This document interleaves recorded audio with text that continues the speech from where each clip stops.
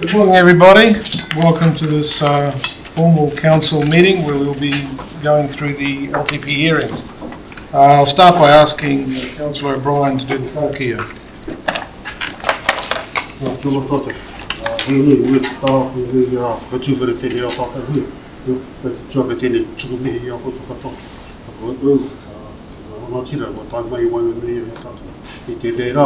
Tūwhina mai wā koutou kōrero mai ia mātou I tēnei rā o tira.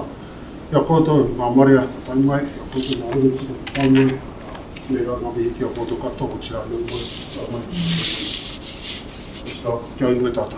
E o nore ko kia te maunga rongo te whenua. He whakaaro pai ki ngā tangata katoa. Ngai e hoi ngā kauhauki roto I tēnā mātou whakatoa nia ko mai roto. Ia whina I tohu ia mātou.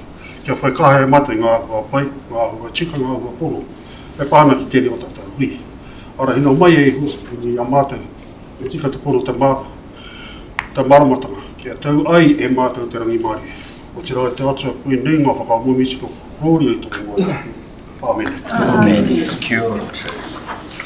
I'll just read out a few meeting notices. Kia ora koutou, greetings councillors, exec and support staff. Nō mai, haere mai.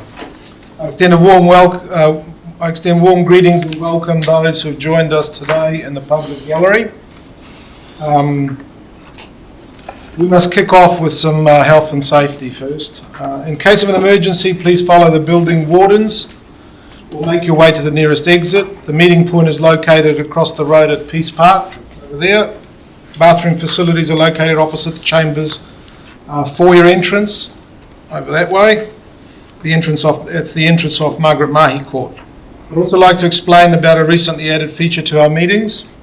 Whakatāne District Council is now live streaming our council and standing committee meetings.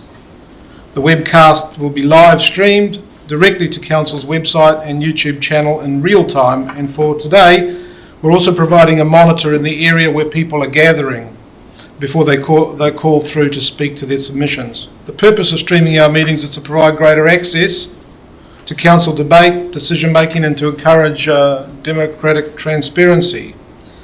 To those members of the public here today, all care will be taken to maintain your privacy. However, by remaining in the public gallery, it's understood your consent has been given if your presence is inadvertently broadcast. Please be aware the overhead microphones in this room are very sensitive. So throughout the meeting, conversations from anywhere in the room can be picked up and they can be audible on the live stream. So take care about that. I extend council's appreciation to the 1,000 or so individuals and organisations who have made the effort to submit on our draft long-term plan. I especially welcome the 80 members of the public who have chosen to speak to their submissions.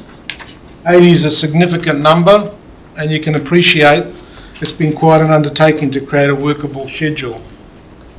To ensure fairness to all, I will be keeping as much as possible to the schedule. I remind people that this is a formal council meeting and it will be conducted with decorum, professionalism and civility. I'm sure members of the gallery and speakers will respect councillors, staff and each other. Council is here to listen and ask questions of clarification of those who are speaking to their submissions. I won't tolerate behaviour that interferes with the hugely important objective today. Thank you.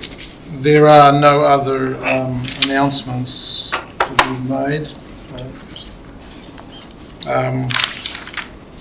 Meeting duration. Now, before we kick off or get further into the agenda, due to the nature of the meeting, I'd like to propose that we suspend Standing Order 4.2, which is in relation to meeting duration.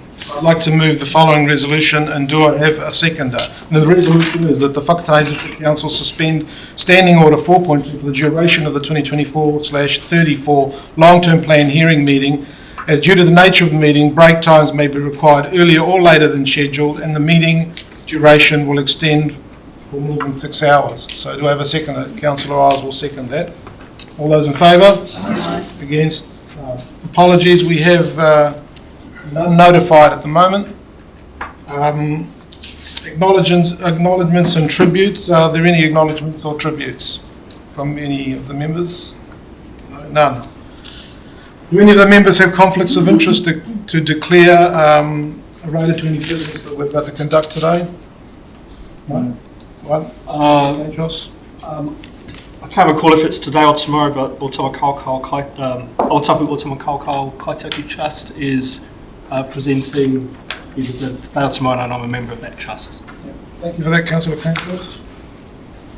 Public participation, there were no requests for public participation.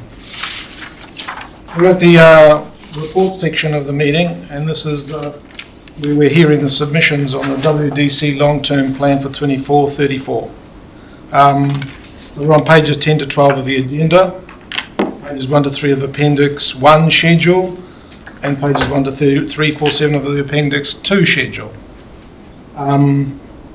So do I have a mover and a seconder that Council received the hearing of submissions on the long-term plan 2024-34 report, and that the Council note the use of the special consultative procedure in relation to the long-term plan, section 93A, and the requirements of section 83(1)(e) of the Local Government Act 2002 to ensure that any person who wishes to present his or her views to the local authority or its representatives is given a reasonable opportunity to do so. Do I have a mover and a seconder? Mover, Councillor Tanshos, seconder, Councillor Dennis.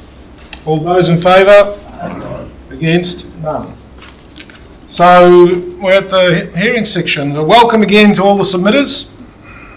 We've all read your submissions, and so in your allotted time we ask that you draw to our attention key points you'd like to emphasise. It's not easy sometimes to present something in a very short space of time, and we really are on the clock. We've got a lot of submissions and we've only got 2 days to get through them. Individual speakers have 5 minutes to speak. I'll give you an indication when you have 30 seconds remaining. Then there is a 5 minutes for questions, so we'll make that 4 minutes from questions from elected members, or 4.5 minutes, and we'll give them 30 seconds before the end of the question time.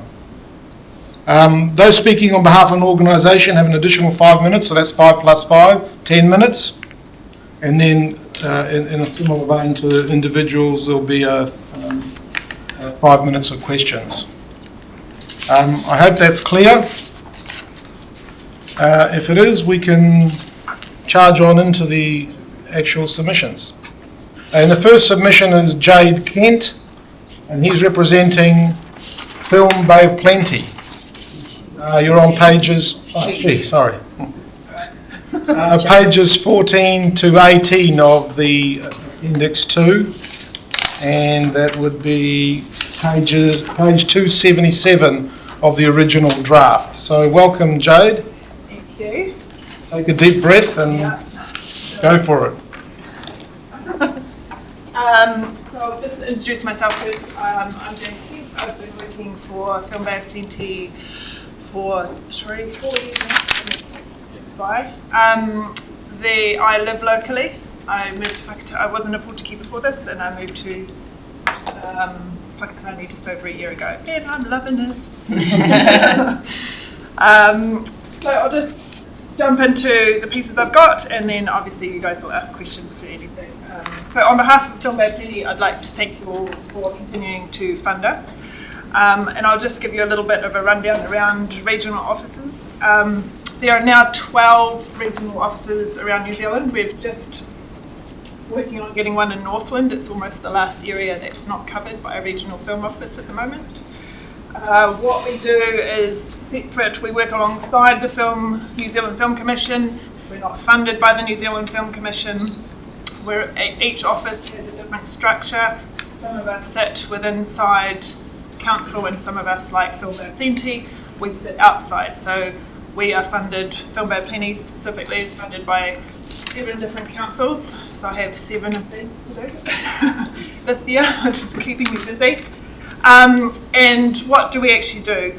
We're the ones behind the scenes. We are working to ensure the productions filming here have everything they need to succeed, from securing permits to scouting locations, offering locations, educating on filming processes, talking with local iwi and hapu to make sure we're working in alignment with them and what they would like to see or not see on screen, sourcing local caterers, accommodation, coordinating logistics, to liaising with local talent, writing funding proposals and doing presentations. That's a small part of it. On top of that, we do Film Bay Plenty specifically. We run local workshops. We did a successful one in Whakatāne last year, which was special effects and makeup. So we try and do those around the region. We cover from Whakatāne to Waihi Beach, and we've somehow managed to hold on to Taupo as well, even though it's partly the Waikato. So we've got quite a large area that we cover. The main point that in our submission today, which is a change, is the screen incentive, which we're looking to do. We will be the first region in the North Island to offer a screen incentive. It's not just about enticing screen media professionals with the financial perks that to our region. It's also about showcasing the true potential of our region and enticing productions to use us as their backdrop.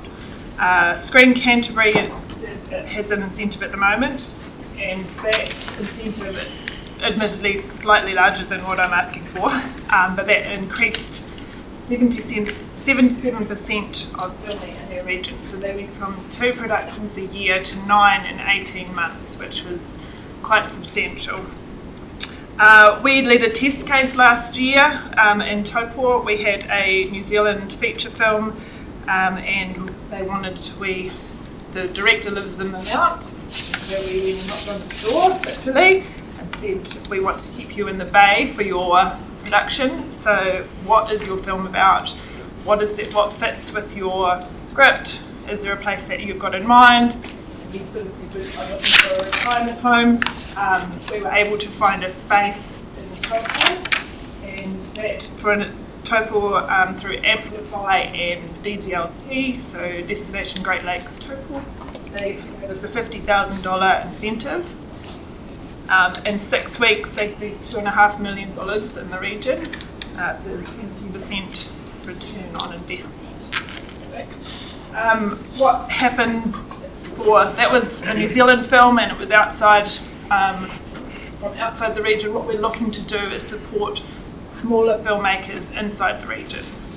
They often don't, more than often they don't, their films can't, or their TV series can't get funded from the New Zealand Film Commission because they're new filmmakers, or they don't have enough, they can't get enough up to the thresholds of what the New Zealand Film Commission to do. So the smaller productions that we're looking at sort of create a pipeline of work, but also give those local filmmakers time to upskill themselves through actually doing the work, rather than just attending a workshop and it not giving them a pathway of work to do.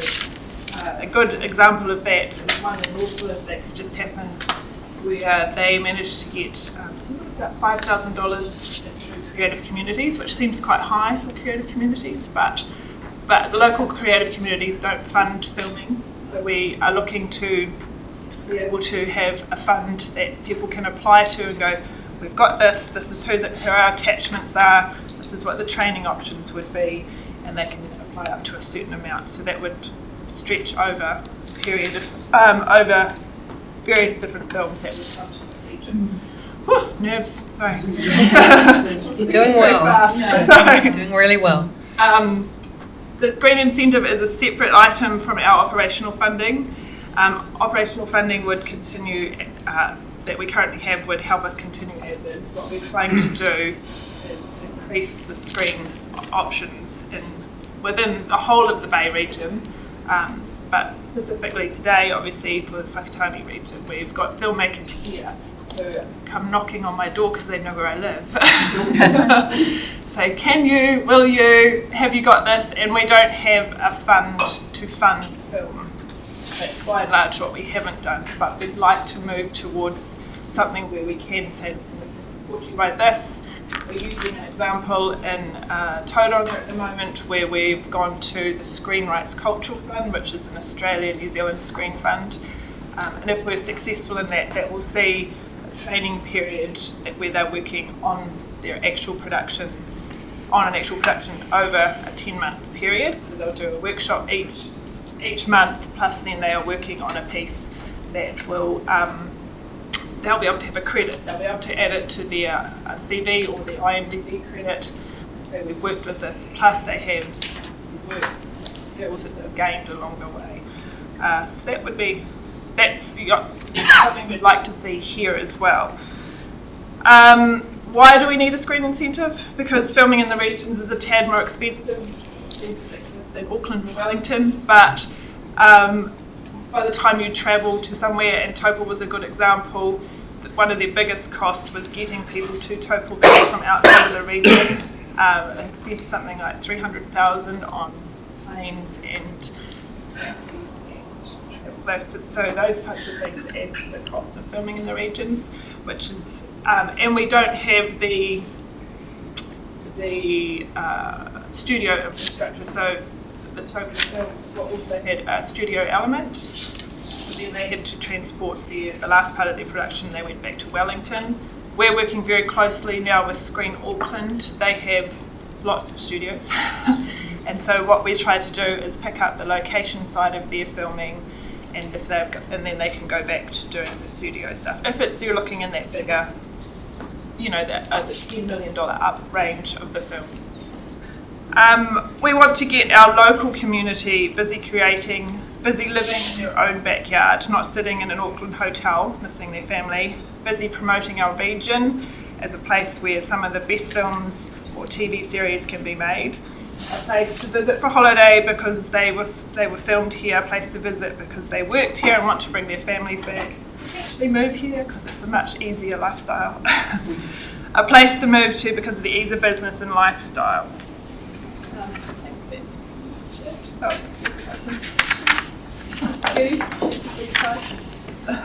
Thank you, Jade. Yes, so well, you've saved yourself some time, but it's now floor is open to elected members to Councillor Tanchos. Thank you. Thank you, Jake. And I really admire the work that the organisation does. I had a couple of questions. One was on page 2 of your submission. It talks about the incentive fund. It says to be managed by a select committee. I wasn't quite sure what you meant by that. And so how does the funds get allocated? So we're working on a model of Screen Canterbury. So they took local council as well as they took local filmmakers, or they brought in people from theirs is a much bigger fund. They were sort of applying for $100,000 or more per film, but they were looking at industry professionals as well as local people to help to believe that select committee, see what the story is that's being told, whether it fits with. If it was filming in Whakatāne, whether it fits with what the Whakatāne would like to see filmed in their region, and make sure that the right people are sort of included in the decision making, as well as having, because I think Film Bay of Plenty has to be separate to it. We don't want to have that conflict of interest. There's too many people who want us to make new films. So would it be you're imagining a permanent committee of kind of community people and professionals and different? Yeah. With the one in Screen Canterbury, they have from the film professional side, there's a sort of a rotating group so we'll come in from this one because they have a year now. So they have different professionals come in just based on their time. Sure. Thank you. On the next page 3, it talks about the benefits of the film industry for local economies, and under industry insights, the last bullet point, it talks about median earnings growing faster in the screen sector than the New Zealand economy, particularly benefiting those with low earnings. And I was interested in that. Could you just explain that a bit more? How particularly people on lower earnings benefit? I think. Maybe it's the wording there. So what we're saying is we're offering jobs that within the screen industry that can bring you out of that lower earning bracket, especially, and if we can create sort of more of a consistent amount of work. It's not just a one-hit wonder. With a big, Hollywood film, they'll come in and then they're gone. It doesn't sort of. But what we're aiming to do is keep it as local as possible, so that you can go from this project, and then maybe the next project in Tauranga instead of in Auckland, so you can actually return home at night. So your earning potential goes up, rather than Because you become upskilled. you come up. Yeah, that's right. You know, what film or screen media is one of those industries that feeds into so many other industries. It feeds into building, hospitality, all of those types of things. But often, and this is no offence to all the people who make coffee out there, that's quite a low-paying job. And so being able to give them an opportunity to upskill, even if it's to join the catering team of a film production, they pay better than someone who makes a coffee every day. So if you've got an interest in catering and you wanted to do that type of thing, because film catering is a whole other business in itself. Miramic? Thank you, Your Worship. Morning, Jade. Thank you. I've got two questions. So, how much do District Council currently fund film ministries? We get 15,000 per annum. And this is so you're requesting an additional 62, or less the 15 we already have been funding? That was the total, so less than 15. Okay. So All right. we've got it broken into, I think I've got it broken into 30. operational, And the other question was, how many productions has Film Bay been able to facilitate here in the Eastern Bay? We've worked on Muru, but that was one that was, but obviously that's a story that was filmed here, but that's what we'd like to see more of, is that type of story. We worked with Sullivan Lake, which is Jake Mokomoko and Claire Varley, so we helped support them. That was largely, a lot of their shooting was done in Portuguese. Obviously Volcano, which is not as fun to mention, but that's we supported the crew and production behind that part of the story. Thank you. Thank you, Jade. Well done. Thank you. On time, and we're very clear. Thanks. Wonderful, thank you. Thank you.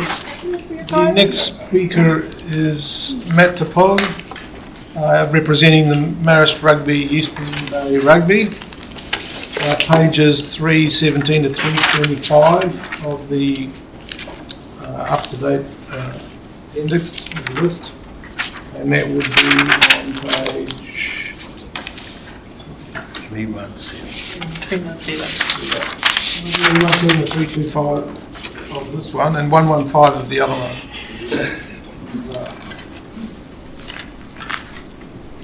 Kia ora. Mōrena tātai te mihi kia nā kanohi o te kainahira, kia koe e te whakata, tēnei te mihi kia koe e tūwhiritia tā tātou hui. Nā te mea, he rōpu wako mō nā mahi kia whakatika te haere o tātai kato. Anei te kōrero o tōku kuia me tōku kraua, mā tātua.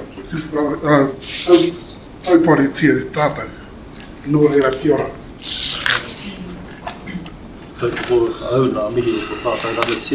Worship the Mayor, ladies and gentlemen, I thank you for this opportunity. I think first and foremost, I must acknowledge Georgina Fletcher and the workshops that we attended. I guess at the end of the day, the aim of the game was to co-design the outcome for the kaupapa that we're here for today. We've got Tuna here, he's the Vice Chair of the Sub-Union of the Rugby. We've got Tanya helped us pull together the submission, and we've got Noel, Noel's been around a long time, involved with a lot of sports. Probably the key thing that Noel did was that tournament that you see in Whakatāne, beside George Rogers. Noel was a major player in that.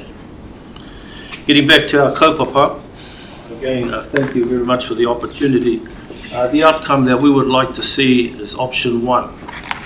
Option one for us gives us the opportunity of running tournaments and running big scale competitions at Rugby Park. Option one, we would request that we also look at stretching out to where the athletic track is. Back in the day, there were 3 rugby fields there, and they were marked out in some cases by cones. Definitely there was one paddock there with the golf post on, so you can actually play above 12, above age groups of 13. That gives us the opportunity of running meaningful tournaments. 3 full-size paddocks. So if we have a look at page 8, you'll see the summary of our corridor, changing sheds for 6 teams. And this is now more important with the inclusion of the ladies who have broken through at the World Cup. And we can see the development there. Just in our club alone, Whakatāne and Marist, which I am the chairman of the rugby, over the last 2 years, and you've got the numbers in there, you'll see that we're around 90 to around 100 young players, JAB. We're now at 167. And the bulk of those new ones that have come in are young girls. So gear changing sheds, absolutely essential. We also see on match days the ability for multi-codes, so multi-code can actually participate out there. We see the demand now for lighting at the park. Lighting is such that it can take night games, not just lighting for training. At the moment we've got lights down there, so you don't have to get clearance from the local public because lights have been there at Matatā for nearly 50 years. But they need lights down there so we can have night games. One of the biggest issues that were discussed during our meetings here was that the issue around car parking. If you go down past the grounds on a Saturday morning and you see the soccer active and rugby active, it's actually finding a car park is probably the biggest challenge. If we have night games, you'll have senior teams playing on Friday and Saturday nights. You'll have JAB playing Thursday, Friday and Saturday nights. You could have JAB playing Wednesday nights as well.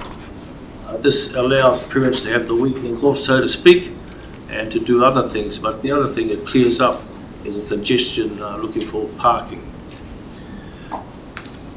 Fenced area, we need to have fenced area because at the end of the day, you require us to pay to use the ground, it's user pay, but it also allows us to charge at the grounds. If you have lights there as well and you charge at the grounds, one would think things like kapahaka, musical events can be held down at the park as well. For a long time, the park has screamed out for development beyond just rugby, for development that we as well could be accommodated. Spectators viewing, at this stage we know that the grandstand needs to be pulled down because it doesn't meet the standards of earthquake. So therefore we have no difficulty there, but we believe that there should be the ability for some sort of seating arrangement so people can enjoy a good game and we can get back to maybe like we used to do in the old days, having provincial games here. Good thing about the park, while I cover these points, just in my short time on this earth, the Rugby Park actually hosted the secondary schools, World Secondary Schools Tournament. We've had internationals down at the park, and the latest one of course was when our Lady Black Ferns played Canada. The biggest crowd that they've had for a long time, now that the Black Ferns of course have been gifted with the winning the world competition, they'll draw in more crowds. But at that particular time, they were really struggling to get people to turn up to their games. Now they've sold themselves. We're an ideal venture, ideal area for them to come to because Whakatāne is not the size of population that would warrant a little bit of development down there and to get the numbers up around about 4,000 or 5,000. We have on the average of 1,200 to 1,500 at our finals. And at our finals, at the end of the sub-union season, quite clearly, we need a place that we can go to because most of the outlying areas will struggle to take that numbers. So therefore, we need an area central in Whakatāne that actually can take the numbers for not just final days, but also for big activities like provincial games, internationals. We do the under 16s and under 18s. We run those tournaments both for males and females. This is in the Bay of Plenty area. So the under 16s and the under 18s are run here. We run Ty Mitchell's when it's our rotation, and that draws in a lot of public as well. I guess the biggest thing here is at the moment is that rugby in our area is the big draw card. You know, you have touch rugby. You know, running, passing, catching, similar skills came from rugby. You have rugby league come from rugby. So you'll find that a lot of the things that we desire to run a big tournament, those codes also desire that as well. So we're working together. We've got a lot of people who cross over. A lot of our people are tied up with touch rugby anyway, because of the natural fit. Without further to do or to say, option 1 for us is the main option. Option 2, we will oppose option 2. I wouldn't like to say we'd go as far as fight to make sure that option 2 doesn't occur. But option 2 has only got one field, and that just knocks us out. Option 3 could work. The trouble with option 3, it actually takes us further away from the park, and the wairua, the history of the park. There's something missing if we're playing down in a soccer field, for example. Whereas when you go into Rugby Park, you can feel the big little Johns, John Armwise, and all of those who came before us. When I played JAB rugby, been around a while, I'm 73. All of our coaches were ex-servicemen from the RSA. So I played for an RSA team, and from there grew our clubs. A lot of those guys that came back built our clubs. A lot of codes don't have clubs like ours.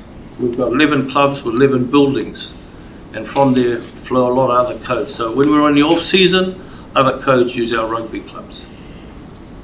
Without further to do, we're open for any questions. Thank you, Matt. Councillor Boynton.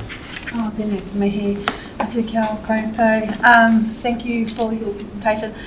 I just have a part-time on page 320. You provide some figures and tables around the numbers of players, but also to the numbers of clubs and teams that are available.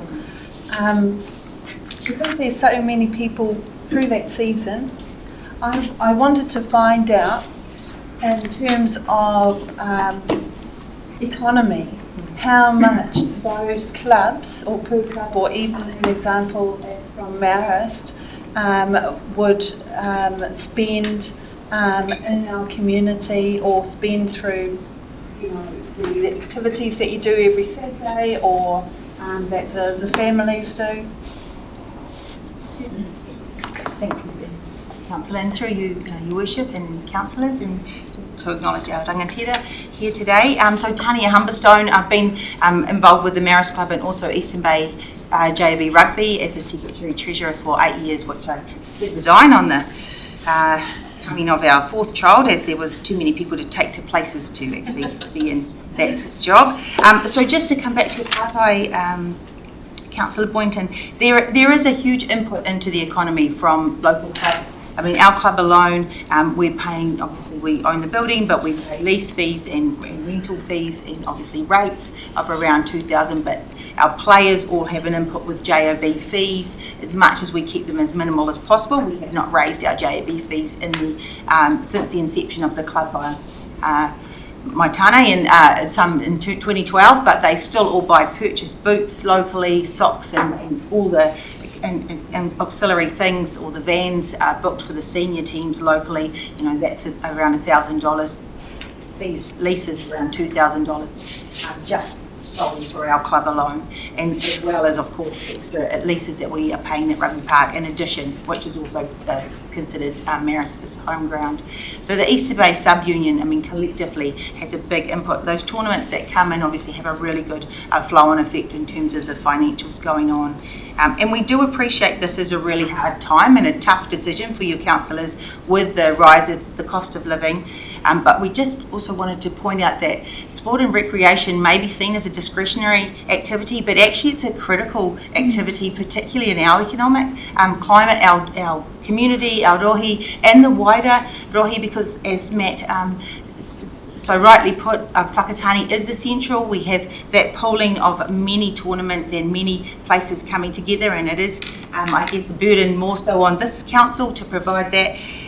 But it is, I guess, just in terms of looking at that from not a discretionary activity, but as a critical success to uplift people and provide pathways and discipline, all those lovely things that team sports bring, along with our, greater pathways. And we have many examples of that, particularly for our Māori whānau, but we have many examples of high-level national, international, regional representatives who are shining that way for our rangatahi and our. If we just said, if we get the facilities developed, I've been involved at national level, international level, did the Māori All Blacks for 11 years, did the Chiefs, did the Steamers for 2 years. If we get the facilities standards a little bit better than what they are now, we can actually be a better draw card. In answer to your question, bring more income into the town. You know, the touch, hotels are full, all accommodations, marais are full. They're going to eat kai, they come into town, they want entertainment, they're going to go wherever they get the entertainment from. But it's getting the grandstand area, getting the rugby park up to standard. And night games are absolutely essential for that. Councillor Tanchler, did you have your hand up before? No. Didn't know. Councillor James? Yeah, just a quick question. I think you actually answered it. You've just answered it in that. You're saying that we've lost provincial games at the moment. Is that because of the standards of facilities, mainly, or? Well, Wilson, at the end of the day, Tauranga's coming under a lot of pressure. They're coming this way to see if they, and the under 16s and 18s is an example of that. Tauranga, in my view, over the last 20 years anyway, they've really controlled our sports. So it's like basketball, our kids got to go that way. Rugby, we had to go that way for Bay Wide. And so therefore, over the period of 20 years, they're slowly but surely taking over the venues. But they're coming under a lot of pressure because they don't have the level of venues to do all things. We won't get all the provincial games, but if we can do the right thing and the lights and have night games, we can get night games here and they can come across. Councillor Paula? Oh, We have time. we squeeze one in, yeah. Thank you. Our two codes can work together as we have done already, and we've actually played night games on our fields, which is really good. My question is, there's been some suggestion that we should move the whole complex out of town to somewhere. What are your thoughts around that? I think car parking can be moved out of town. Now you go to Cardiff, there's no car park, and I realise a lot of trains are underground. In fact, the life is they bust them in. You park your cars out at Para or wherever, Poro, there's a lot of ground out there, not too far from here. They're a little bit of a field court, and bust them in. So, yeah. Well, thank you, Matt and team. I should have mentioned at the beginning that if we do have any further questions, we can reach out to them. Thank you. The next speaker is Tanya Rose Tamatil, and it's page 96 of the document, and that would be page 85 of the draft, if anybody's working off that. And Tanya is representing Ake Chartered Accountants and Business Advisors.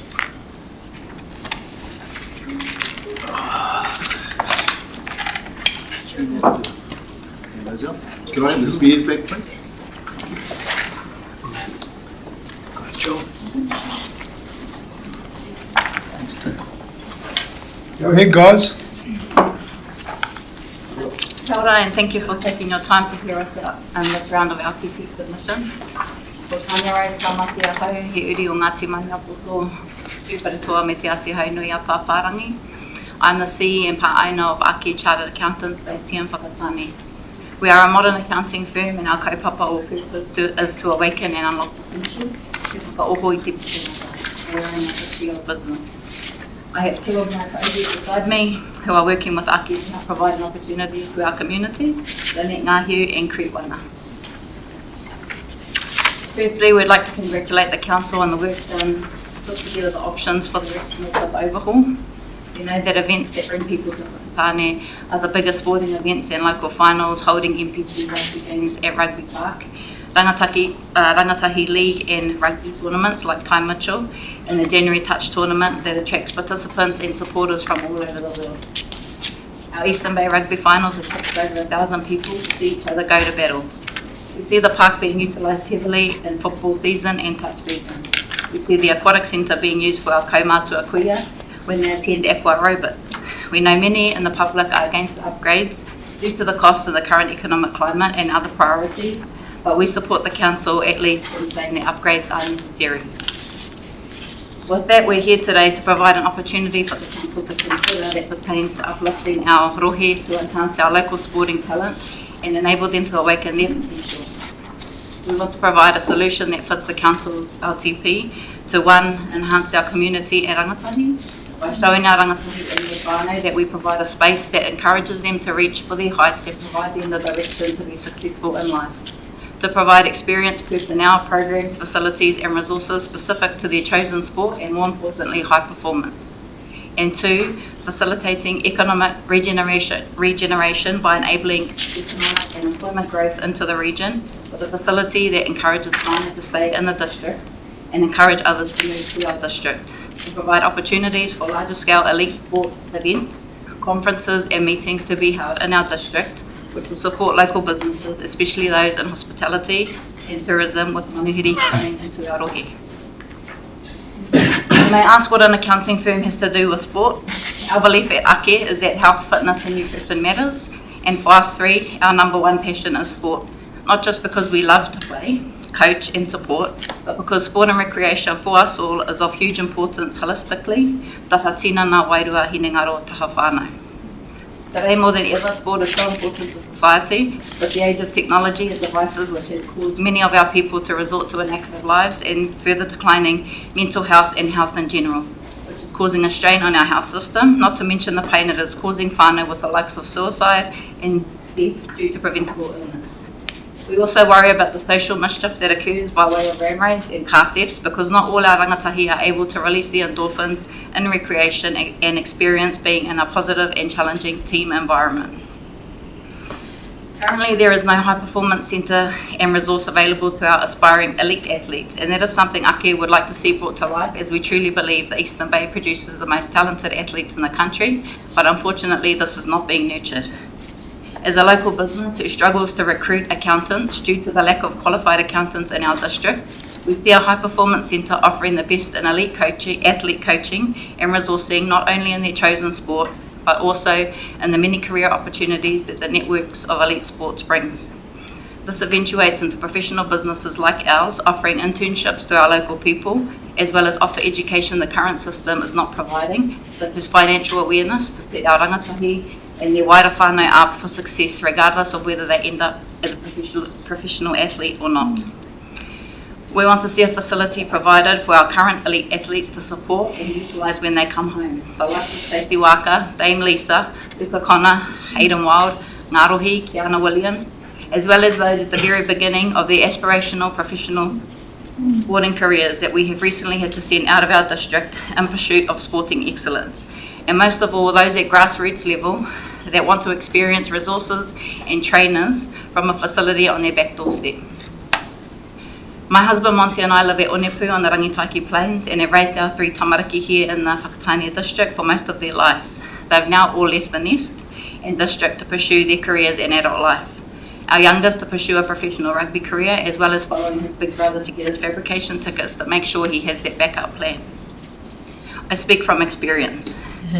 We hope that it is not that much longer before we can say to our rangatahi, it's okay, you can stay here in our rohe, you will receive the training and direction that you need, you can go away, get experience if you choose, and then you can come home again to give back.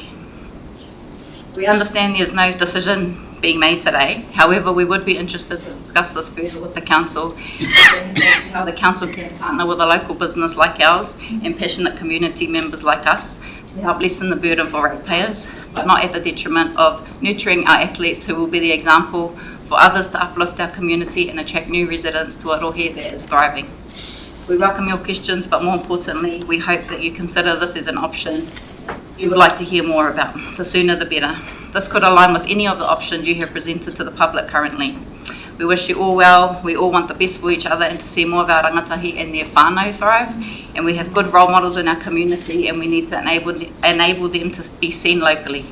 Ka noi te mihi tēnā koutou.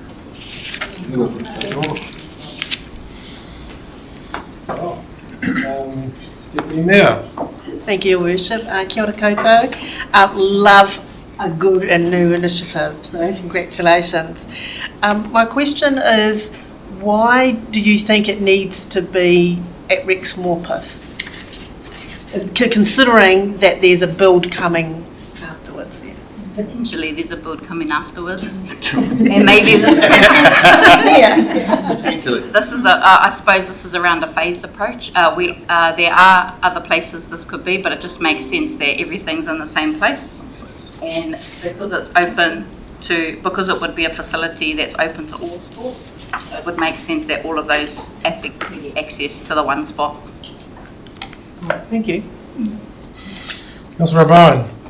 Yeah, it's cool concepts. Thank you for that. It's good for Karai. Did you work in if the was to go ahead? Can it could be incorporated in the same space, or if it doesn't go ahead, you're still going to pursue? Yeah. Yes and yes. Yes. Yeah. If ideally we would like to fill in, because we do know that needs to be done, and we do know that the public is concerned that there's going to be too much money going into that. So potentially this could be the first phase approach, but definitely it will still continue if it's not open to being down at Rex Morpeth. Okay, thank you. Councillor Boynton. Thank you for your presentation. My partai would be what whakaaro or what mahi would be going towards attracting the funding, in terms of wanting to support that. If there's a partnership with council, what part will Ake Accountancy doing in terms of being able to support the funding of the So initially there was no intention to go into our first intention was never to go and get public funding. It's always been to try and privately fund it. And it's probably more of an opportunity for the council to partner with us. So with regard to funding, we were happy to go and get our own investors in our own equity. So really this is an opportunity for the council to come potentially and partner with us. Does that answer your question?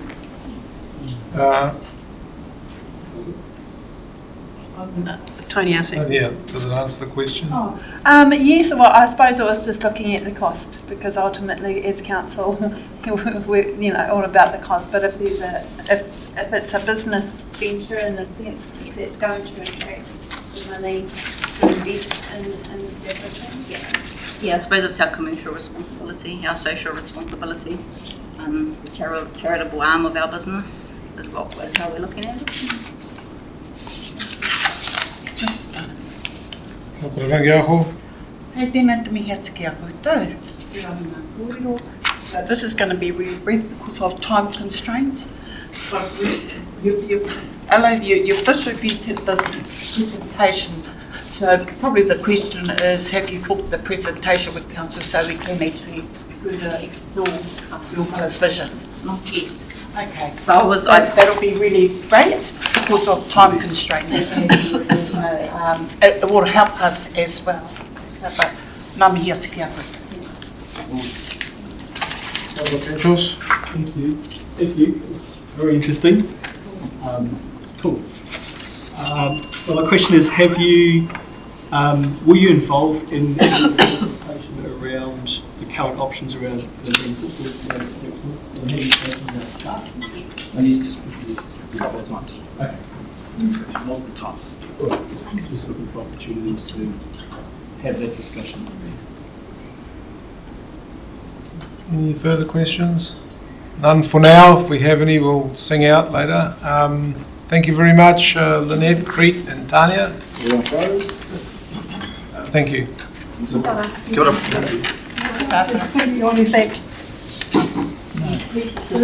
So the reason why we put that, they were meant to come up on the screen, and I didn't realise that.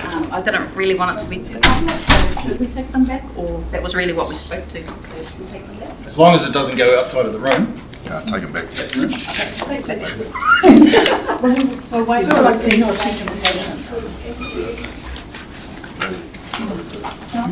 The next speaker, Paul Francis, representing Oakeri Rail Adventures and Oakeri Holdings Limited. It's page 91 to 95, the final draft, and it's on page 2 of initial one. Welcome, Paul. Thank you, Your Worship. Good morning, everybody. One or two faces I know, a lot of you I don't, but thank you for the opportunity to speak here.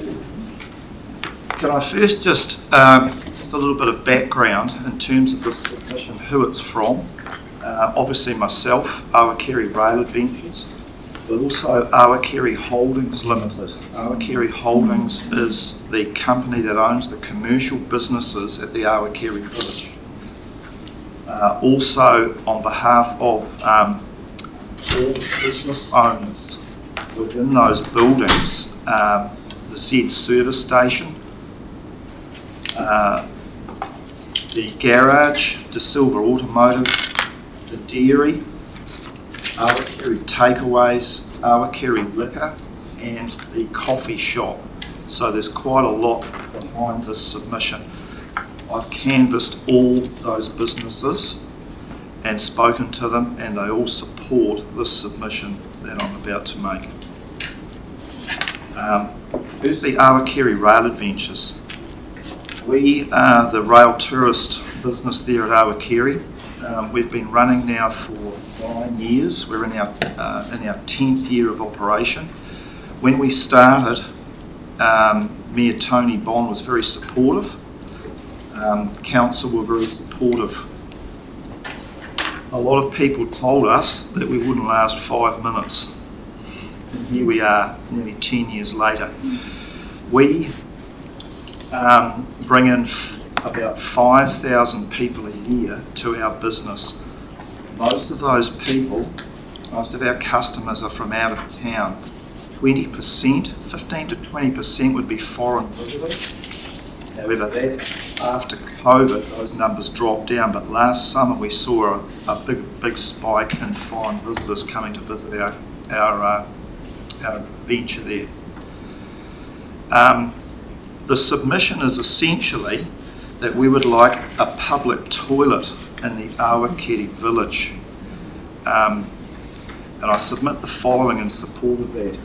Edgecombe, Taneatua, Te Teko and Matatā all have at least one public toilet in each of those towns. The Awakeri shopping centre has none. Traffic volumes through Awakeri are far higher than those of the above mentioned townships due to the fact that we've got 2 state highways running through Awakeri. The traffic volumes are higher there, and that means more toilet users. There are more businesses, I think, in Awakeri than there are in those other outlying townships. We operate 7 days a week at the rail business, and the shops, most of the shops do as well. We work with the District Council. Our business, we have customers sent from Whakatāne eyesight to the rail business, and at present we completely rely on the Z service station for toilets. This is unsatisfactory, and it was only intended as being a temporary situation when we opened the business. The nearest public toilet to the Awakeri village is at the events centre. It's not practical for our use to use that.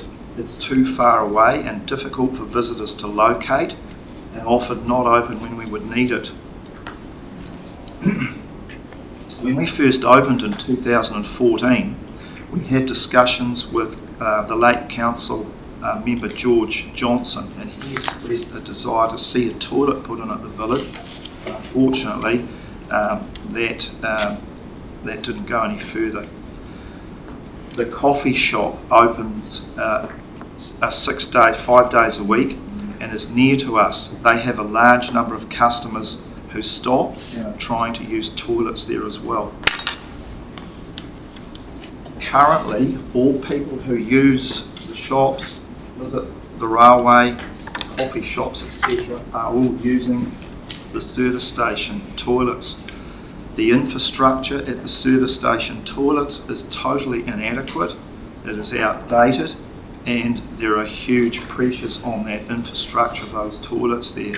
We're simply relying on the goodwill of the Z service station to operate our businesses. Health risk. You'll see in the submission, it's a distasteful subject, but you'll see in the submission there, people are using the gardens and surrounding area in the village. They either don't see the toilets at the Z service station or they're stopping after hours, and we're having to clean up human waste from the gardens around the coffee shop and the railway station. It poses a serious health risk for us, and we've got out-of-town visitors coming, and we're having to go as business operators and make sure that those customers don't see that sort of stuff.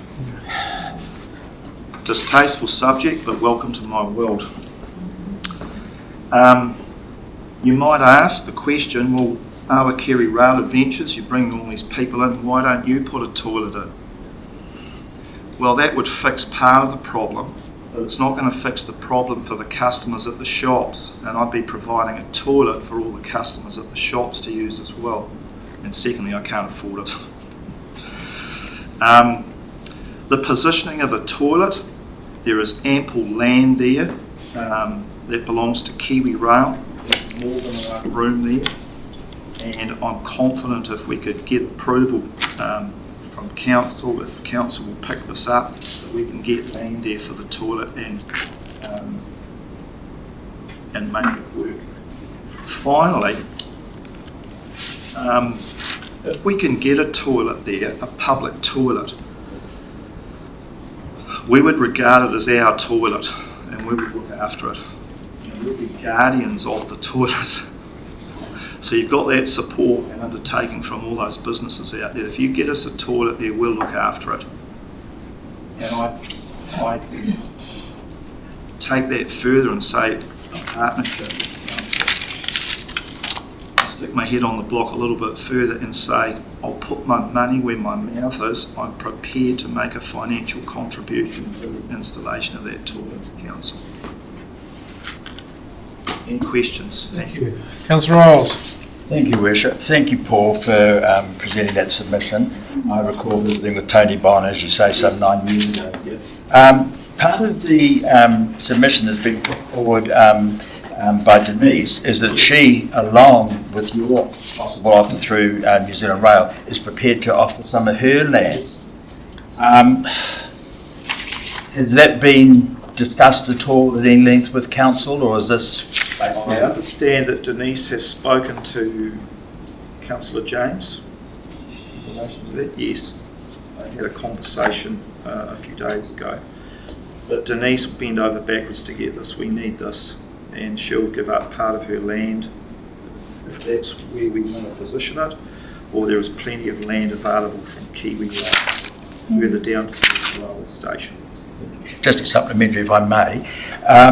In the meantime, you also point to the fact that there is public toilets, of which council part funded, in the Awakeri Event Centre. To my knowledge, there's been request after request to have signage put there to indicate that they are public toilets and that they are open and accessible 24/7, including in there is a disability toilet. So again, in the interim, would it be advisable to have some sort of notification back at the Awakeri shopping complex that there is a public toilet? I know again, under the previous ownership of Shell Awakeri, that toilet was locked and there was quite a standoff as to who could use that toilet and who couldn't. So fully understand the circumstances, fully understand, and if, you know, as you say, with your business there now, in, you know, bring in the likes of 5,000 odd people, the demand is only going to get bigger. So again, really supportive of hopefully pushing through like council on this. Just in relation to that, the event centre toilet is out of reach. It's too distant for our people to go and use that. It's an obscure place there to have that, and I don't think that would work as a solution. Just have a sign to send them down there. A lot of our people are elderly. It means they've got to drive down to the toilet, then come back to the railway station, to the shops. It's just, I can't see that working. Yeah. Deputy Mayor. Thank you very much, Mr Chair. Morning, Paul, and thank you very much, and thank you for all that you do to promote the district. Thank you. It's also referring back to Denise's application and the rubbish bins. Yes. I think it said there's a wide strip of land between the boundary and the road which has got concrete islands on. I'm not sure what the answer is, but previously I've been told it's not possible. I wasn't sure if she's referring to getting rubbish bins placed there or a toilet. I can't answer that, I'm sorry. I haven't actually seen the submission. But rubbish bins are also an issue. Yes. Yeah. We're here even complex. For Africa there. Yes. We're picking up rubbish all the time. There's no public bins there? No public bins there. It's an ongoing challenge, but there are worse things than rubbish. Yes. Yeah, we won't go out there. All right, thank you. The rubbish is easy, actually. Councillor James. Yes, thanks, Paul. You're right, I've spoken with Denise about this. Is there any data? I mean, we all know that your business started 10 years ago, which surprised me, but it's going well. It is going well. It hasn't surprised me that it's going well. It's surprised me that you've been there that long. Time flies. I guess my point is, over the last 10 to 20 years, the business, there's more shops opened, there's more businesses started operating. Very, very popular now, like to say it's on 2 state highways. Is there any data as to the amount of, the volume of... No, there would be, but I don't have that soon. But when I go there every day, the traffic is bumper to bumper through there. Yeah. Morning to night, especially in the mornings and the evenings. The 2 state highways, logically, you've got a lot more vehicles going through there than those feeder highways coming in. And that means more people are stopping and more people are using facilities. We need good facilities. We're bringing these people in from out of town, they're coming to the district, they're spending money here. 80% of our customers are out of towners. They stay, they eat, and they poop. And you also have a lot of trucks that all the time. And the trucks aren't often the trucks aren't refueling there. It's the food, coffee. Food and coffee, so they don't have access to the Shell toilet. Well, they do. Well, they do, it's but overloaded. Yeah. If Shell said to us tomorrow, no more rail customers, we're in trouble. We're in big trouble. I've got to look at getting Portaloos in, and that's just, it's just. I've got one. You said you had 5,000 people per year going through your business. Yep. So that's about 14 people per day if you just average it every day the same. Yep. And you also said that if you put in a toilet or a septic system or whatever, the others, all the shops. So why don't all the shops contribute? Have you been around to ask if they'd all be prepared to chip in $3,000 or something? That's another option. Okay. That is another option.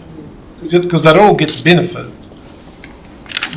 All right. There was another question from Councillor Boynton. Thank you, Paul, for your presentation. Whakatāne, my thoughts around what the situation is then. I acknowledge that also too it's a known meeting place for many people who are travelling away in large groups. Absolutely. So we have many who often, particularly for tangihana, who will always use the awakeri as the stopping place to converge before walking on to another area. Do you think that by having a good facility of toilets there would increase the numbers that would stop in at awakeri? I hadn't thought of that, but that is a logical conclusion. I think of Te Awamutu, for example, where I come from. They've got great public toilets there by the Rose Garden, and that is a talking point for motorists, how good the toilets are. So yeah, maybe we could make it the toilet of the district.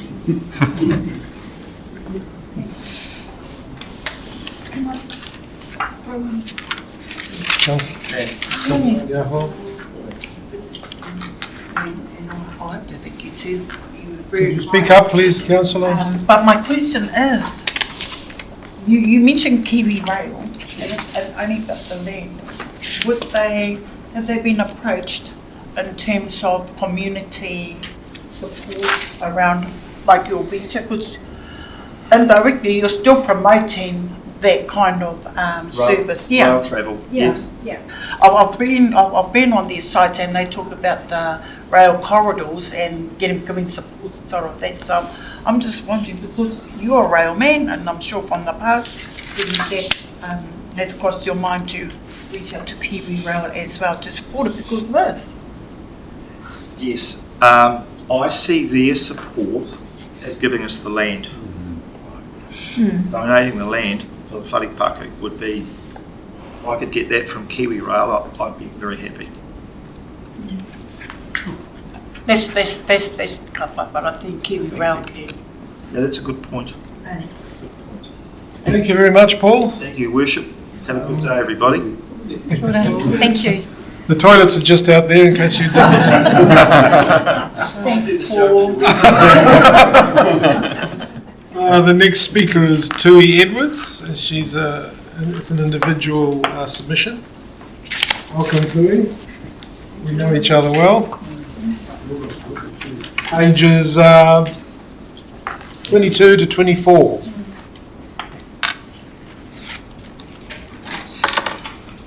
And it's page 160 of the original draft, but I don't think anybody's on that anymore. Okay. Give a little introduction to myself. I'm of Ngāti Awa, Whakatoia and Ngātai.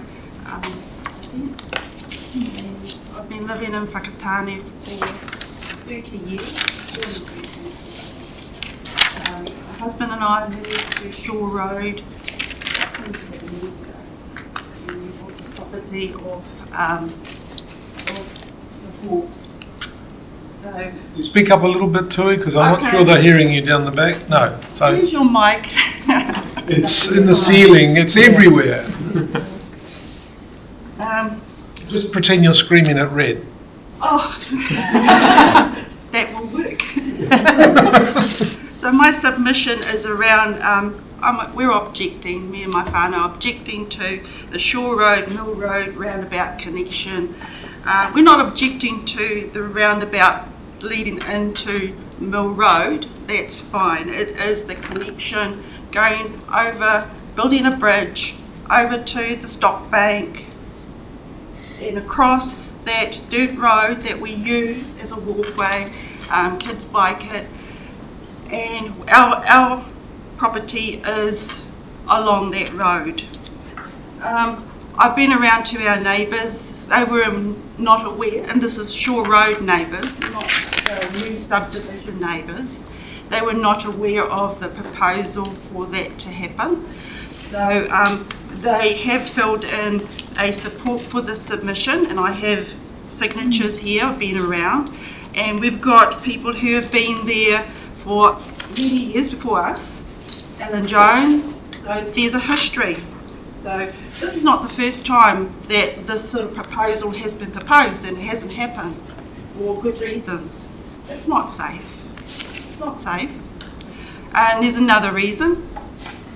The canal, I was on the committee with John Puller, he was our chairperson, for the Kopiopio bioremediation of that canal. So I was the community rep for Shore Road, and I was also on the steering committee. So from a project that had a budget of 5 million to 19 million, you know, projects can just escalate and get out of control. But that canal area where you guys want to, you know, see that proposal built, that is an area where there was a high level of dioxin.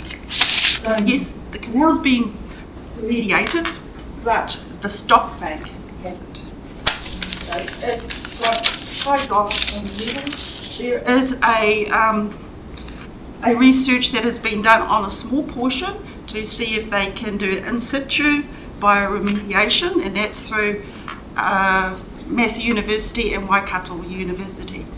In this project, I've been reminded by Kere Akuhata, who is the chairperson of SWAP, that this project is a 15-year project, and we're not into 5 years yet. So there is a concern, in my view, about those dioxins being leached if you do something on that land. You see my proposal. It highlights our concerns. Our property is going to get devalued. So the neighbours along Shore Road are worried too. There's new neighbours. There's 5 new neighbours along Shore Road opposite us, and they love the quietness. So the noise is going to increase. We're going to have hundreds of cars going past us every morning, every night. And then next to the new subdivision, there's going to be another proposal for another subdivision in the Vanderas section. So we'll probably see another 70 homes there. And then next to them is the Julia Berry Farms proposal to build.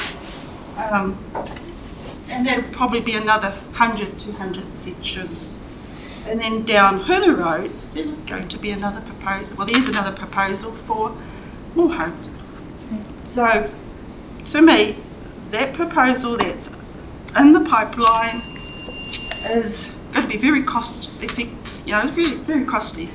The simplest thing is to do a roundabout, which should have been done when Barney built it, a roundabout by Shore Road, and then you have to consider Huna Road. So I'm looking at what's cost effective, the health risks. There is safety risks in my view. Can I add one little thing too? You can. I also am the service manager for Financial Mentoring Service, formerly known as Budget Advisory Service. And the District Council has always supported us, and we are really grateful for that. Back in the 1960s, when it was set up, Rex Morpeth was on the committee, and now I'd like to acknowledge our Mayor. He's on our committee, he's been on our committee for years. But I want to plead to you as councillors on any decisions you're making to increase the rates, because we see the struggles. We see the struggles of our community, and we're the ones who have to help them through it. We're seeing a lot at the moment. We can't keep up with the work. So the impact that you make, if you make the decision that we think you're going to make, we're going to be affected by it. Our workers will be affected. So please.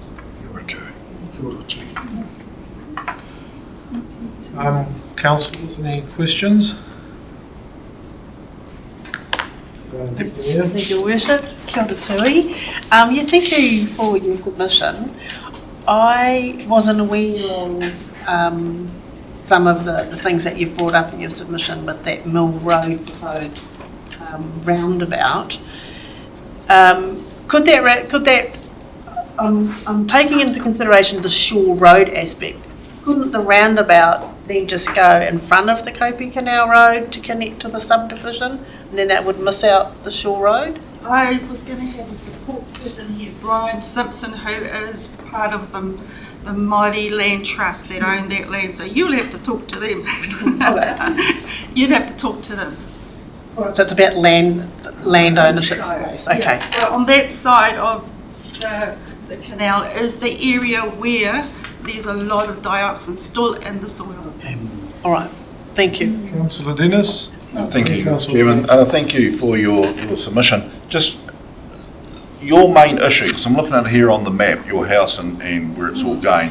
Your main issue is the amount of vehicles going past. So within that, is that the noise that's going to affect your quality of life? That's one of the issues. It is a key issue, and it's a key issue for our neighbours as well. It's not just the noise, the volume as well. At the close proximity to our buildings, our house. It's going to devalue our property and their property. They built there thinking they're in a nice area. It's no longer. It's not necessary. It really is unnecessary. To build a bridge, we need a bridge over into town. If you would look at the traffic in the morning and at night, we need a bridge into town or another access into town. You're wasting money in my view, good money that can be spent on that, especially in school days. I've got holidays at the moment. I can get to work 5 minutes, but school days 20-25 minutes, and that's because of the hold up at the bridge there. Thank so you. That's my view too, is that you're wasting money. It could be used for something else. Councillor Tenjos. Thank you. Thanks for your presentation. So my understanding is that the roundabout's a Whakatāne project, not a council project. So we actually don't have any say or have very little say over it. Are you asking for us to support your representation to Whakatāne? Yes. Because I believe the new neighbours over across the side had put in a submission for that, and this is why it's been raised as well. I'm aware, my neighbours weren't aware of that until I went door knocking last week. So they were in a bit of a panic too. So that's why they've signed a petition and support. We're very small compared to the new neighbours. We've only got 12 of us compared to them, but we're the ones who are most affected by that, and we're spending of our taxpayers' money and possibly ratepayers' money. So yes, it's on the council's, it's on the submission document, LTC of LTC.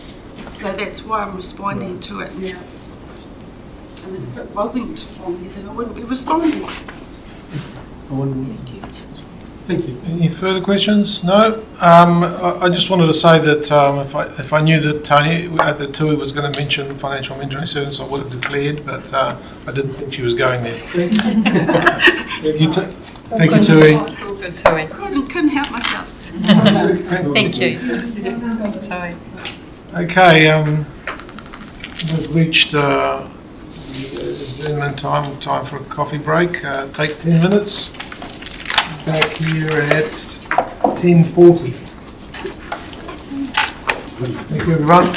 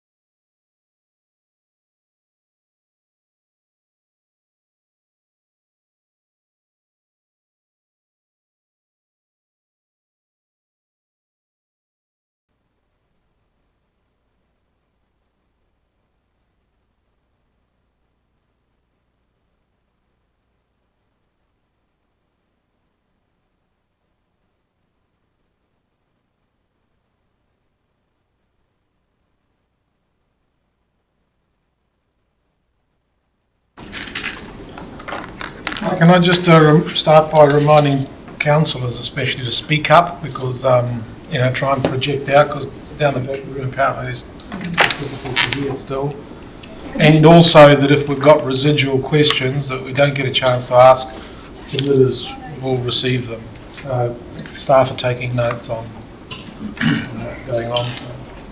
So should we pass, if we've got residual questions, to pass them to staff? Pass them to staff. Yeah, thank you. Or someone will collect them. Just take a note and we'll collect them. Thank you. All right, Peter Minton, an individual submission. Would you come forward? And we can start whenever you're ready, Peter. Kia ora, tēnā koutou. My name is Peter Minton. I'm a retiree. Stopped working, say, 2.5 years ago when the Karai paper mill was closed. And the reason I put, say, the submission forward, because I want to be, say, engaged in the community where I'm living. I'm a relative new New Zealander. I'm only here for almost 15 years.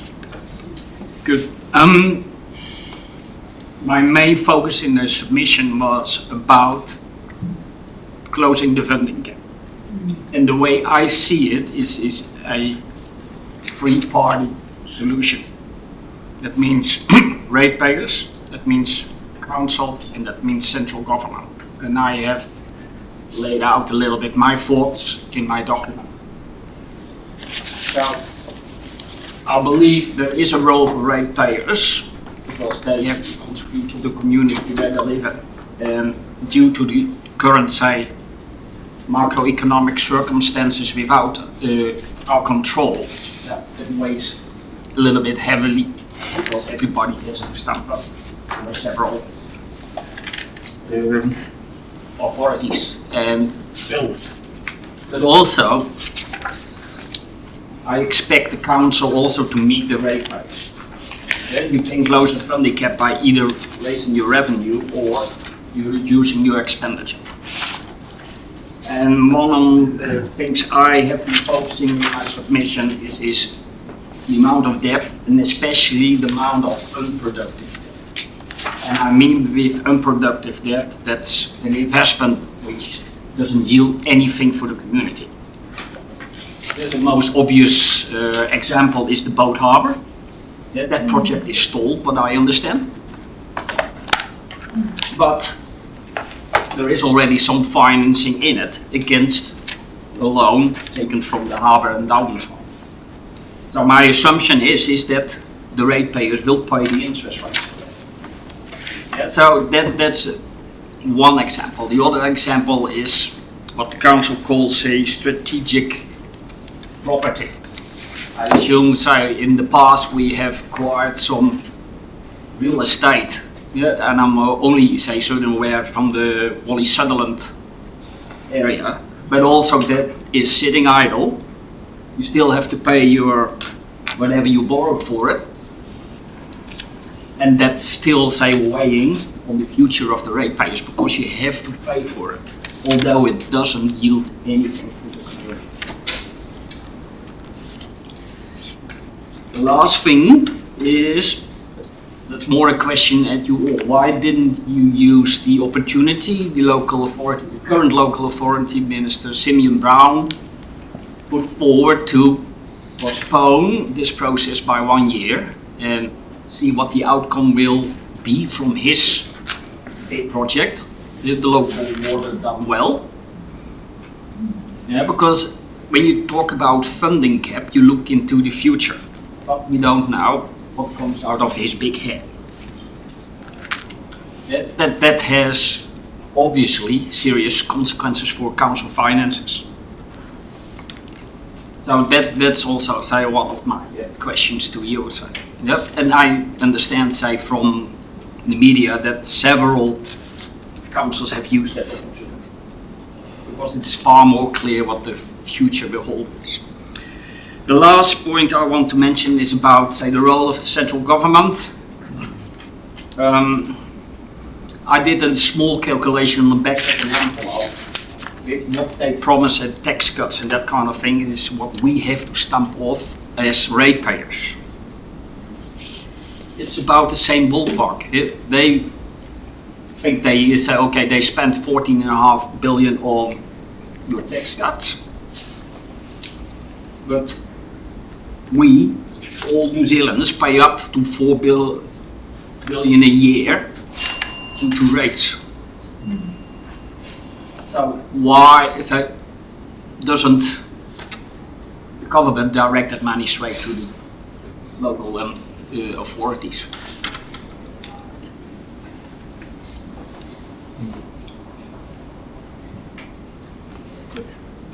My 5 minutes almost gone.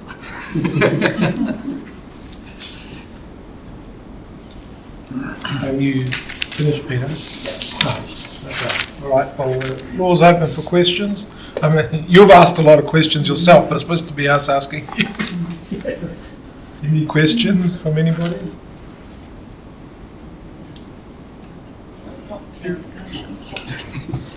Thank you, Peter, for your presentation. I think you've raised some really important issues. I had a question for you around your question to us around strategic properties.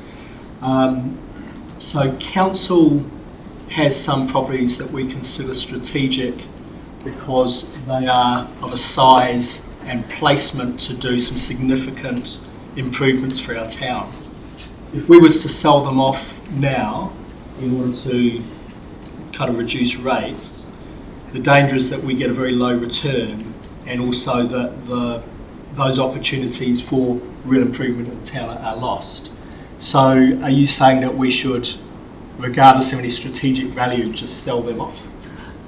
I think you should see that in the light of, okay, also that project, it's for the, what's it called, the waterfront development and the Kakahoroa development. Because I looked in your annual report and there is nothing budgeted for this year. So are those projects stalled or not? Because if you just keep it, you keep on paying. That's a little bit what I try to highlight. So what are, say, the future prospects then on those projects?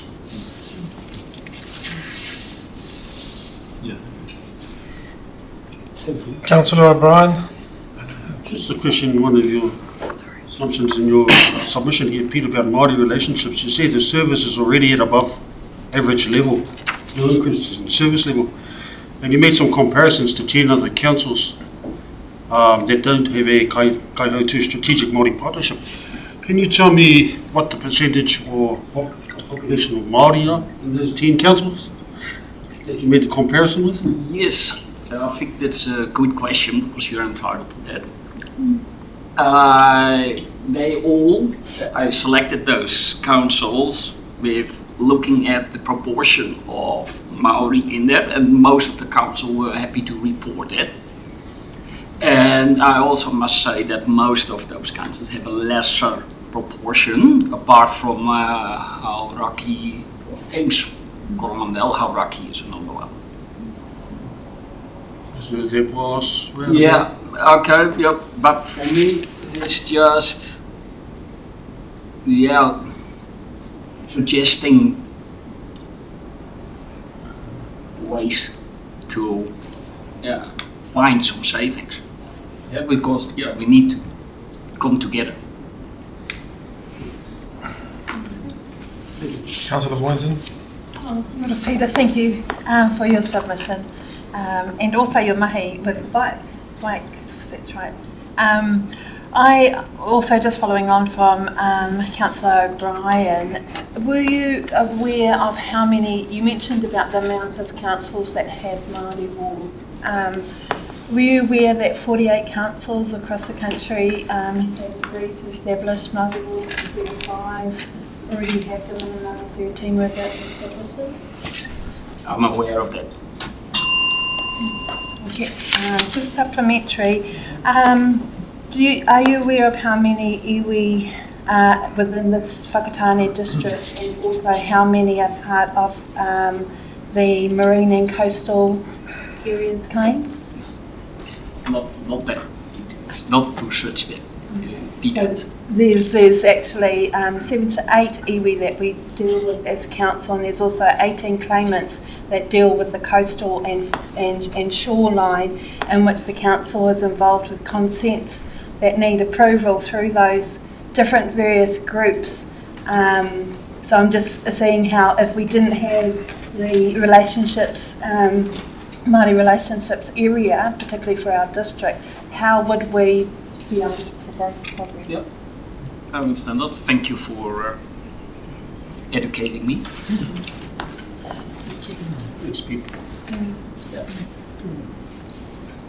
Thank you, Peter.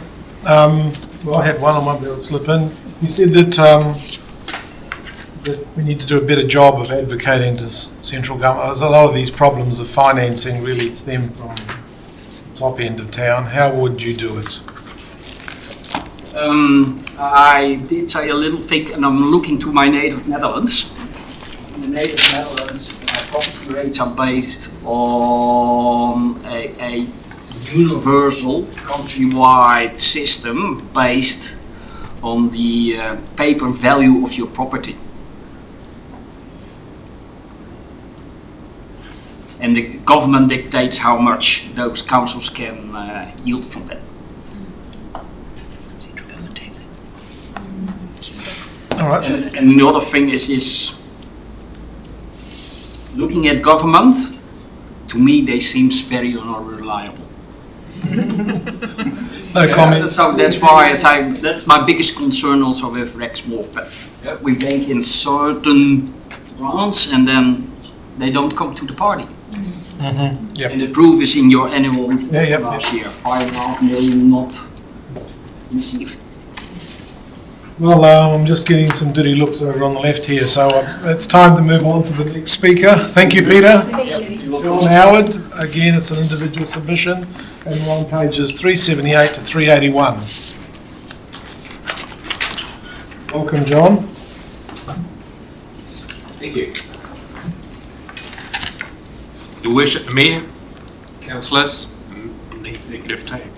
Last time I presented to the long-term plan, you had changed your vision, mission statement. It's a new one. More life in life. Your vision is for communities to flourish, fulfill their potential, and live it to its fullest, etc., etc. And have a thriving circular economy. Part of the previous one was something to the effect that our businesses will be thriving, and I made my submission on that, and you've changed it. Okay. Well, we can blame a lot on COVID and everything else for what's happened, but has the new vision delivered? Do we have a flourishing community? And I do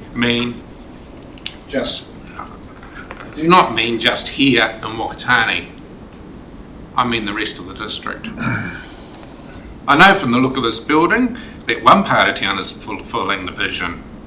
At the end of the day, who pays? The ratepayers of the district. And unfortunately, you are not the only place in town looking to take my hard-earned money. The Bay of Plenty Regional Council was taking a huge portion, and believe me, it has been a challenging 2 years to be farming. I also face the same issues as you. Roading, which is our raceways and driveways, our three waters, clear, brown and green.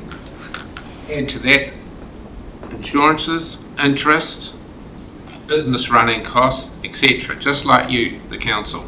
I too am trying to make my business robust and resilient for the future. I too have my own debt to pay down. I cannot pass on my costs, so I must work with the income that I have. Can council try doing the same? I just want to highlight that this farming income has not increased with the line with rate increases over the past 10 to 20 years. And unfortunately, I cannot see it increasing in the next 10 years, let alone the next 3 years, in line with yours and the Regional Council's rate increases. times like these, councils need to show some leadership and innovation to try and cut costs. You will see from my written submission that the advertised Whakatāne Tauranga River Scheme rates are set to increase by over 200% over the next 10 years. This is very concerning as to where the price of our rates are going. If this council were to publish the same sort of thing based on the next 10 years, I would say the same rate of increase will be seen for this council. So that is, my current $37,000 will become over $70,000 in 10 years, plus inflation, plus any more burdens that council choose to add to it. So we need a milk solid price. We work on an average of $7.50 to go to at least $15 a kilo of milk solids, making your 1 kg block of cheese worth probably about $25. But even I can't see that much happening. We need to stick to our core business infrastructure and make the council business model into something that is resilient and robust, using the same aspirations people have for climate change.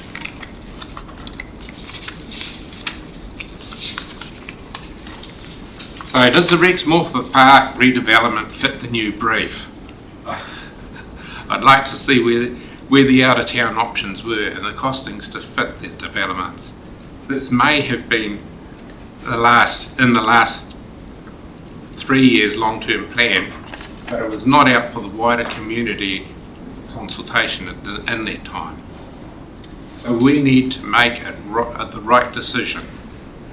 If we lived in a historic place, we would be looking at an alternative of how to preserve such significant features in our town and the limited green space that we have. So don't rush a decision. Let's get it right.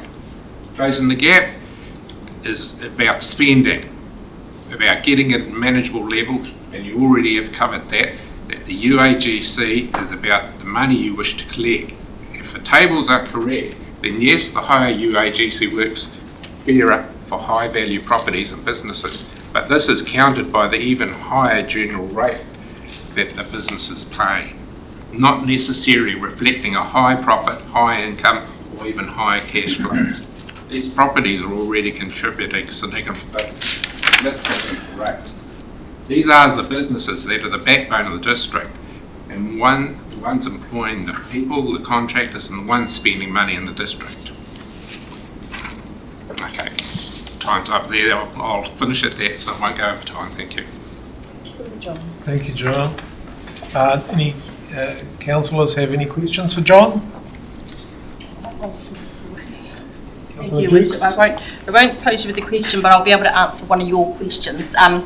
In regards to LGNZ, yes, we are still a member, and it is beneficial. I'm only able to ask clarification questions, so I won't go into it, but I can answer that question. So yes, we are still a member.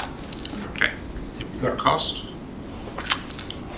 Yes, we do. We know exactly what it costs. Yes, and we also know the benefits that we get for it. But this is. We're the forum for that, but I just wanted to give you an answer because you've clearly asked it as a question in your submission. So I'm finishing one minute, I'll get to it. Okay. I knew that, that's why I thought I'd be able to give you that feedback. Thank you, John. Thank you. The next speaker is another John Stovers, page 26 to 27. Welcome, John. Other individuals.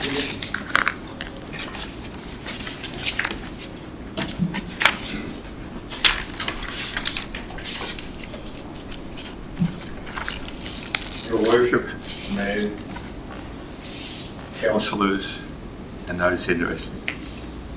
The main point I want to talk to on my long-term plan is the need for a second bridge. Discussions for me with this goes back 20 odd years with time I spent with a former mayor, Jack Cow, and some of his insights on this I will share. To grow the district, we need to be able to have transport getting in through. We are getting to a level now where a report that was done in 2006, published July 2008, of Whakatāne Township network system done by Gavius and Porter indicated traffic problems which we are seeing now. To grow this district, we do not want to be like how long it was pre-Christmas 2022, 3/4 of an hour to get to Sandhurst Drive, 3/4 of an hour to get to the Harbour Bridge, going to Tauranga. Who wants to go? We have time now where we're getting to see the warning signs of something like that. Who wants to go to Whakatāne and spend 15 minutes waiting at the hub? We don't need that. I have presented a map there for possibilities of sites for a second bridge, going through what we would say the end of Itoki roads in that vicinity, across through what is today Rob Simpson's Dairy Farm, or probably known to some of you as Black's Farm, just beyond the water treatment plant, lining up with the Blue Rock Quarry. And continuing the road, in my thoughts, through the Blue Rock Quarry, although it could go find another path in that vicinity, as the bird flies from the Tenitua Road through to the Wainui Road is about 5.5 k's. A road would probably be 8 or 9 k's. A road that through there would open up that Wainui area for housing and industrial development. It would grow a different area of the town. A road from there would give quick access from Apokaki through to Teniatua. It is currently via Ohope 17 k's shorter for those people than going via Teniatua. The road survey they did in this report indicated a new road through Cheddar Valley to Kutariri as well. That would also allow the plains to remain as a farming, horticultural, agricultural sector. We have seen massive changes in the last 30 years, from small dairy to large dairy to kiwi fruit. We are called the Bay of Plenty because of our ability to grow food. And this is a valuable resource we have. We're also aware that there are many Chinese partnerships in dairy and everything. Their aim is to guarantee a food supply. We need to be guaranteed a food supply for our own people on this top quality land. We are seeing areas today that where dairy has gone into kiwi fruit. 30 years time, what will we be growing? We could be growing vegetables with irrigation and fertilisation. We currently have about 10% of our traffic going over the Pikatahi Bridge. We need another large bridge for security reasons. In 1983, our bridge was damaged. We are at high risk of that again, particularly with that sandbar just upstream from the bridge. We've seen a lot on the news of the damage that Cyclone Gabriel caused against bridges. We have a sandbar there which is a serious risk to that bridge if logs were to build up and suddenly let go and hit it. We need good security for an event of emergency, because currently we have technically I'm going to say 1.5 bridges, because Whakatāne is half and half, one way. Karai has 3 good bridges plus Karai bridges. Rangataiki has 3 good bridges. We have good access. This would open up more development for a Pokaki, mussel or timber. Sorry, John, can you start to wind it up? We've just had the second bell. Right. Sorry. They are my thoughts on this. Thank you. Thank you very much, John. Councillors, questions? Councillor Isles? Thank you, Worship. Thank you, John, for that presentation. Can I just tease out a little bit more of what you were explaining with regards to connectivity from, say, Wainui through to Kaniatua Road? Is that what you were indicating? If you were to travel from Opokaki to Tauranga, it is 17k shorter via Ohope than by Kaniatua, from I'm told by working out on a map. If something like this was to go through, it would probably make a couple of k's difference, but we eliminate the slowness of coming through a large tract of residential area of Ohope and Whakatāne. We probably have currently, with it 15% through traffic from Opokaki going through Whakatāne today. I guess what I was trying to ask from you was, are you bypassing the Waimana Gorge, for example, and looking at land acquisition to come through from the Wainui to Kaniatua and to the Tikahi Bridge and beyond? Yep. I think this would have to be a national project, but Whakatāne District Council and Regional Council would need to have a major input in it. But we have to look at future, and this is the topic, long-term plan. Very thought-provoking. Thank you. Councillor James. Yes, thanks, John. I agree with you. Whakatāne Bridge needs an upgrade virtually immediately. But just going on your map of these new roads and that, do you know who owns all that land that you're proposing to put the roads across? No. I know Rob Simpson has the dairy farm. On the other side of the river, no. On this side, no. Okay. I haven't done that in depth. Thanks, John. We've still got time for a couple more questions, if there are any. All right.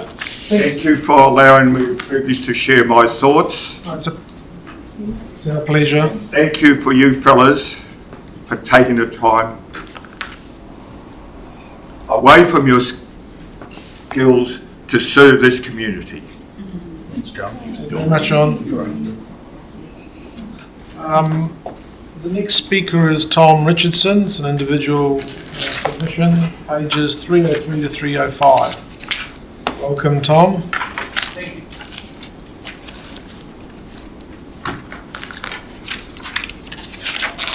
So thank you for taking the time to hear me, and I know this is I understand this is a difficult job with limited resources and you can't please everyone.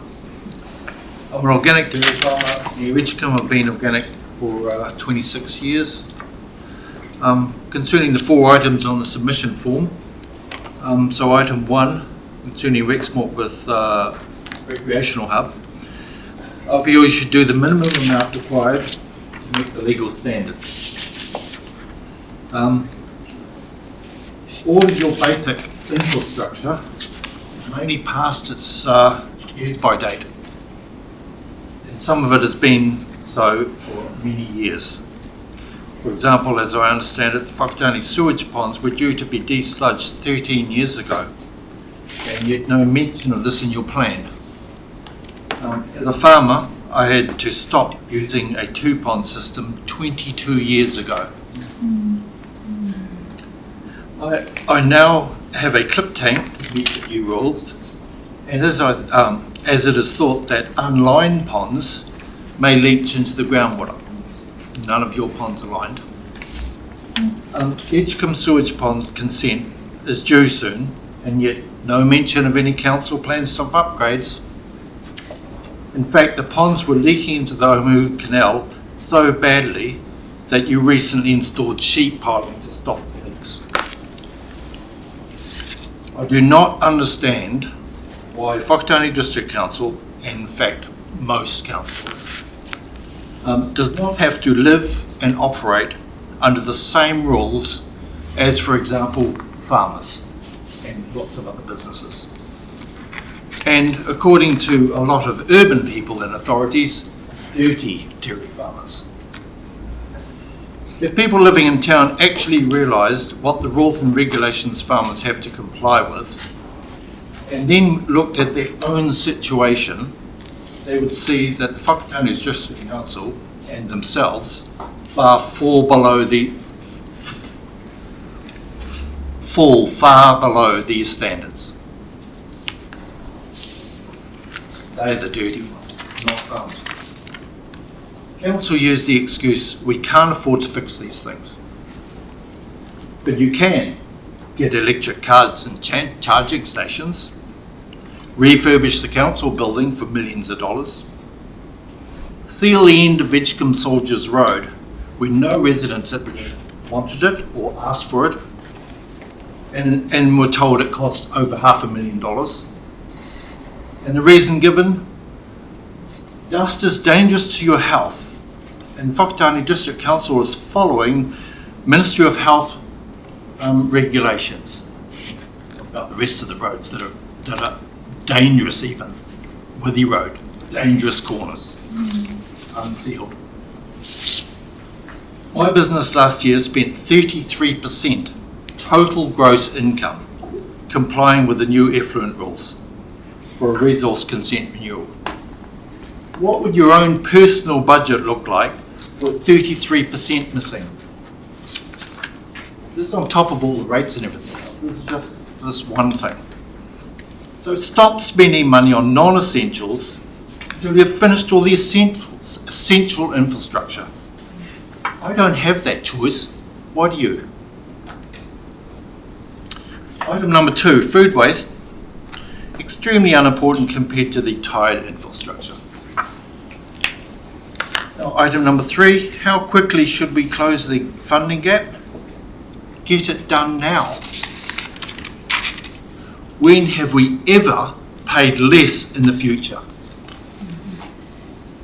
This is dreamland. Things don't get cheaper. Item number 4, distribution of rate increases. Keep the status quo. Bite the bullet. Get on with the basics. Forget the fluffy non-essentials, and just like you would in your own home. I have to say thank you. Right on the bell, Tom. Thanks for that. Does anybody have any questions? Councillor James. Thanks for that, Tom. You said last year you spent 33% of your gross income on changing the effluent system, and that. What do you think your expenditure, the percentage of the expenditure, will be over the next 2 to 5 years? Not very much, because I've already done it. I have effluent mains down both sides of my farm. I can put effluent on every single paddock of my farm. I don't think there's very many farms that can do that. That would have cost a lot more than 33% had I not done a lot of the work myself. Thanks. Further questions? Thank you very much, Tom, for a very clear submission and for taking the time. Thanks for your time. I do appreciate it. Thank you. Appreciate your presentation.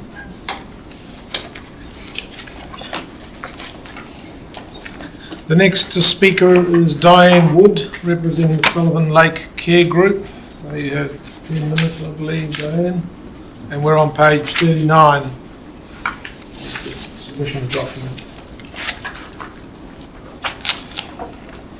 For having us here today. I'm representing the Sullivan Lake Care Group, and before I start, I'm going to assume that you've all read the submission, so I'm going to talk to other things to make this a little bit more memorable, hopefully. I found a picture of Sullivan Lake, how it used to look, and when it was gifted to our council as a recreational reserve. And as of yesterday, this is what Sullivan Lake looks like, which is a huge amount of lily and stagnant water, and even made worse, by the spray off by the council a few weeks ago. We've now got pungent, smelly water. It's very revolting. The Key Group's been operating for over 30 years, and they've worked tirelessly since 2013 with a long list of achievements, and I'll leave these here if you can all hand them out. So there's been a lot of achievements done by a lot of people who in our community, and we have over 80 residences in our care group, so it's not just a small group, and it's not just the residents of that back on to the lake that are concerned about this.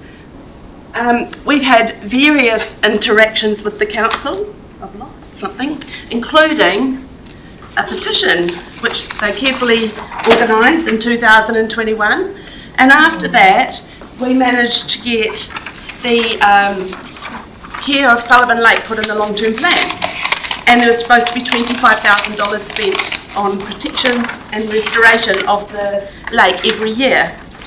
From our records, and I'm new, so I am relying on other people, we had no 25,000 for 2022. We've had no 25,000 for 2023 or 25,000 for 2024. So even though it was on the long-term plan, nothing has been done. So you can absolutely imagine our horror when we hear that we're not even on the long-term plan anymore. There's no mention of Sullivan Lake on the long-term plan, and yet you did nothing when we were on your long-term plan. So there's been a lot of reports done, and I didn't bring the file because the law would have had to probably bring a wheelbarrow with all the reports that have been done and have been prepared, and we're just saying no more talking. It's the time for action, no more reports. It's the time for action, and we recommend that you adopt Keith Hamill's recommendations to enhance the lake ecosystem and recreational value. You paid an awful lot for that report, and to not even see $100,000 you paid that man, and to not even hear Sullivan Lake mentioned in your long-term plan after spending that much ratepayers' money is pretty abhorrent from my point of view. And then after that, it would be really nice if once you fixed it, that we have an annual maintenance so that we can look after it after that. We realise it takes a team to make something work, and we are here to assist. We want to work with both the councils, iwi and us to create a better environment for Sullivan Lake. I live right by King Street entrance, and there are endless amounts of cars. You could triple the amount of cars that you park there and it will be full. It's lovely. Not at the moment, too many dead ducks and dead fish. If you'd like to take a walk around the lake today, there are examples lying on the grass of what's happened to the water quality. But we want to work with you, and we feel that we don't even have an opportunity because you control the water and we don't have access to it. So we would like some empowerment from the council to work together to create an environment in which we can all make Sullivan Lake better for the future, for future generations. Like the man behind us that came before me said, I love the bit he says, the council don't have to ride to the same requirements as other individuals do, and we need to get this lake sorted, and then maybe the residents through community groups can keep it looking a lot better for the future. That was me. Thank you, Diane, for your very powerful submission. I'm sure there are questions from Councillor Isles and then one from Councillor Dennis. Thank you, Worship. Thank you, Diane, for your submission and presentation. How do you envisage the community would work with us? Well, there's lots of things that we can do on the land to assist. So if you did the water, we can do riparian planting, we can become an incorporated society if we need to, and we can apply for grants to get plants, we can apply to the regional council to get plants. My understanding is that if we provide some of that stuff for the council workers to work, it's not a cost to the council because you're actually employing those workers anyway, so it's not an additional cost. So we are prepared to do that. We even have ideas like adopt a edge of the lake so that residents can take a space and keep it clean, stop the weeds from getting in the water, and things like that. So yeah, we have an awful lot of ideas. I mean, if we had our way, we would love to have permission to be on the lake to pull weeds ourselves. But obviously, there's going to be, I couldn't imagine the hoops that we would have to go through. The other thing is if you make the lily a noxious weed, then we have rights to go and remove it. Whereas it's not a noxious weed, it is in Hawke's Bay, but it's not here. So there are many things that we think we can do to work with you to make the situation better. You are aware as well that, of course, there have been groups like Keep Whakatāne District Beautiful Committee, for example, who put in table and seating in the reserve and also provided planting. So there has been that connectivity between actual groups working alongside the residents. I think historically, but my understanding is in the last few years there's been very little work done while you waited for Keith Hamill's report, and the place is looking, ask the councillors who walked around with us, it's looking very shoddy and very smelly. With respect, if I may, one supplementary, if you had put forward those proposals, and that is something then for us, or possibly an ad hoc committee of council to look at how we can assist you. Well, Keith Hamill has, they're pretty much all recommendations that Keith Hamill has put in his report. Okay. Mr. Chairman, well done on your presentation and the passion for which you have for your environment. So it's obviously the pungent smell and things like that. Do you feel that comes from the lilies? And where did the lilies come from originally? Was it some well-intending person thought they looked pretty? I can't answer that question, sorry. But yes, the smell is, there's the weed smells, but the lilies smell as well, and they smell even worse now that they're dying just under the water level, because the water level is only 80 centimetres, the silt is built up, and so the smell, there's too much light going in on the lilies, and that's what's making them smell. Just a supplementary question, Mr. Chairman. Would your group prefer that there was the whole lake was open water? Yes. Okay, thank you.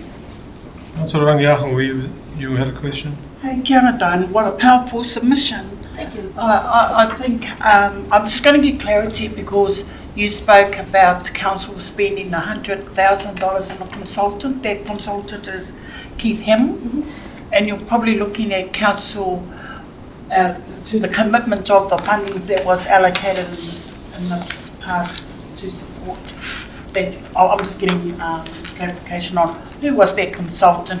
Those recommendations are still sitting in there for council. The number was given to me. I'm sorry, I've only lived here for a year, so Okay. it's difficult for me. But yes, I understand he was paid $100,000 to Matatā, okay. Awatapu and Sullivan Lake for the three of There was a them. lot of money for just Southern. No, for the three of them. Just getting clarity on that. Thank you. Diane, your problem is that the lake doesn't look like it did at the start, and it's basically around the weed and lily growth, right? Well, basically the water health and wildlife. Well, it's a complex ecosystem, and before you can fix a problem, you have to understand the problem. So I read Keith's report fairly carefully, and there doesn't appear to be a silver bullet here, and I'm not sure what your solution would. What would you say needs to be done? I mean, you can pull out the weeds, and they'll come back. And there are the problems that you mentioned about health and safety and all of that stuff. So I struggle to find a silver bullet there. It's not an easy one. It seems like a trivial problem, but it's not. Well, for years and years, the lake did not have lilies in it and water flowed. So somewhere along the way, something has changed. And can I just even quite say maybe climate change, and the lake is full, the air is hotter, lots of different oxygenation is happening. And so I think this is the reality of what we're dealing with today, and it was quite pristine when I lived here as a child, the lake. And there isn't enough water flowing through. I think that we need to push, have a closed circuit water system, pushes the water out at one end, reticulates it and sends it round, put a filter on the end with a phosphorus filter or something in it, and then it will just slowly clean up the lake. It's taken a long time to get to this state. I don't think we can fix it overnight. But we have to do something, otherwise we will not have a lake very soon. Yeah, no, it's...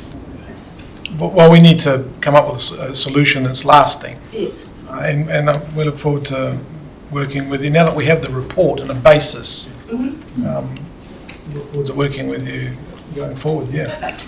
Thank you very much. Final questions? Sorry. Thank you. Yeah. Thank you, Diane, and thank you to you and all of the Sullivan Lake Care Group. And I really, that was a really great little summary of all the voluntary hours and the achievements that you've done. And I guess, following on from Keith's report, and your first thing here is clear the lilies, and I do respect the leadership that might, it's not the silver bullet that's going to fix it, but I think when you take on your point, that something needs to be done, started. I think there was some remedial things done in the past few years, but I don't know if that was the sum of the 25,000 per year. But yeah, I agree. I think we just need to get on with it. So thank you very much. Thank you. I have one more question. Could I get a copy of those photos that you showed me? Not you can electronic, please. Okay, perfect. I will do that. No further? One more. Just one more. I just wanted to say thank you and for your presentation. It was great. But also too, do you believe that situation, I suppose it's obvious, got worse because there was a breakdown over the last 3 years because of waiting for that report? Anecdotally, that is what we believe. Yeah, of course, we don't sit around the council to work out what decisions were made and not made about the lake. But yes, from our point of view, it felt like a waiting game was going on. And that contributed to the situation that's happening? Yeah, the weeds are the lilies are definitely multiplied since then. It's a pretty comprehensive report. It would have taken a long time to... Yeah, exactly. Yeah. Thank you, Diane. Thank you. Thank you. The next speaker is Jack Karai Barrett. He's 19 and he's submitting on behalf of the Whakatāne High School mountain bike team. Thank you, Jack. Sure, Jack.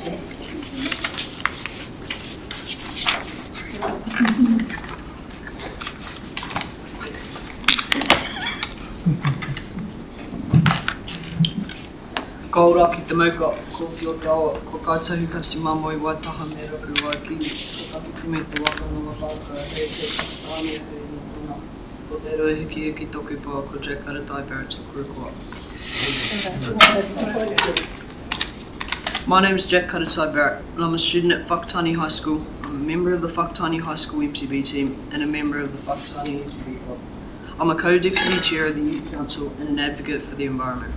I'm here today to talk to you about the importance of establishing mountain bike trails in the boundaries of the Whakatāne township. Currently, we have to drive at the very least 20 per, but often further to ride.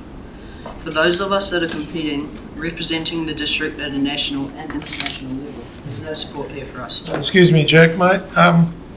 Do you think you can speak a bit more into the microphone? It might be a little bit hard to hear you at the back. We've been asking the community now for a really long time to help us get some tracks established, but it seems like we've been really low on a priority list. If there was an established trail network in our town, then it would bring visitors from other communities. At the moment, the walkers control the only trails that we could ever use, and they don't share. We've shown at the Onipu Community Park that it was established for mountain biking that we have no problem sharing with walkers or runners. It's time that the walking community thought about how they can accommodate us, and as we can happily accommodate them. If there was some land made available, I can 100% guarantee that me and all my mates would be there out building every day. Not only young people though, we'd also have working days on the track with the mountain bike club, just like we have at Onipu. The other thing I wanted to talk with you about today is food waste. I've written in the Whakatāne Beacon about food waste and how it's being used around the country to make energy. In particular, I wrote about ecogas, who used to process to turn food waste into methane, and hence a greenhouse. While I think it's really important that we have food waste collection, it's even more important that we change the habits of people to make them less wasteful. Though, in a way, any technology that relies on food waste becomes a hungry mouth to feed. By having food waste collection, we keep feeding the hungry mouth, but it means we almost have to discourage change in people's behaviour. Otherwise, there's nothing to feed the machine. Thank you very much for the opportunity to talk to you today. I know that it's a tough job to take money and turn it into a happy community. Just always think about the children and the young people in the community and the environment in your decision making. And quick note, after I wrote the speech, we were informed that sometime soon Onipu Bike Park is going to be closed down permanently. This leaves us with nowhere else to mountain bike locally. Thank you. Kia ora, Jack. Thanks, Jack. Well, you got through that pretty quick. Plenty of time for questions there. Sorry, are you going to be speaking? Oh no, I'm just here to support Jack, and if there's any questions that he can't answer, I'll help out with that. Councillors? Councillor Tanchos? Thanks, Jack. Great submission. And very... Speak up a tad there, Nandor. Great submission and very focused. And it's disappointing to hear that Onipu's closing. Yes, that's from my understanding, the challenge is finding the place for a mountain bike trail. Is that right? I mean, do you have?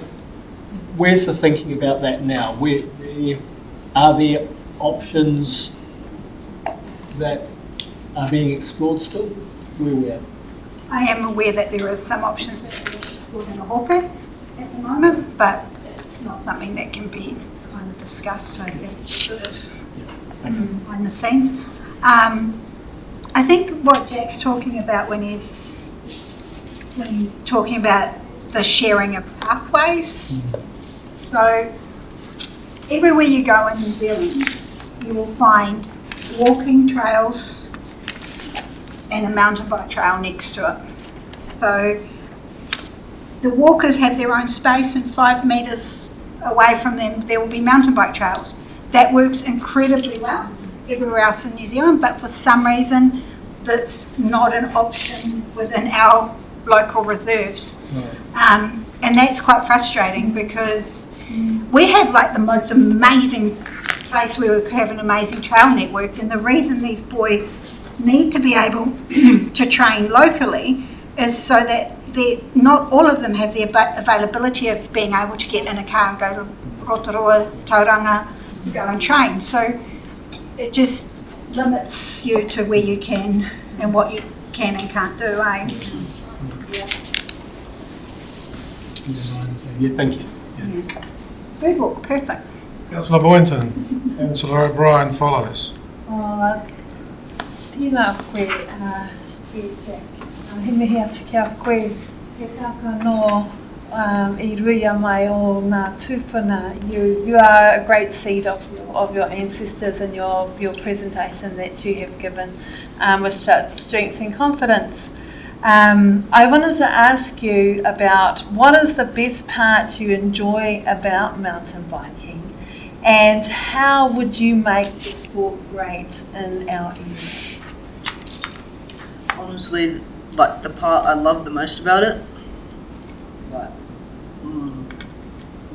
I love all of it, honestly. I can't just single out one single thing because all of it's just the best. Getting fit, riding, just having fun, doing jumps, having thrill, adrenaline, just great. And like getting to hang out with my mates every day, going off to build some tracks and make new friends, get to meet people, it's awesome. And there's many others like you who feel the same way? Yeah, I mean, our MTB team at December last year, we just had me and my mate Logan. We just started talking to people at school. Now we have around 15 people that are all competing at the national level. Yeah. Councillor O'Brien, followed by Deputy Mayor. If there was a special piece provided, Would you prefer that you had it alone without walkers, or would you I wouldn't mind. share it? Yeah, I'd share it, but we'd probably want to have like another track for them, because we would happily dig one out if we got the opportunity to have like our own track, because we'd really do anything for one at the moment. Right, yeah. Thank you for that consideration. Yeah. Thank you, Ursham. Hi, Jack. Kia ora. Do you have any figures on like the last 5 years on the growth or the numbers of local mountain bikers? I don't have any figures on me, but I know that as of last year, 350 members. Yeah, so that came from when Richard first took over as president. It grew from about, I think, 50 to about 350. Yeah, so that was in the last 3 to 4 years. It is growing. We are very limited because we only have Omepu. But what we do as a club is we have a trailer and we go away for for like Whirinaki or Karai, or we try and go to different places, and so we do that as a club. But now losing Onepu is we lose the place where we had our club nights. We had club night every Wednesday night in the summer. We now have a club without a home, don't we? Yeah. Thank you. I've got one, Jack. Do you have any idea what percentage of what's in that waste bin is food waste on average? I'd have to read my article on it, because I have that somewhere in there. Yeah, I'll email you about that. We're told that it's between 20 and 30%, which really boggles the mind. But your solution is the best. The best way to deal with waste is not make it in the first place. Thank you for your communications in the Beacon and for your submission. Are there any further questions? No? Thank you, guys. Thank you. Cheers. Thank you.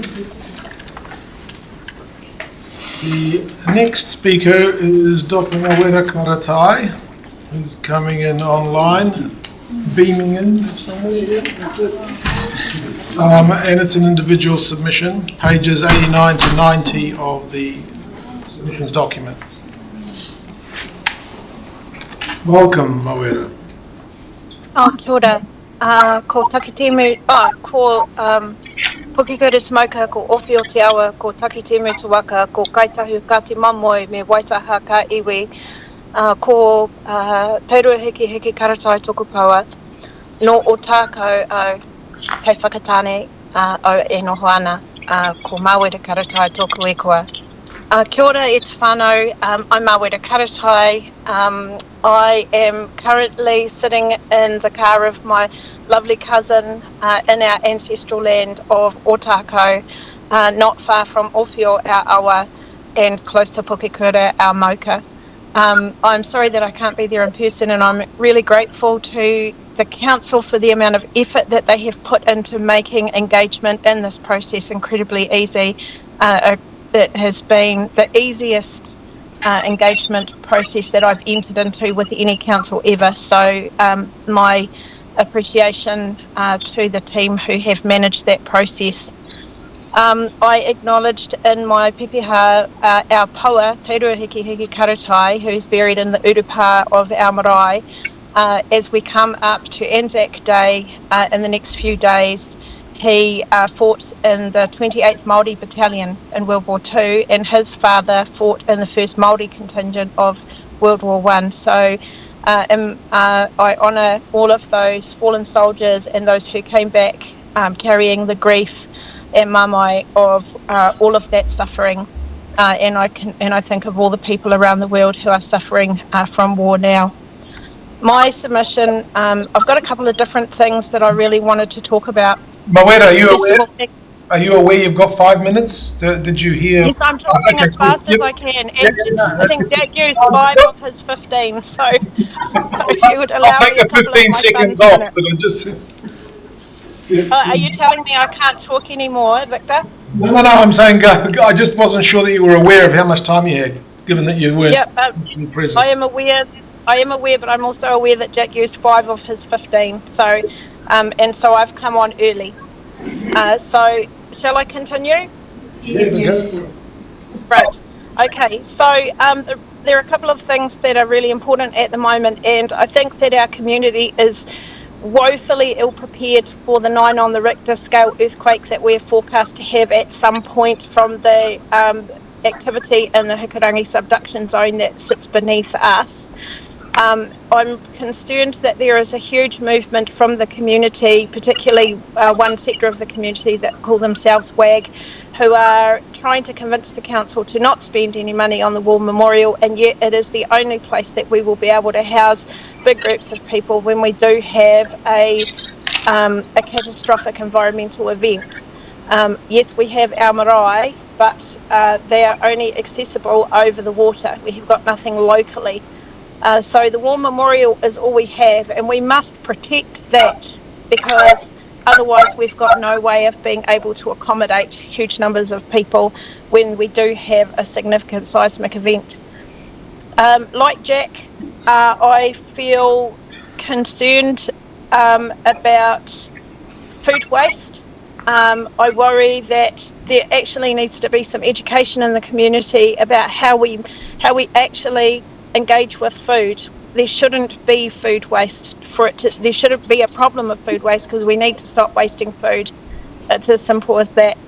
But my biggest concern is, as I said, around that community preparedness for a major environmental event.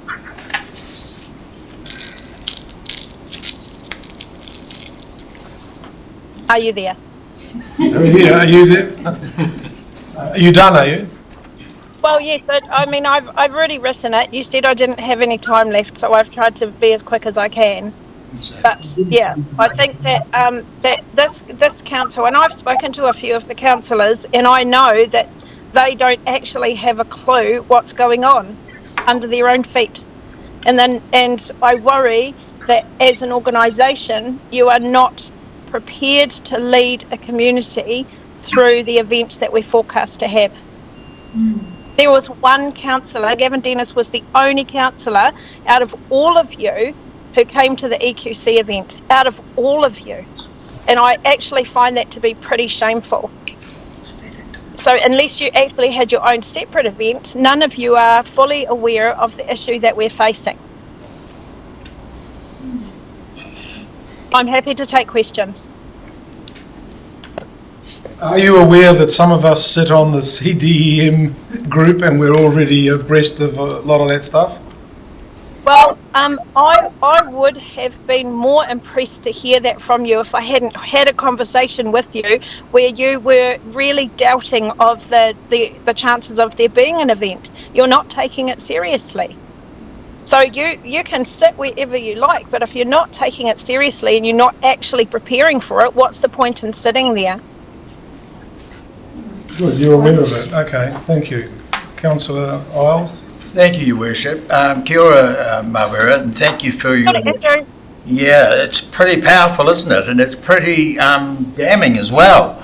But again, although you sort of focus around earthquake awareness, as councillors, and I think many of us have actually had to endure or work through or support various natural events that we've had over the period of time I've been a councillor. And of course, I think flooding is basically the number one paramount cause that we as a district have to endure. Of course, yes, now there is also tsunami, etc., etc. So I think although we may not have been at this particular event, I think we as councillors, and I speak collectively, but I would think most of us are very, very much aware of our community responsibility. Okay, well that's not translating into any kind of action though, is it, Andrew? That earthquake that everybody said yesterday was a strong earthquake, 4.8 I think it was. A 9 is 36,000 times more powerful than that. 36,000 times more powerful. It is going to cause widespread destruction of infrastructure. There will not be help coming from anywhere because there will be no way to get it, and it will all go to the cities. We will be on our own, and you are the people who are responsible for leading the community through an unbelievable catastrophe, and I do not believe that you're prepared for it because you've not put anything out to prepare the community. Councillor O'Brien.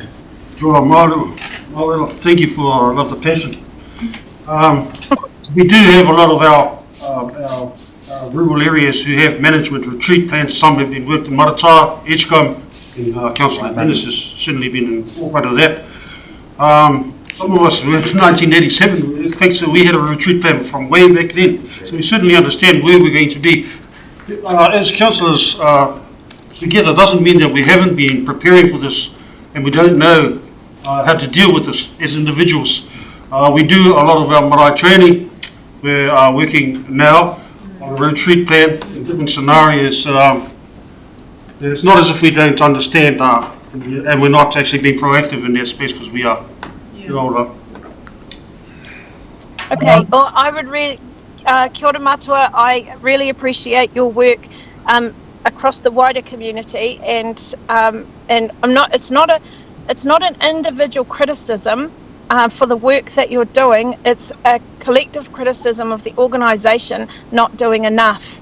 And we will have 25 minutes to evacuate the Whakatāne township, and everyone will go to their cars. And there isn't a plan, and there haven't been practices, and nobody's been doing something productive to organise some sort of community training so the community knows how to respond and what to respond to. That worries me.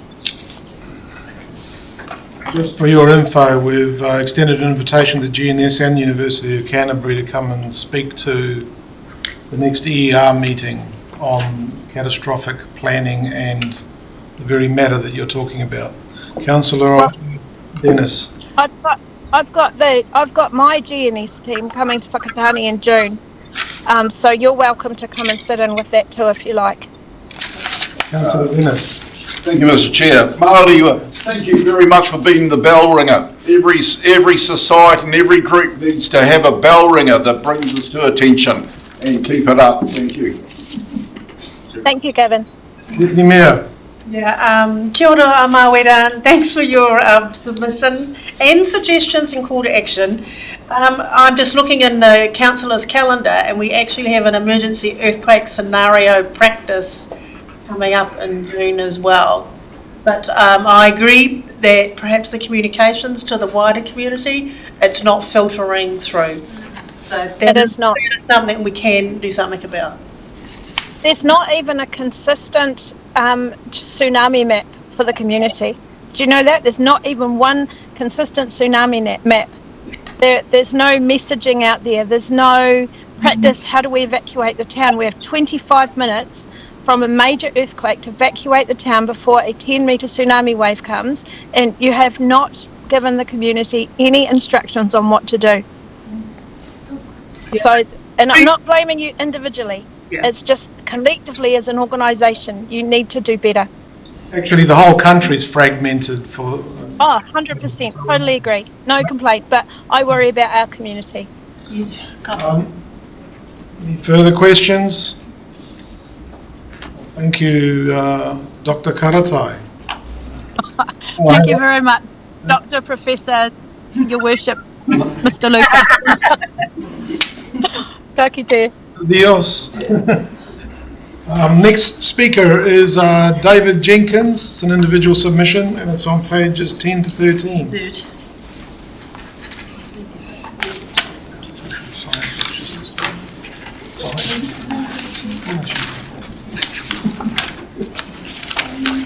Thank you very much for the opportunity to present. And can I respectfully ask that you ignore the first 2.5 pages of my submission? They're minor points. They have no impact on the long-term running of council and so on. I must have been having a bad hair day, which is difficult.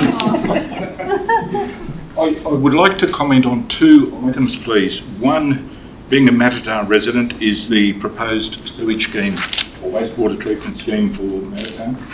The other is one which I didn't comment on in my written submission, is the Rex Morford hub.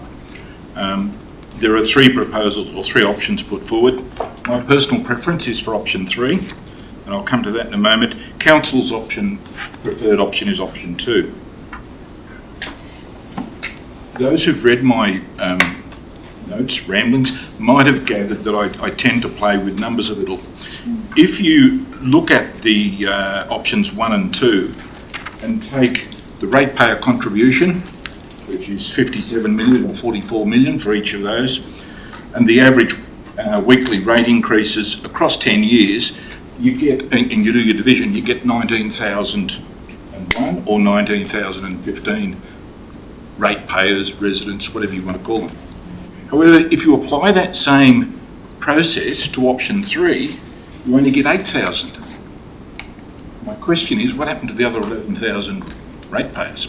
With all due respect, I think there's a mistake in that table. If you use the same 19,000 ratepayers, then the contribution from the ratepayers will go from 9.3 million up to 20.2 million. That's an extra 11 million. I'm happy to take 10% commission. If it is, and please, I would suggest someone check the figures, because if that's reality, then to me option 3 becomes far more attractive. It's a low weekly cost, but it has significant cost for a hub which I personally believe must be maintained and developed for the future of our youth particularly. It's okay, I mean, yes, having been through tsunamis and floods and so on, having worked in that scenario, it's great to have a refuge to go to. Getting to it can be a problem.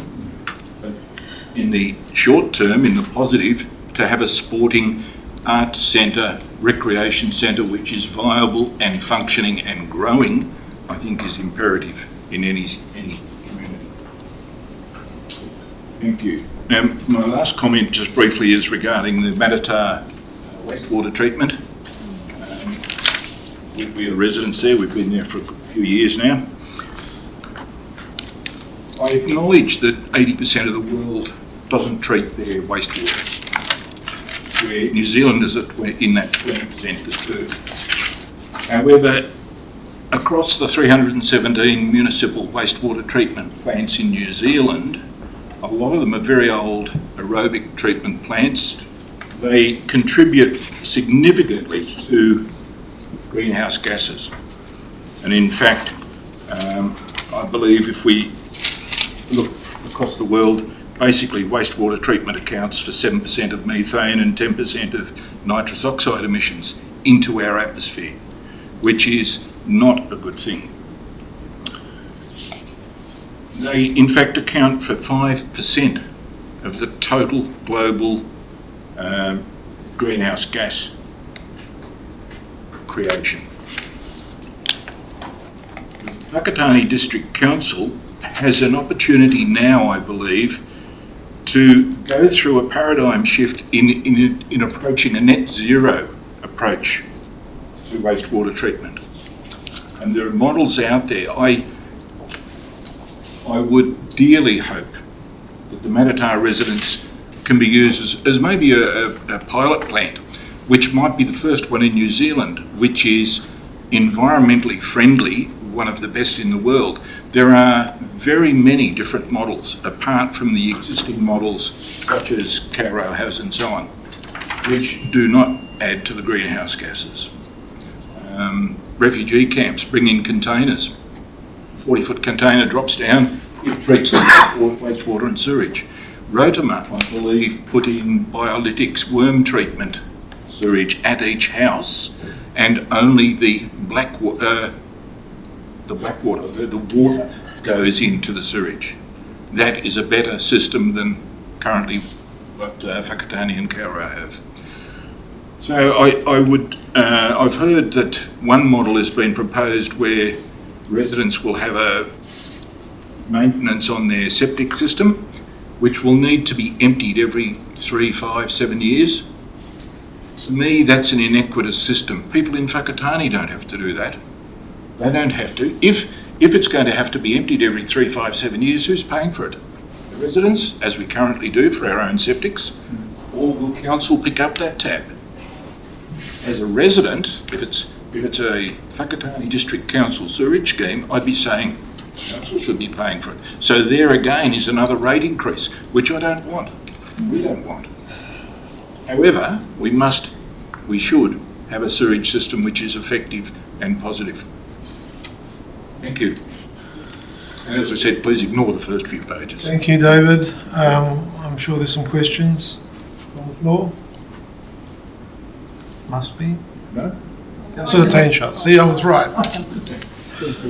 Thank you for your submission, very interesting and thought-provoking. I was wanting to explore more about wastewater treatment, because you're quite right, it is for us as a council, in terms of trying to address our organisational climate change challenges, wastewater is one of our most difficult, because with a lot of our greenhouse gas emissions, we can make incremental changes over time by small investments over time that have a financial payoff. With wastewater, it's all or nothing. Right? So I was just interested in just exploring that a bit further with you about what kind of technologies you're aware of that can address that.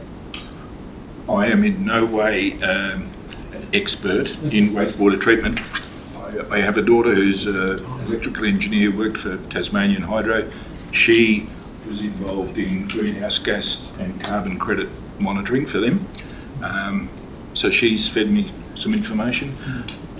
I've just played around and done a little bit of research myself. The containerised ones, I believe there's an Irish company been in business for 30 or 40 years making them worldwide. There's an American company which use a biofilm, and again they're containerised.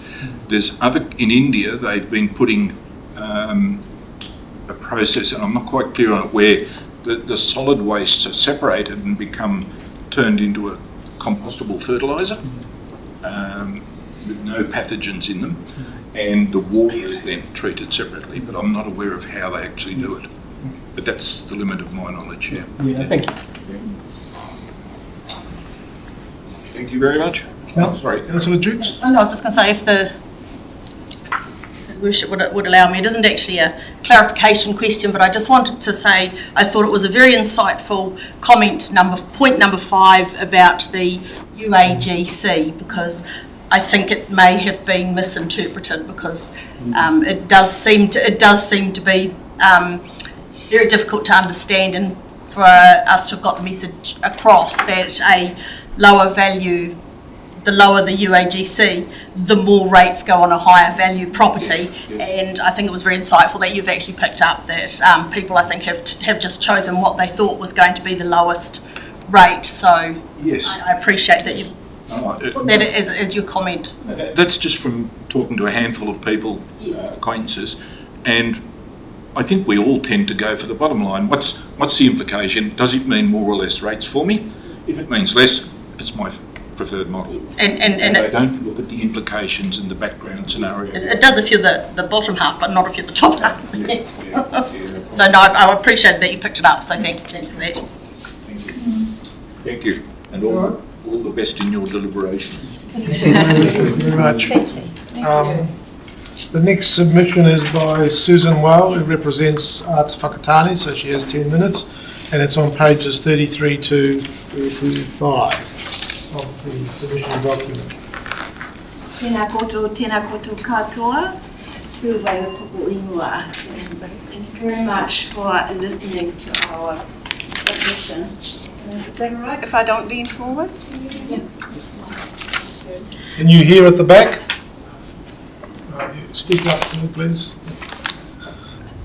I'd just like to introduce two other members of Arts Whakatāne, Katrina Ellison, Deputy Chair, and Karai Beckett, a member of our organisation. I'm a retired visual art teacher of 42 years. I've been involved in amateur drama and musicals, school productions, stage challenge, the National Youth Drama School exhibitions, and I sing in the Edgecombe Choir. I've been a member of Arts Whakatāne since 1994. Arts Whakatāne is an organisation of volunteers which creates arts events such as the Summer Arts Festival, including Art in the Park for Children, the Molly Morpeth Art Award, Jazz in the Park, the Dance Carnival, the Open Studios Trail, a youth sculpture workshop, the creation of 2 new murals, organisation for arts on tour shows, and we are co-producers of the Trust Horizon Light Festival with the WDC events team and EPIC. We advocate for the arts in our district. Arts Whakatāne, legally known as the Whakatāne District Community Arts Council, has been operating continuously since 1986. Our strategy lists participation, promotion, facilitation, and advocacy of community arts for our district. I don't remember the date, but a few years ago, before the renovations of this building, and when Judy Turner was still mayor, I spoke to you about the need for the inclusion of an arts strategy as part of the long-term plan. You listened, and work on this is now underway. Thank you. Interestingly, Minister for Arts, Culture and Heritage, Paul Goldsmith, said in a Herald article yesterday that he's planning to develop a national strategy for arts and the creative sector. My late husband, John Whale, was a regional planner with our regional council. I know from him how much work goes into preparing a 10-year plan. You have to take all kinds of factors into consideration and plan for different scenarios. I therefore have confidence in the professional planning team here at the WDC. Arts Whakatāne supports option 2 of the redevelopment of the Rex Morpeth Recreation Hub and the funding option 3 to spread the financial load, indicated by you as your preferred options. As a frequent user of the War Memorial Complex, I have personal knowledge of the state of this valuable community facility. There is mould, there are leaks, and particularly the little theatre is lacking in up-to-date technology. I experienced water dripping dangerously on hot theatre lights and steam rising when working backstage in a school show. I also want to mention the antiquated and unsafe need to pull ropes from the fly floor, a gallery about 6 metres up for scenery changes. In other theatres in Hamilton, Rotorua and Hastings, there is a hydraulic rope system which works with a push button. There is no permanent visual or auditory intercom system between the control box and the backstage area, and the heating and cooling systems do not work very well in the whole complex. The seating needs replacing. Theatre Whakatāne, a frequent user of the Little Theatre, they are in there right now with their season of Blackadder, have to truck in and rig lighting and sound equipment, since the one that comes with the facility is very basic and could not provide the professional polish their system and technical expertise can provide.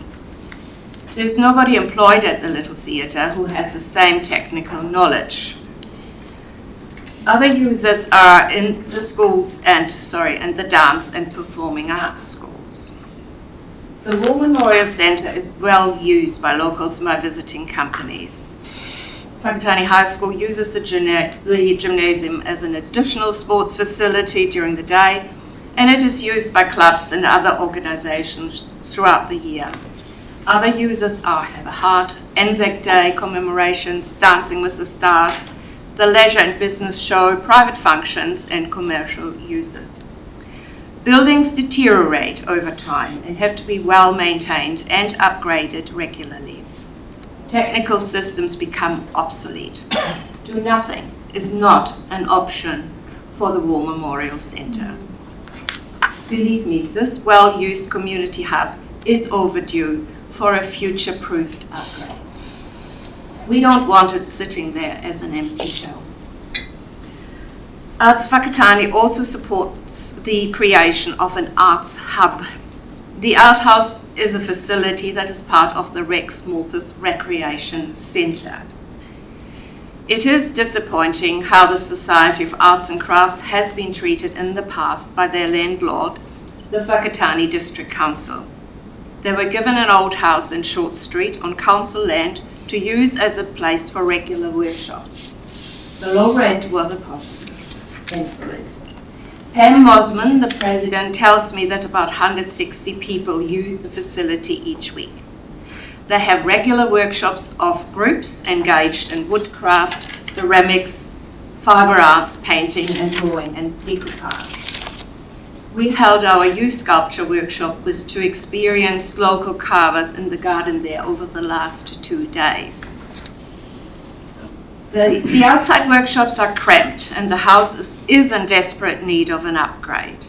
There is a high demand on pottery places, but the limited spaces do not allow for accepting new members.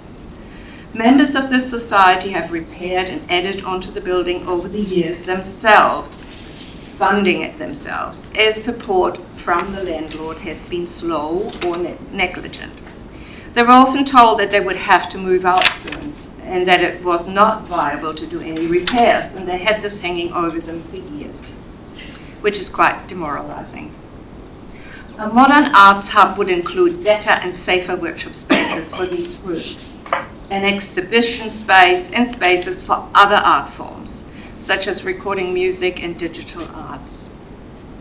Good examples of such facilities can be found in the arts villages in Rotorua and Tauranga. The WDC should not leave it to volunteers to provide these essential facilities for our community, but support it by constructing a suitable arts hub or by using the existing art house or another council-owned building.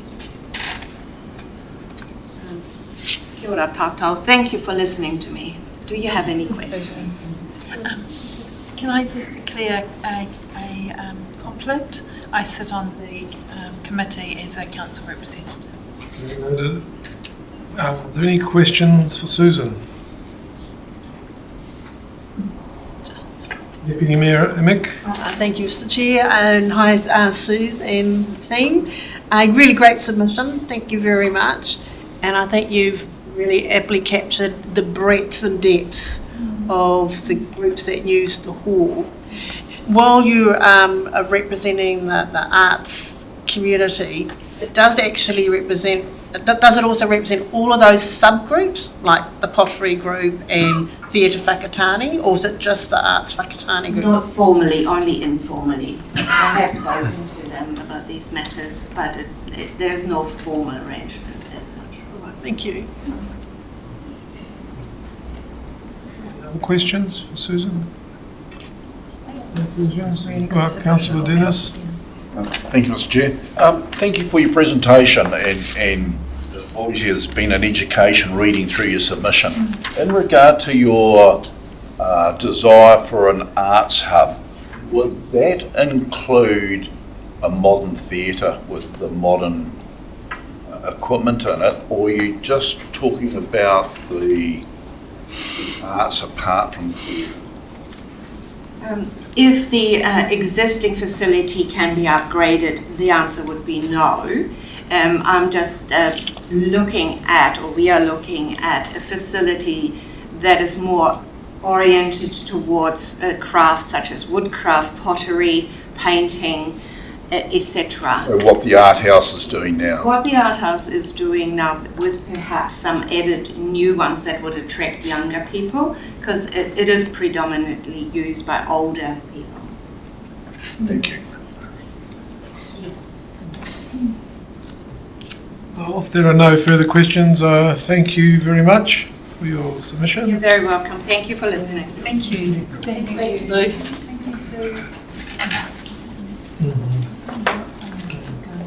The next submitter is supposed to be Anthony Clyde, but he is delayed.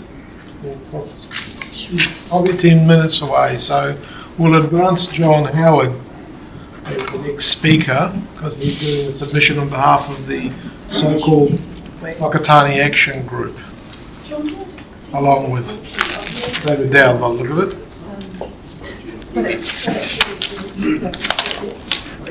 So we're on pages 315 to 16 of the document.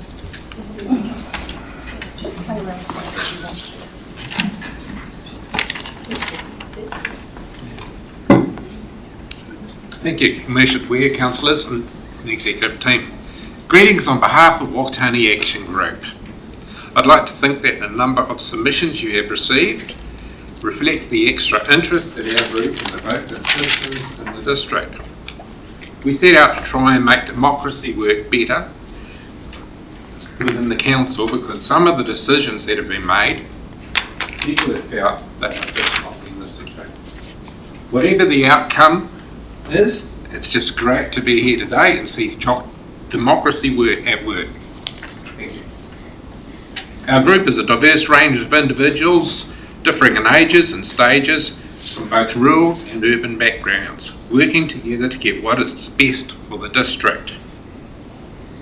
We believe everyone has a right to opinion and a right to be heard, even Mawera.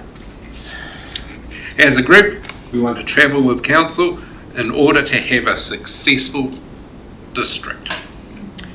We are in a time of economic downturn with some huge increases in costs. The council is not alone in facing these costs. With reference to the Rexmoor Park development and our current economic climate, surely must dictate what we do, what is affordable now. People need to know how much they must fund through rates. The original consultation was within hall users and was not widely known outside there.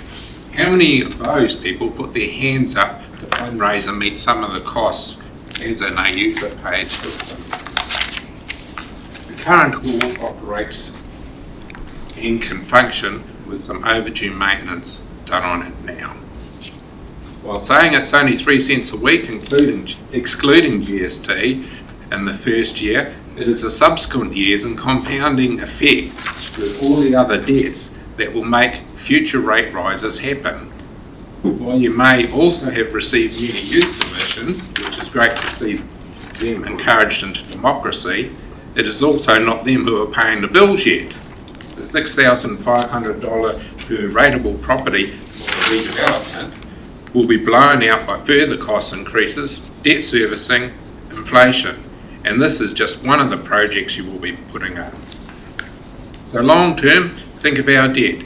Our youth may be playing a different tune when they come to pay the rates in 10 years' time, along with balancing their own budget and ask, why did we incur all this debt? It's a little, closing the gap in UAGCs, it's a little disturbing the issues have been raised at the Grey Power meeting and then at the War Memorial Hall night were very misleading. What is driving this sort of behaviour to occur? Was council too rushed from the sign-off meeting to the release date of the long-term plan? Blaming Three Waters is just an excuse, as one would have known the day after the general election that it was back and should have been worked on straight away.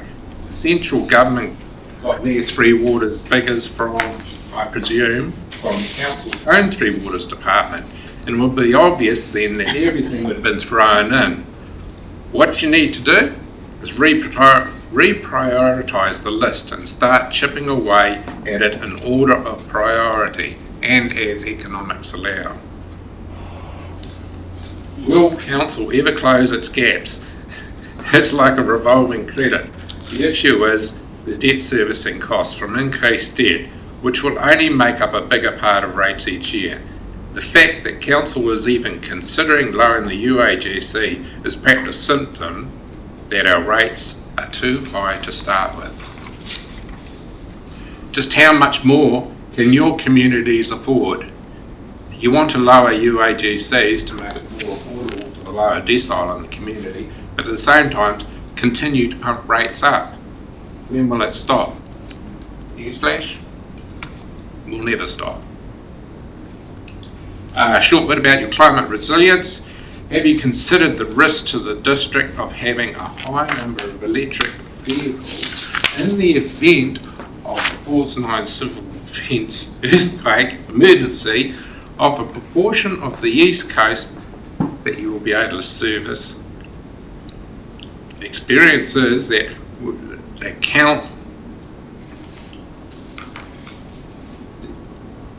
and then will council be able to respond to the people on the ground in such an event? In conclusion, nobody knows what it's like to walk in anyone else's shoes and the challenges people face. While council can say that 96% of ratepayers are paying their rates, it does not mean they are affordable. People are having to prioritise rates over food and warmth. We think that we may see that figure decrease in the next trimester, and that would be disappointing to see, that you are the drivers of it. This whole consultation process and submission forms provided seem to have set out to drive outcomes that staff seek that will increase council's debt levels and in turn our rates.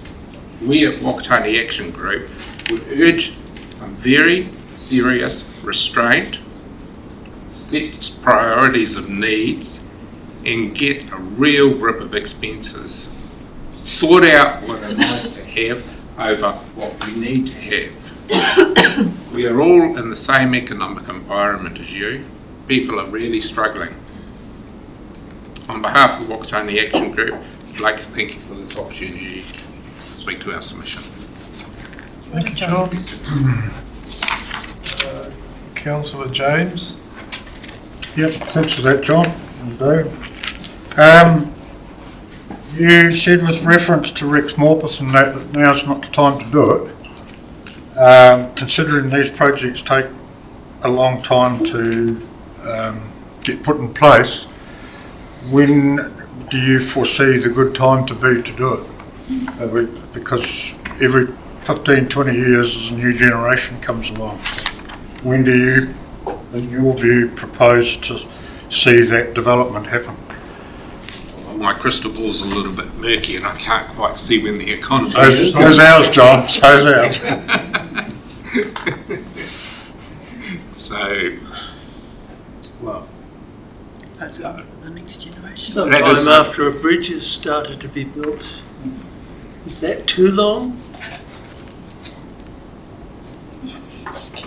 A question with a question, is that too long? Well, I consider both projects run together, although they won't necessarily all happen at the same time. Both agonisingly difficult for councillors, whoever they may be, to decide on. Our view is we are where we are today because of inaction on the wrong sides in the last 15 or 20 years.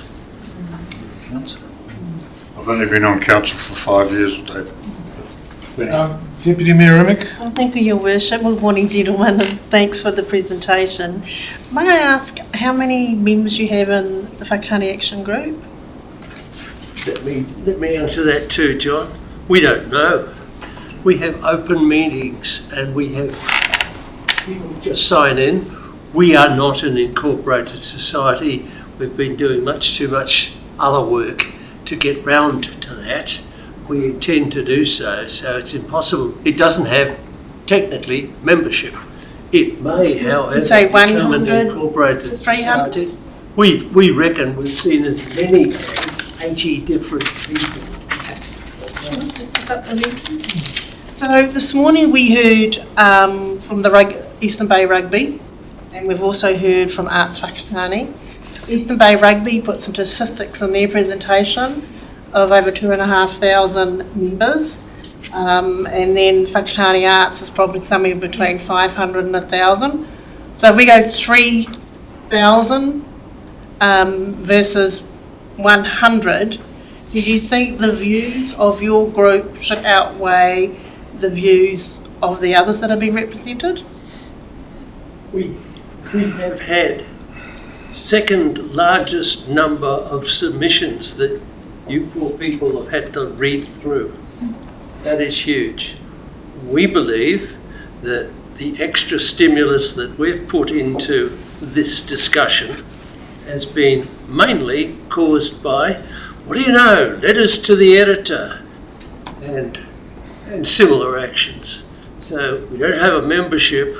We certainly can't talk about the people who love us and want to follow us, but we do believe that we've stimulated some talk around town. It's been a stellar gathering and representation. But all I'm saying is that the 2,500 people who are playing rugby and their families, so it could be wider because they might not have those are the playing registered numbers. They're representing the view that they'd like to see Rex Morpeth go ahead because of all the future fitness and, you know, retaining the talent that we've got in the town, and that's just that particular sports code. We don't have soccer, and we don't have cricket, and we don't have the aquatic centre. So I'm just trying to think with the numbers hat. So we've got the Whakatāne Action Group here, and then we've got a vast majority of other ratepayers that are being represented, and that's the kind of dilemma that we've got to have. Yeah. It was always thus. No change. Councillor Tanchos. Thank you. Just more by way of a comment than a question, to be honest, but I just wanted to thank you for the work that you have done, because I've disagreed in public about some things you've said, you know, but apart from that, I think it's great to see a group in the community taking a real interest in council's business and supporting people to have their say. That's democracy, so this was an acknowledgement. Any further questions? Thank you, gentlemen. Thank you. The next speaker is Anthony Clyde, the last speaker before the break. We're on page 311 of the document. Welcome, Anthony and James. This is in the Whakatāne Stone Project recording studio. The number is wrong. Sorry, in terms of how it's recorded. Wow, they're great photos. We've just got the page number needs a correction. So, Appendix 4. Apparently. Loaded as Appendix 4. Yeah. Into sorry. Yep. So it's actually at the bottom of page, what's the submission form on page 310 of Appendix 2, and the comment for the submission is down the bottom of the form. You'll walk us through it anyway. So now I'm really confused. Yeah, Can you say that again? Go it again. Page 310. On Appendix 2. On Appendix 2. Yeah. Well, it wasn't far away from page 311, but anyway. Never It's mind. the one that you've been reading off, Councillor Amick. The same appendix. Page 310. Scroll into the bottom of the form. See. One's away, guys. Yep. Bye-bye. It's not, that's 310 and it's not that range. Sure. Also, Anthony, I'm here to speak. I'll just give you a brief, my own background and then lead into why I'm here, and James is along with me. I recently bought a building on McAllister Street, 31 McAllister Street, and we've built a working recording studio which has evolved into a venue space, performance space, and we've just watched this wonderful gathering of people coming out of the woodwork. There's more behind them. Then with Brad Corder with the building next door, seeing what's happening there with mixed martial arts, with LAB practicing there. I've really fallen in love with that space. That sort of fed out into the building behind us, which is the Wally Sullivan, the big, wonderful historic structure, the way I see it. And then just looking at this landscape of real challenging times for council and how to save money, how to push big spends out into the future. I just see a potential with that building to push a big extend further out and create space with a very low cost to basically create a creative hub there that could be quite transformative for Whakatāne, also bring a lot of business here, used as a double as a sort of exhibition centre for events. It's a nice place. We have small events there and it's just easy for people to get to. You've got cafes, you've got motels. So I'm just coming in really as a business owner and a creative. We've invested quite a lot in that facility and we're seen it create opportunity for locals. Yes, so that's the image is just a bit of a snapshot of what's been happening in our tiny little space. What could happen in that space alongside us. For minimal spend, it's quite a neat structure. I've poked my nose in a few times. James has come with me because he can explain his background and skill set, but we have sort of some thoughts on how this could progress in a way to minimise cost to council and spend, but create something pretty amazing. So I'll probably pass over to James. Kia ora. So, James McCarthy, I'm currently the chair of a CTO in Auckland, which is a cultural not-for-profit entity which runs a $9 million building in Pakuranga. That's a community centre and a dedicated contemporary art space with studios and residency programs around the world and all sorts of things. So we're Auckland's busiest community centre. We were formed out of a relationship with Manukau City Council because there was a need for art societies and arts groups in Manukau to have a home. And so the council at that time came to the Pakuranga Art Society and said, if you raise a third, we'll raise a third and we'll find the third somewhere else and we'll build a building for you. And it was 1974. In 2000, the building was joined together with a purpose-built art gallery which was built beside it by the society, and it became a CCO, so it was funded to deliver certain outcomes for the council, which also met societies. Society grew into a trust and then into a CCO with the cultural focus. And so now we work across the whole of Auckland, and I live in Whakatāne. I make music with Anthony. I'm in some of those photos previously. I see potential in this space as if it meets the needs of what the council wants it to do, or if the council has needs around arts well-beings, but doesn't have any existing budget that goes into ongoing yearly funding into such things. And this is a potential to realise that at very low cost. So I think there should be some kind of advisory group set up to do a little bit of research around some options, how it could look, and to bring them back to you for consideration and approval. And they could be varied. You could create a CCO that doesn't receive funding, but is a CCO and owns the building and can raise funds through the ways that CCOs can, through lotteries, through regular funding from other entities, which can be done. The council can own the building, maintain it, peppercorn rental. So the kicker here is that you can't get any money out of this building if you're asking an entity to provide a whole lot of well-beings for you. That would be my sort of point to make.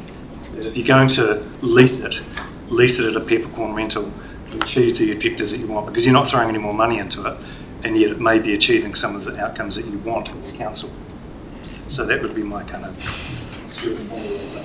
Or it could be, depending on what the group comes up with in terms of what you do, there might be, and I know that there are people in this town that are interested in using that space for creative outcomes.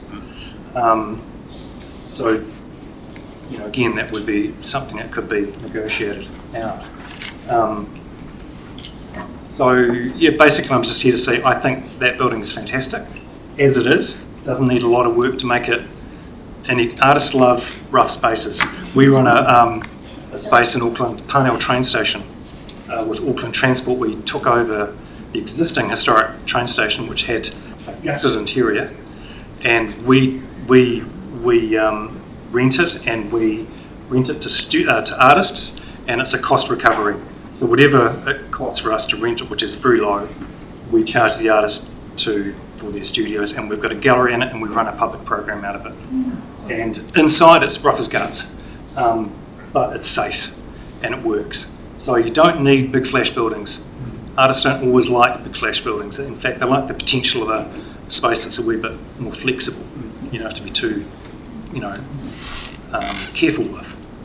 Having said that, it does still need to have some basic, the electrics need to be checked, the roof needs to be checked, and all those kind of things. But there's definitely an option here for a low-cost arts a creative hub out of that building. It doesn't have to be forever, 10 years, just to give it a go, see how it pans out, and then you can work out something else later on.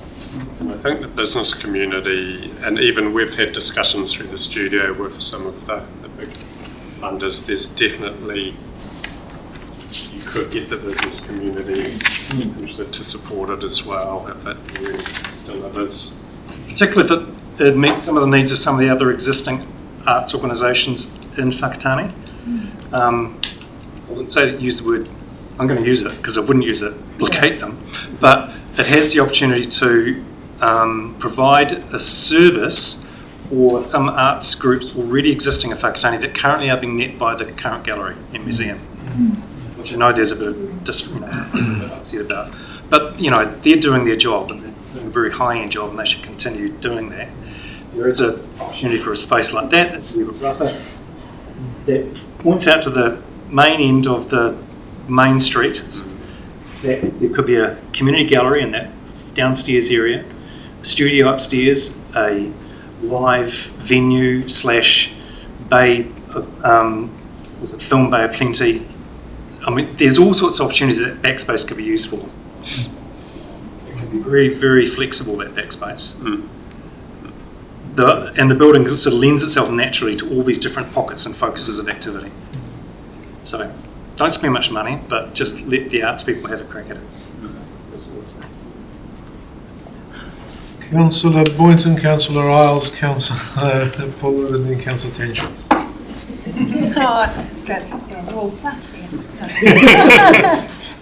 Kia ora, thank you for your submission and highlighting the arts and the potential for a really creative solution to a lot of the issues that different art groups have been looking for in terms of a hub.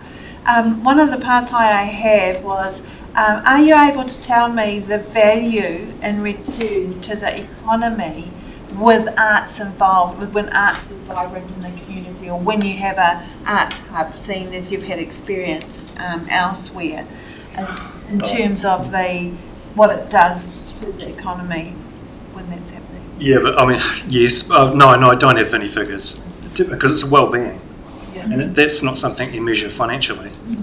You measure it culturally. It has run pretty, is it 140,000 people through the 190,000 people through our facility. So that must be generating, local. Absolutely, but we don't measure that. That's because that's not what we're measured by the council, so we don't bother measuring it. But I know that there has been solid work in terms of what the creative economy does provide to Auckland. And I know nationally there has been, and some people say it's greater than the dairy sector, which, there's probably a bit of creative accountancy number of how they come at that. But, it is significant, and it depends on how it's sort of set up too, A space like that, you could have rentable spaces in it. If a trust is set up, a not-for-profit trust, has to be not-for-profit, then spaces in there that could be leased out, and that helps with costs of running the building or running the trust. The car parking out the front, you go to Bunnings, you spend $2 on a sausage. Why not go there, spend $2 on a car park, and you get a car park all day, and that money goes to the arts.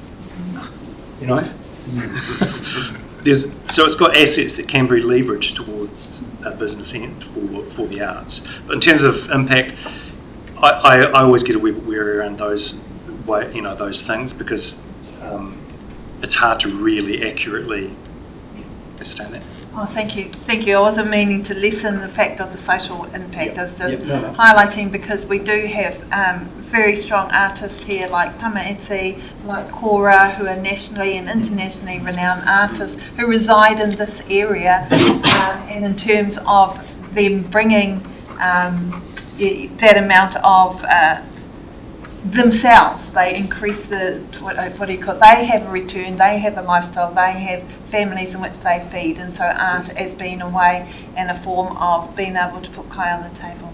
One of the biggest struggles I've had in my CCO relationship with Auckland Council is to allow a small CCO, a small trust, to be aspirational, and that's been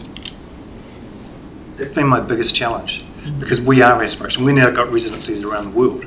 We're working internationally with people. We make sure the money's going to the artists. We run all this other stuff with a business hat on, running the community centre, which is basically rooms for hire. And we've got everything under the sun coming into our space up there. But we use that money, as well as the funding we get from council, and we top it. So we're about 60% we generate ourselves, and 40% is council funding. And that's a lot. We're talking about $1.2 million. So it can be done. But I just think there needs to be a group set up to work out how possibly it could be done. This is good advice. Councillor Isles. Guys, we're running out of time, but again, thank you so much for your presentation. Has that building, have you scoped it at all to see if it is usable or? I've been through it when Wally when it closed down, I remember. Okay, some time ago. But no, it would be good to have another really good close look at it. I know there's some areas that are probably were built without consent, shall I say, and probably can't be used. That's all right. There seems to be a really good, strong, solid shell to it. Surprisingly good on the inside. You'd like to utilise the whole building? Yes. It's not for 9.5. Just quickly, you mentioned Film Bay of Plenty a moment ago, and we've had a presentation. Have you actually talked to them? No, not at all. I've had a few conversations on film background as well. Had a film in Sundance Film Festival, and one of my. They were sniffing around there back in the day as a type of small-scale studio. So I can open that conversation again. I'm sure it would have usages for certain productions at certain times. Even lock up for all your vehicles when there's a Bay of Plenty. They've been our spaces potentially used for that too. So yeah, it's a good avenue to look into. Councillor Tanchos. Thank you. That was a really exciting presentation. Thank you. It's really difficult point. You talked about first stage would be setting up some kind of advisory group to scope it out. Who would you put on that? I think it needs to have creative iwi representation. It needs to have obviously council representation. It needs to have creative business people representation. Someone like me, I'd be happy to be on it, but someone with experience maintaining a positive relationship in that kind of structure with the council, delivering things. It should have, I don't know, I sort of stopped there, but something like that. Deputy Mayor. Thank you. Hello, James. Hi, Anthony. Another great innovative idea for the district. The question is that with the sound studio that you've got already on McAllister Street, are you proposing that would be uplifted and be housed in one of those areas? No, we'd stay there, so we can sort of, in the same, I've had conversations with Tate. I'm going to have a catch up with Brad, that he says they're very supportive at kind of leveraging that. So we're a recording studio, a micro creative space, and then the big building is more a big event centre, a gallery. So we're definitely in there for the long haul, so we will just add to, and you might find that there's even other buildings, I'm not quite sure what ones are still council owned, they could. Thank you. Yeah, thank you guys. You mentioned something about challenges and dealing with district council. What did you mean? Would you like to elaborate on that? The question about your biggest challenge was that the council allowing you to be inspirational. In Auckland. What did that mean? Yeah. So as a trust that started out as a society, an art society, that then grew into a CCO, and its remits have changed in terms of what sort of art it was supporting. It went from sort of your Sunday painter, which is untrained, hasn't gone through a university training system, but they're creative, got an output, and went from that to having 52 exhibitions a year to having curated shows and tying into more of the graduate artist that was coming out of New Zealand university art schools, and also that meant into the international pool of curatorial work and artists. So that was a kind of internal creative maturing of what that entity became. So the society is no longer there, and it's now a trust, and it has a really strong relationship nationally with art schools and all the people that feed into its cultural activity. We're right at the moment we're pitching to CNZ to actually run the Venice Biennale venue for the next 3 years. So that's the kind of aspiration that we aspire to, because we see potential in things, and we're a entity which has a business hat and also cultural outcomes. So could you please clarify? clarify? It's a really special kind of thing, and it's uncommon. So we're a public gallery. We were destined to be Manukau's public art gallery, but the Super City merger happened, and we sort of just became another creative CCO in the family of CCOs of Auckland Super City. And they kind of wanted to keep us just in Pakuranga, to just serve Pakuranga. And we were going, we can do more than that, actually. So we work with Auckland Transport, with the train station. We have a LUTC contract, so we have 7,000 kids through our galleries every year for learning experiences. We are really proactive on that, sort of reaching out front. And now we've been doing it nationally, but now we're starting to do it internationally. There's no reason why something like that will come out of this. Thank you. It has the same potential. It's got legs. The space like this, depending how it's run and how it's aimed, and how the deed's set up, and what it's aimed to do, what it's aimed at, it just comes down to people. So, Councillor Boyd would like to ask another question. One comment, and it's just following on around why I asked about the economy. Just wanting to sort of give information that the arts and creativity sector in New Zealand is worth $14.9 billion. There you go.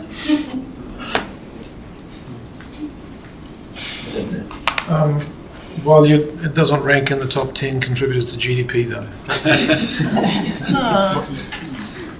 Maybe one day. Aspiration. Science time's up. Top 10 for health and wellbeing. Thank you very much. Okay, thank you, gentlemen. Nice. Thank you.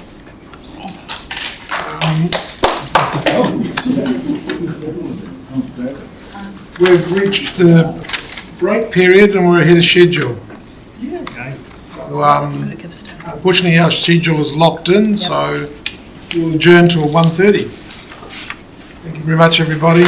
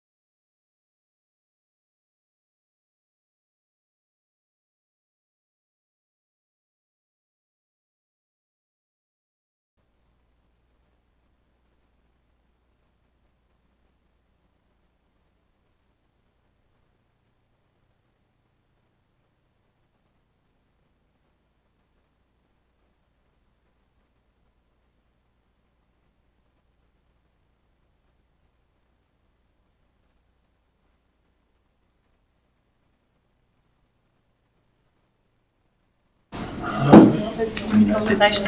Okay, good afternoon, everybody. Just to kick off the afternoon session, just a reminder that this is a formal council meeting and we'll conduct ourselves accordingly, and that we are here predominantly to listen and ask questions of clarification. We're here to listen to you. So the next speaker is Prue Rangi, as an individual submission, and it's on pages 28 to 29 of the submission document. Thank you, Prue. Also on timing, if you didn't hear, if you weren't already aware, but as an individual submission, you've got 5 minutes, but we will give you a little bit of a tinkle on the bell at 30 seconds out from the end. And then councillors get about 4.5 minutes to ask questions.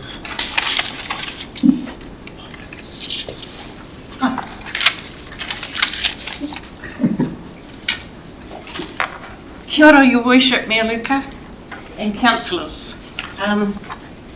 As was aptly put in your long-term plan, some things need to wait, but then again, some things cannot wait.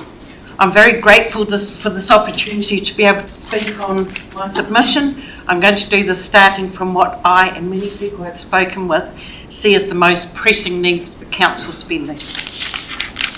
What can only be described as the Lemon No-Go project. So, starting with needs, one thing locals are desperate for are mirrors for traffic safety at the Ohope Foursquare, where exiting the car park is treacherous, as there is a total blind spot when there are vehicles parked outside the shops.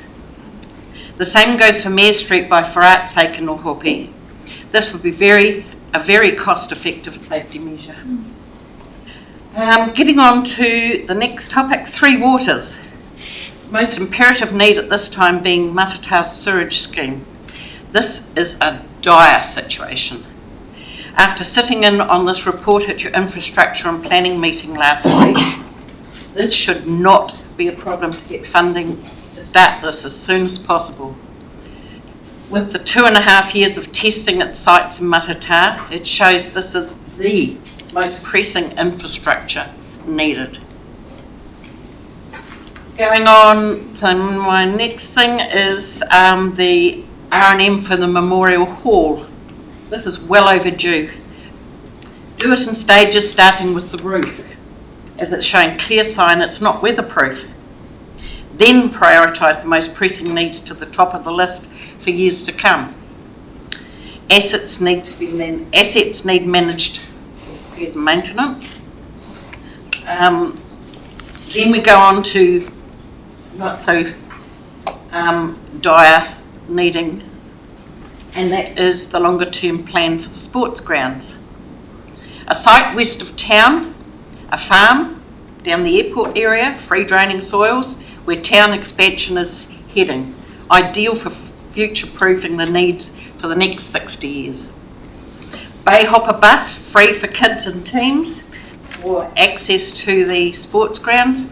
They run around the town empty most of the time anyway, so may as well send them out there with the kids on board on weekends. The current site, including Rugby Park, is ideal for a retirement village, which is sadly really needed in Whakatāne. Again, a longer term plan for another bridge is needed, and planning towards this, as in land corridor acquisition, needs to be looked into.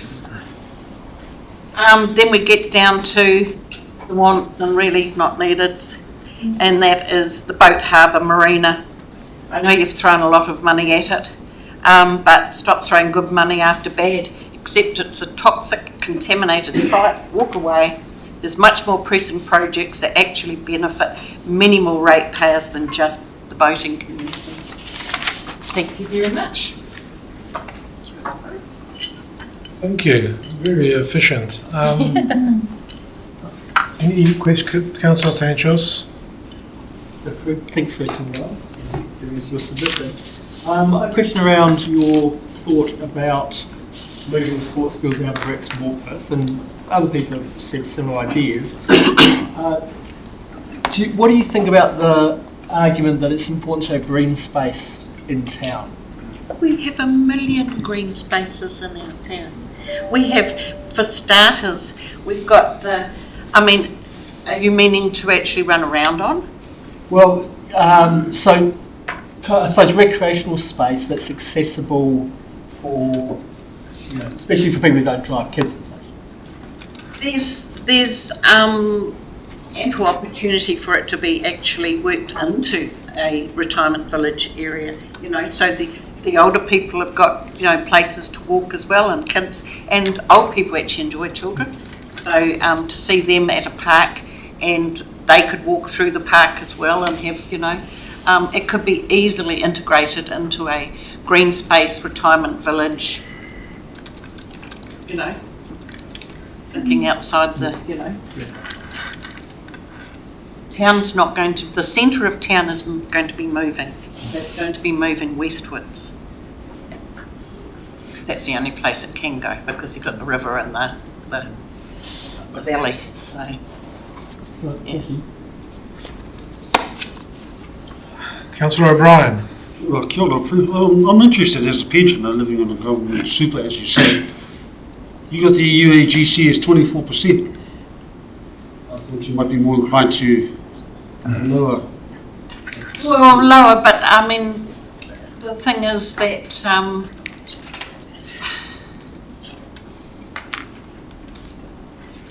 there were only a few options, and I mean, lower would be better, but if it has to be done, it has to be done. But that was the slowest paying it off, wasn't it? That was the 6 years, wasn't it? It's just under your UAGC. Oh, sorry. So I haven't got that right.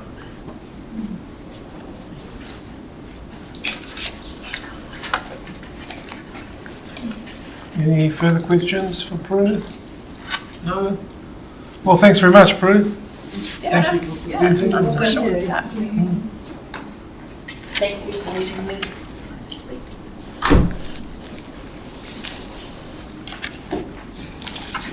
The next presenter is Don Richards, Positive Money, pages 193 to 197 of the document. Welcome, Don. Thank you, Mr. Mayor. I have a handout. Well, anything free is good.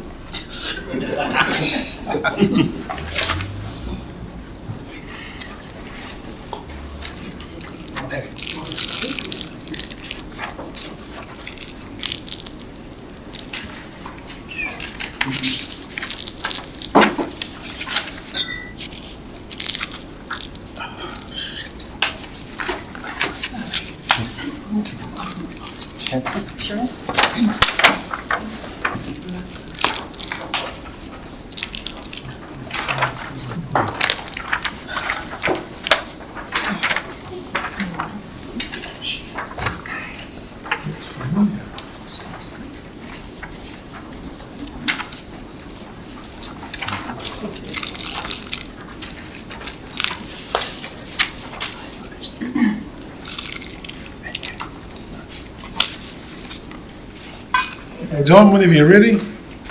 Good afternoon, Mr. Mayor, councillors and council staff and members of the public. Thank you very much for inviting me here to have my say. My name is Don Richards, and I'm both a resident of Whakatāne and I'm also the national spokesperson for Positive Money New Zealand, which is a institution committed to having a monetary system that serves us all and not just a select few. This submission forms part of a proposal that we intend to provide to other councils and to the Local Government New Zealand, to the Infrastructure Committee and to Water New Zealand. We're looking at an industry-wide forum to gain momentum behind our proposal. Now, as you all may be aware, there is a saying, if you find yourself in a hole, stop digging. Whakatāne District Council is in a bit of a financial hole. not of its own making, but because of a lot of issues that are imposed on you by central government. And the problem is, if we take on unaffordable debt to fund our infrastructure, then we're just adding to the problem, digging the hole a wee bit deeper. Under the current government's replacement for Three Waters, local water done well, there is a looming financial burden for councils due to the cost of repairs and upgrades to water infrastructure. Now, the local government done well document does, however, state that it will be up to councils to decide the model they opt to achieve financial sustainability. And we say that our solution will achieve the requirements of local water done well, but does not include unaffordable debt. So in a nutshell, our proposal is that the local government funding authority issues bonds which are picked up by the Reserve Bank, and they are charged at low interest or zero interest bonds. So that then becomes affordable debt. So we propose using two existing independent entities, the Infrastructure Commission, or maybe the Crown Infrastructure Partner, which is being heralded, and the Reserve Bank. So how it would work is that councils would submit their plans using the flowchart here, item 1. Their 10-year plans, just like we're doing now, on their requirements. That would then go to the Infrastructure Committee, who would review all of the submitted proposals and recommend New Zealand's 10-year plan and funding needs. So that funding contribution would be delivered to approved projects over a 10-year frame by the Reserve Bank through the purchase from councils of the low interest bonds. This bond purchase would be similar to the Reserve Bank's purchase of bonds during the large-scale asset purchase, where they bought $10 billion of local government agency bond. Councils could then top up any shortfall via private market finance. So the benefits of the proposed model is that it provides long-term certainty of projects and funding. It retains local ownership and control of water assets. It delivers public funding at little cost to taxpayers while protecting them from risk. And it provides a mechanism to use the public funding contribution to boost finance available from private sector, should they require a time. Okay, so with the slide, item 3 is where Parliament would then review the Infrastructure Committee's plan and then authorise the 10-year water bond facility. The Reserve Bank would then draw up the terms of the bonds, which would be issued by the Local Government Finance Authority and purchased by the Reserve Bank at low or zero interest. So, are there any questions? No projects? Thank you. It's lovely to see insight and alternative options. Just my question is, who else have you taken this to? We have approached local government funding authority. We have approached local government, and we have approached Water New Zealand. Yep. We haven't come up with our model yet. We've floated the idea, and so we're looking at a coalition. We're looking at an industry forum which will bring the item to the attention of government and the Reserve Bank. If I was to go in with this piece of paper and say, look, I've got this great idea, it would be a short conversation. Thanks. Wilson? Yes, thanks for this. If we were going to be able to borrow money at very, very low or zero interest, who's paying the interest on it? council would be paying the very low interest on the bond, but it would be below the rate of inflation. So it would be what I'd call affordable debt rather than unaffordable debt, which you get through going through the financial institutions who have a responsibility to their shareholders to provide a margin. However, our Reserve Bank's mantra is we enable economic well-being and prosperity for all New Zealanders. This allows them to step up to the plate. Now, they did this, like I said, during COVID, where they purchased $55 billion of bonds through the large-scale asset purchase. $4 billion of that was from local council debt, local council bonds. To go back to my question, though, who is paying interest because the government don't pick up money for zero either? So Well, the council would pay the interest on the bonds or the local government funding authority, but as I say, it would be minimal. The Reserve Bank has no mandate to make money or to make a profit, so that's where, and they didn't make much of a profit out of the large-scale asset program, where they spent $55 billion shoring up our economy. Thanks. Councillor Dennis. Thank you. I'm just interested in the same question that Councillor James had. Is that if we, like at the moment, we pay really low interest anyway to the government financial loaning scheme and lower than the interest rate. So if we were to pay exactly the same, which is say 2%, if we borrowed $500 million, we'd have to find an extra, it's $10 million a year to pay that back. And that would only cover our three waters. So to cover everything else, if we borrowed $100 million, it means we're paying back $20 million a year in interest at 2%. So that means that $20 million a year would have to go on the rates, wouldn't it? Okay, when I say low interest, I'm talking 0.2% or 0.3. It's a nominal interest rate, not like the 2% you're currently paying. Okay, thank you. Don, large-scale asset purchases is just a code word for printing money, correct? Isn't it like quantitative easing? Well, it's called quantitative easing for the people. The money is going to the people rather than to the financial institutions, which then pushed up house prices and made a significant profit, which disappeared over the Tasman. So this is quantitative easing for the people, or for the councils, who are mandated by the people.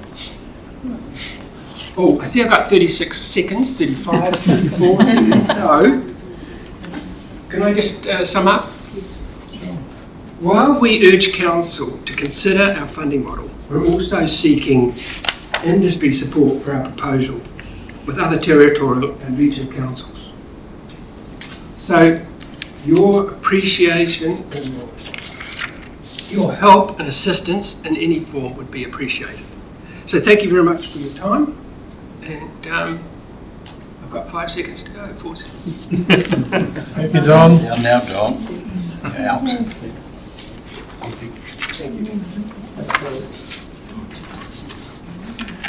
The next she actually approved.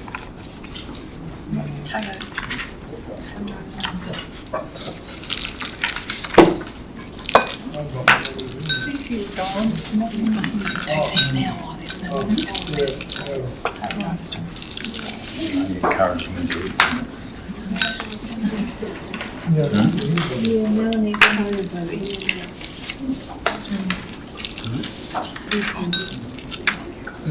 Have we got somebody?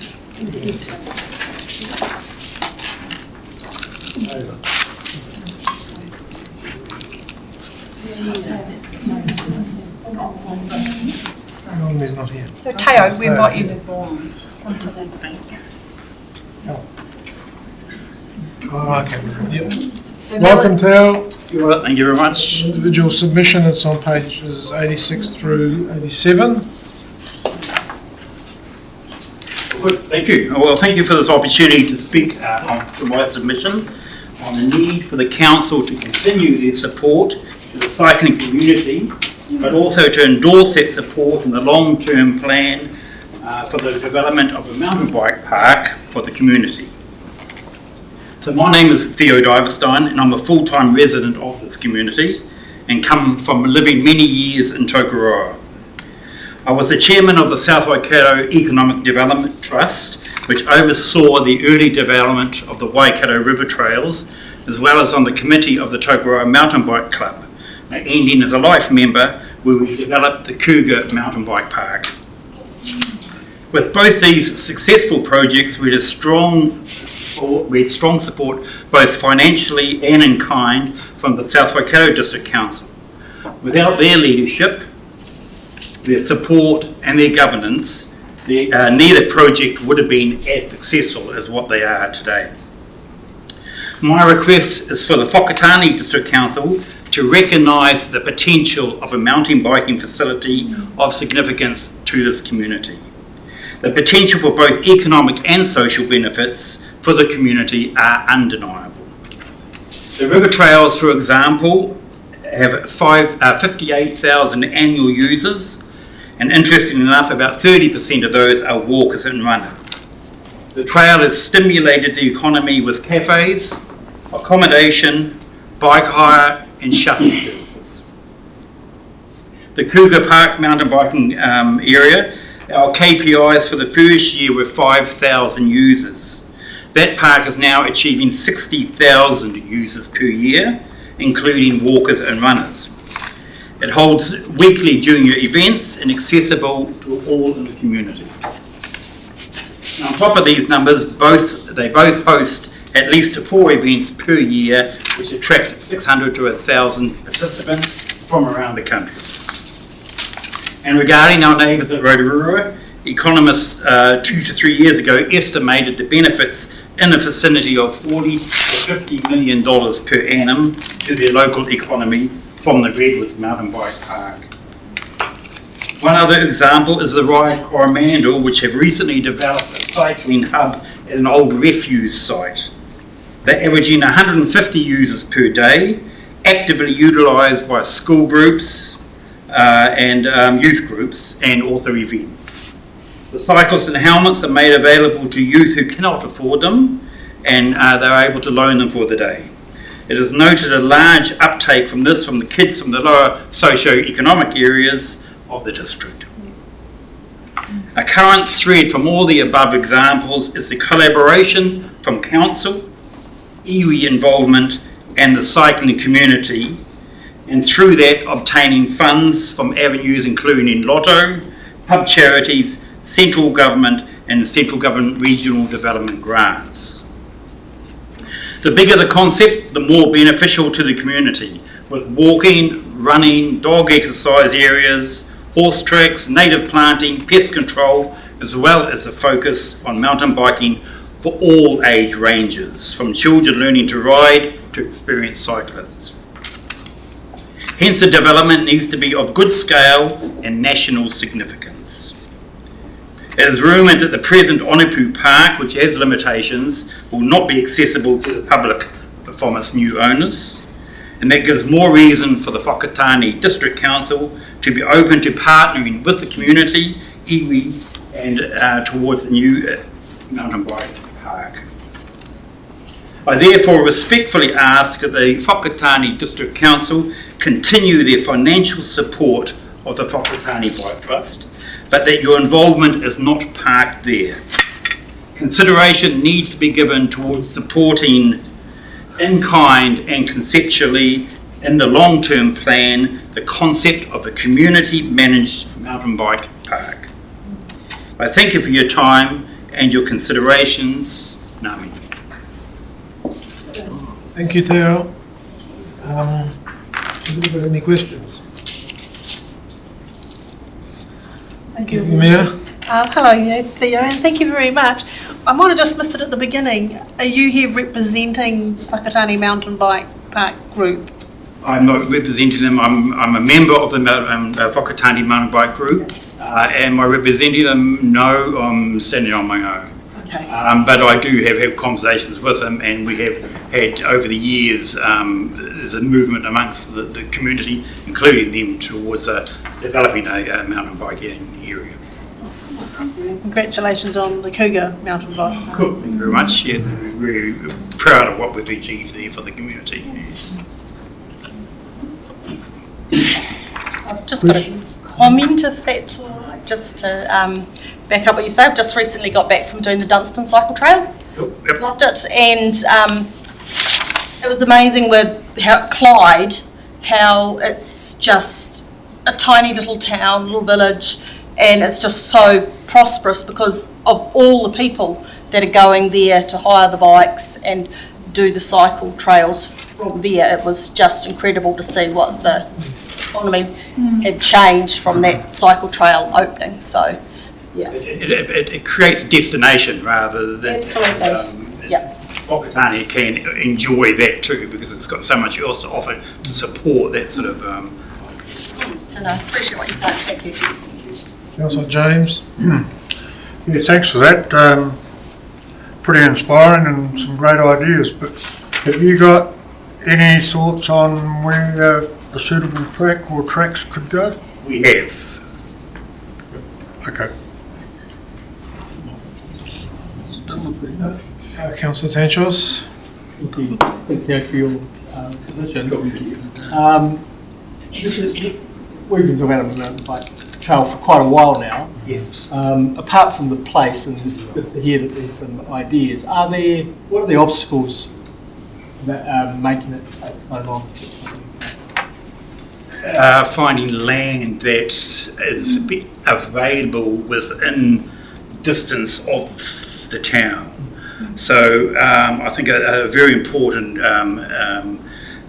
idea that a mountain bike park needs is that kids can hop on a bike and go and ride down there and ride the park and enjoy the park. Oniguru Park, I personally have never supported the concept because it's too far out of town for our children. People just can't hop on the bikes and ride over and go and ride it. The only reason the support's needed there at the moment is because we have no other option.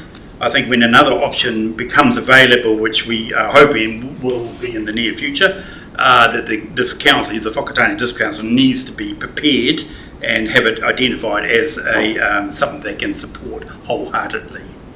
The support does not necessarily need to be financial, it definitely conceptual.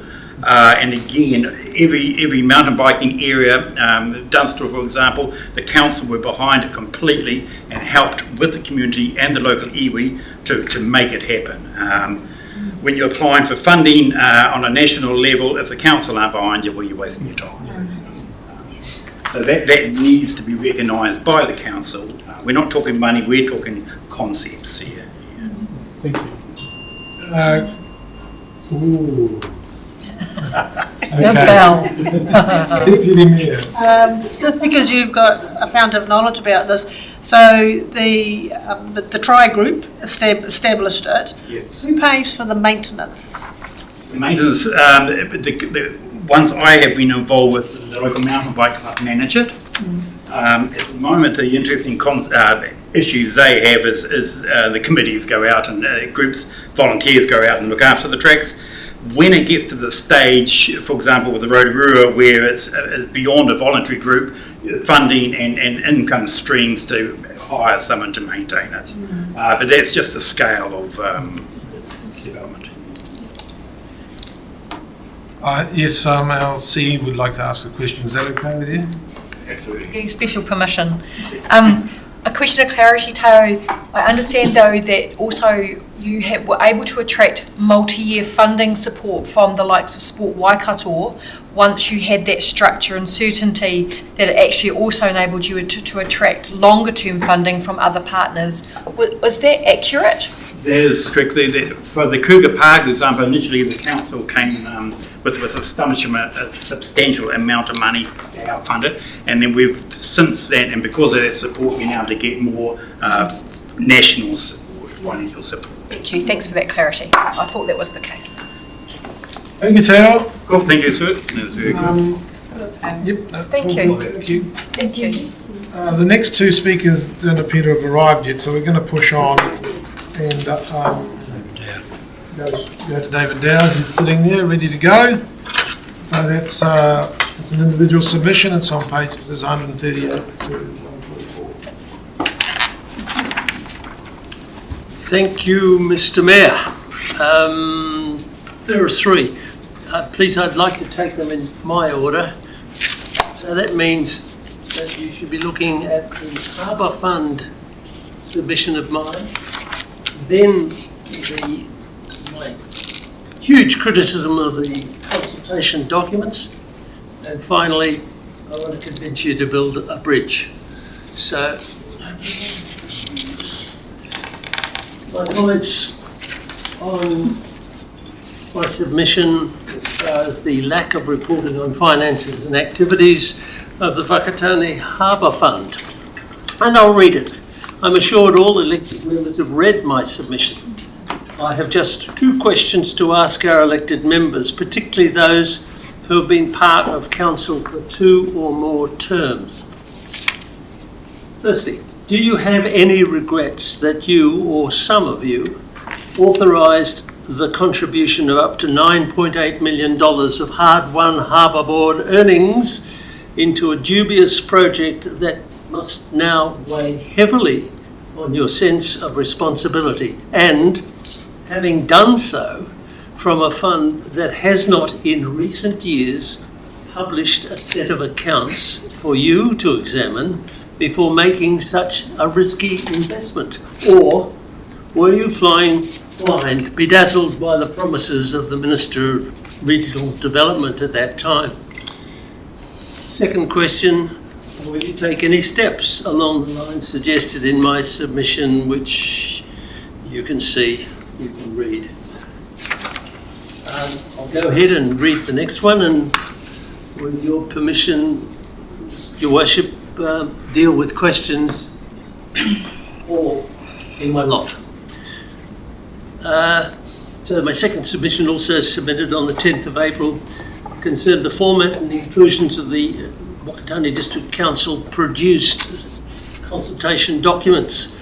And my oral submission now is, at a consultation meeting at the reception lounge, elected members received a pasting from many questioners as to the inadequacy of various consultation documents produced by WDC staff. The fact remains that the WDC Long-Term Plan senior team produced guidance literature which was not very helpful at all.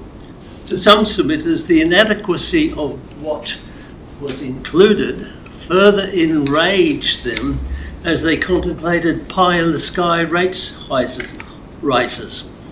So, I say, do as I suggest and give your frontline staff in reception a big pat on the back. They were called upon to deliver answers without anything like the right kind of training. My submission provides two of the many changes that should be made now to ensure you get it right in 2027. Think ahead. We don't want this kind of inadequacy in 3 years' time. And you will see my two suggestions. Finally, I've titled this Building Bridges. I've been an advocate for the building of another bridge over the Whakatāne River for decades.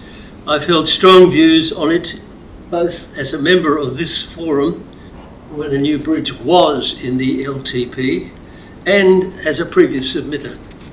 This draft LTP gives no indication that a new bridge is being taken seriously by you or your bureaucrats. Sorry guys, but that's the way I see it. My submission pleads for some real action. You say you've read it. I say read it again, and please do as I ask. That's it. Thank you, David. Actually, David, this is about us listening to you, and you answering questions from us. So, I mean, we get the gist of your submission, and I'll let the councillors put questions. I've got a few of my own, but has anybody got any questions on David's submission? God. Wow. So, real action on a bridge would start with what?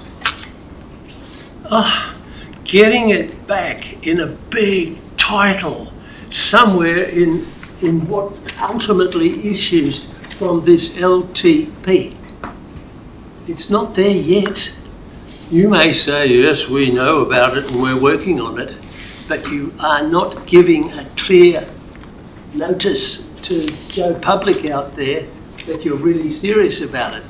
It may not take a lot of words, but at least make it terribly clear to us all that you are working on it. Hey, we're talking about the bridge, we've got $1 million available to do some of the donkey work. Now, that is the preparation of a business plan. I think that's probably a waste of some money, because you should go to your archives, dig it out. Wonderful submission this morning I heard from a man who's stuck with it for longer than I have. Lots of those old ideas may be rejected outright, but you do need to be brought up to date with the viability or otherwise of such methods of going about this business. All right, thank you, David. Any further questions? No? No more questions. Thank you. I'll take this as a vote of confidence that we do expect to see something along the lines in the LTP. I know you've got a lot of work to do between now and then. Have fun doing it. Thank you. Lani Thompson, no. Alana Hunter. Terry was out there. Yeah, Lani can't get to 2:15. We're just running a bit early. Tracy Matthew Glass. No. With sides. Anybody? That'd be too early for them. Everyone had lunch and Well, then in that case, if we have no speakers here ready to go, I suggest we take a bit of an adjournment. What else can we do? Yeah. When? Till 15. 2:50 then? 15, yeah. As soon as Lani start.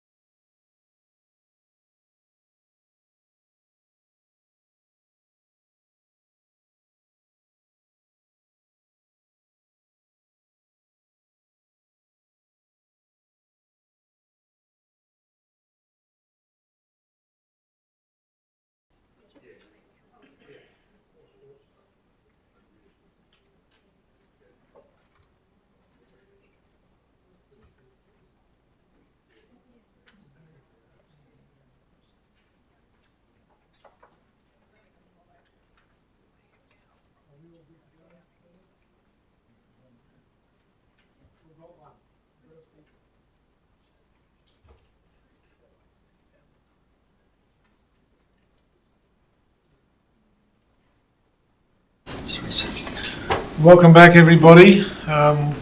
We've got our next speaker, Arnie Thompson, representing Epic. Pages and Terry. Pages 368 to 375.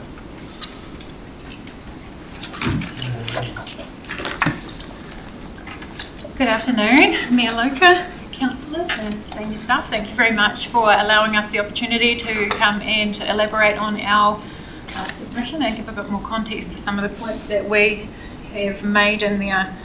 I would like to just acknowledge that there is that funding that's been put or earmarked for the Kokioko area. I think that's great, and I guess that will launch us into our first point, which I did have occasion to be in Kokioko recently, and I noticed that they are having very similar issues to what we're having here in the Whakatāne CBD with homelessness. Yeah, we've all seen it. It is becoming an increasing problem. Begging is becoming an increasing problem with our visitors being, I guess, harassed, for lack of a better term, by people wanting to take money from them. And they seem to know who's local and who's not as well, and they target them. So it's just an unfortunate situation that talking to other town centre groups in the country recently is not unique to us, as I'm sure you all know. It is a nationwide problem and it is growing. In speaking to both Tauranga and Hamilton recently, they have a couple of agencies that they make use of to help with that homeless issue, and they're finding that by housing people, they're able to deal with the issues that have made them homeless in the first instance. So a lot of it is to do with addiction and mental health problems. So once they've housed those people, they're then able to help them.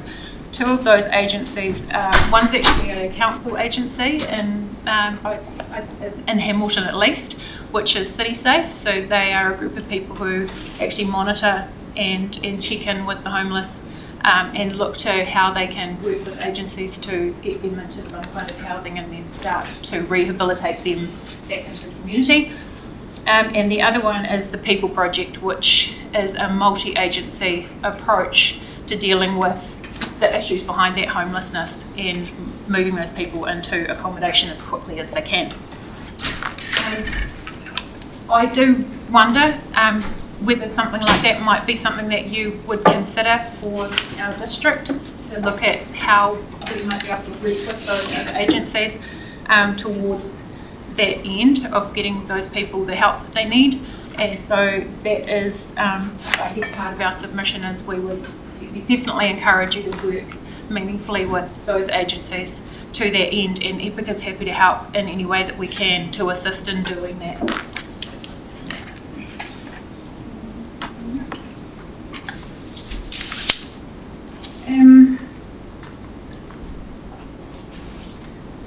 We also recognise within our CBD that we have been incredibly lucky. We have got a reasonably full shopping precinct. We've got a lot of people in there who are doing it really hard though, so don't be fooled. It's not as great as it looks.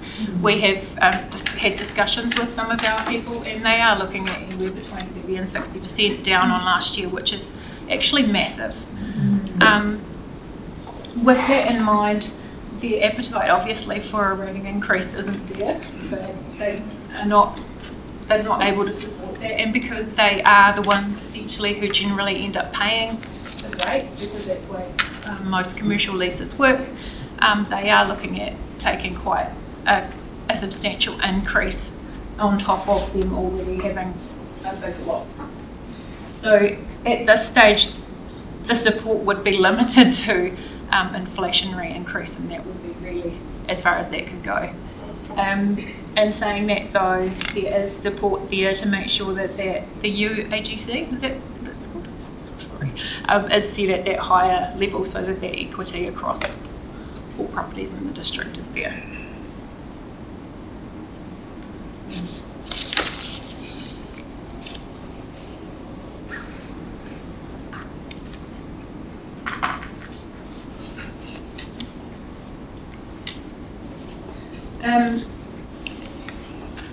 with the Harbour Board Fund, obviously there's a lot of properties within our membership which are sitting on that Harbour Board leasehold land, and that in Harbour Board Endowment Fund is obviously where all of the improvements go to.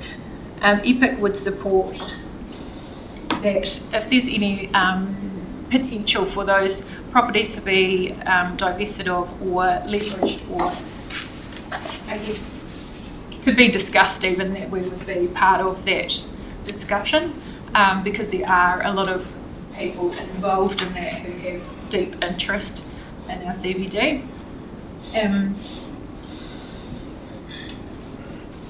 To that end, there's also support for an arts centre. So we have tried to run some rather large, well, not rather large, but they're large enough, too large for what we can do, and I'm sure, Georgie, you're used to this. There are a lot of venues who can take a larger number of people or a big group. Even our town centre group looking at conference facilities, where can we go to? Our next one is actually going to be in Napier, and I'm hoping that one day we'll be able to bring it here. We do actually have a massive gap where we could potentially get some really great conferences coming into our area, and we just simply at this stage don't have the facilities to be able to do that. And I think that that is an important thing that we could work towards, and maybe that Harbour Endowment Fund could help with that. I don't know exactly how that works, but there is definitely a need there, and that Wally Sutherland site being right in the CBD, being the size that it is with its accessibility, would be a brilliant place to have something like that. We would also support the redevelopment of the Key Street Strand corner, where those properties are that currently that they, for lack of a better term, and I'm sorry, they detract from what their neighbours are trying to do. We're trying to build vibrancy, we're trying to encourage people to keep their properties looking nice and tidy, and unfortunately those ones, they just don't pass muster at this point. So we would definitely support something being done there, and perhaps again, maybe that's something that we look to private funding for funding a partner, or even you look to divest yourselves of it and to a developer so that they can do something there.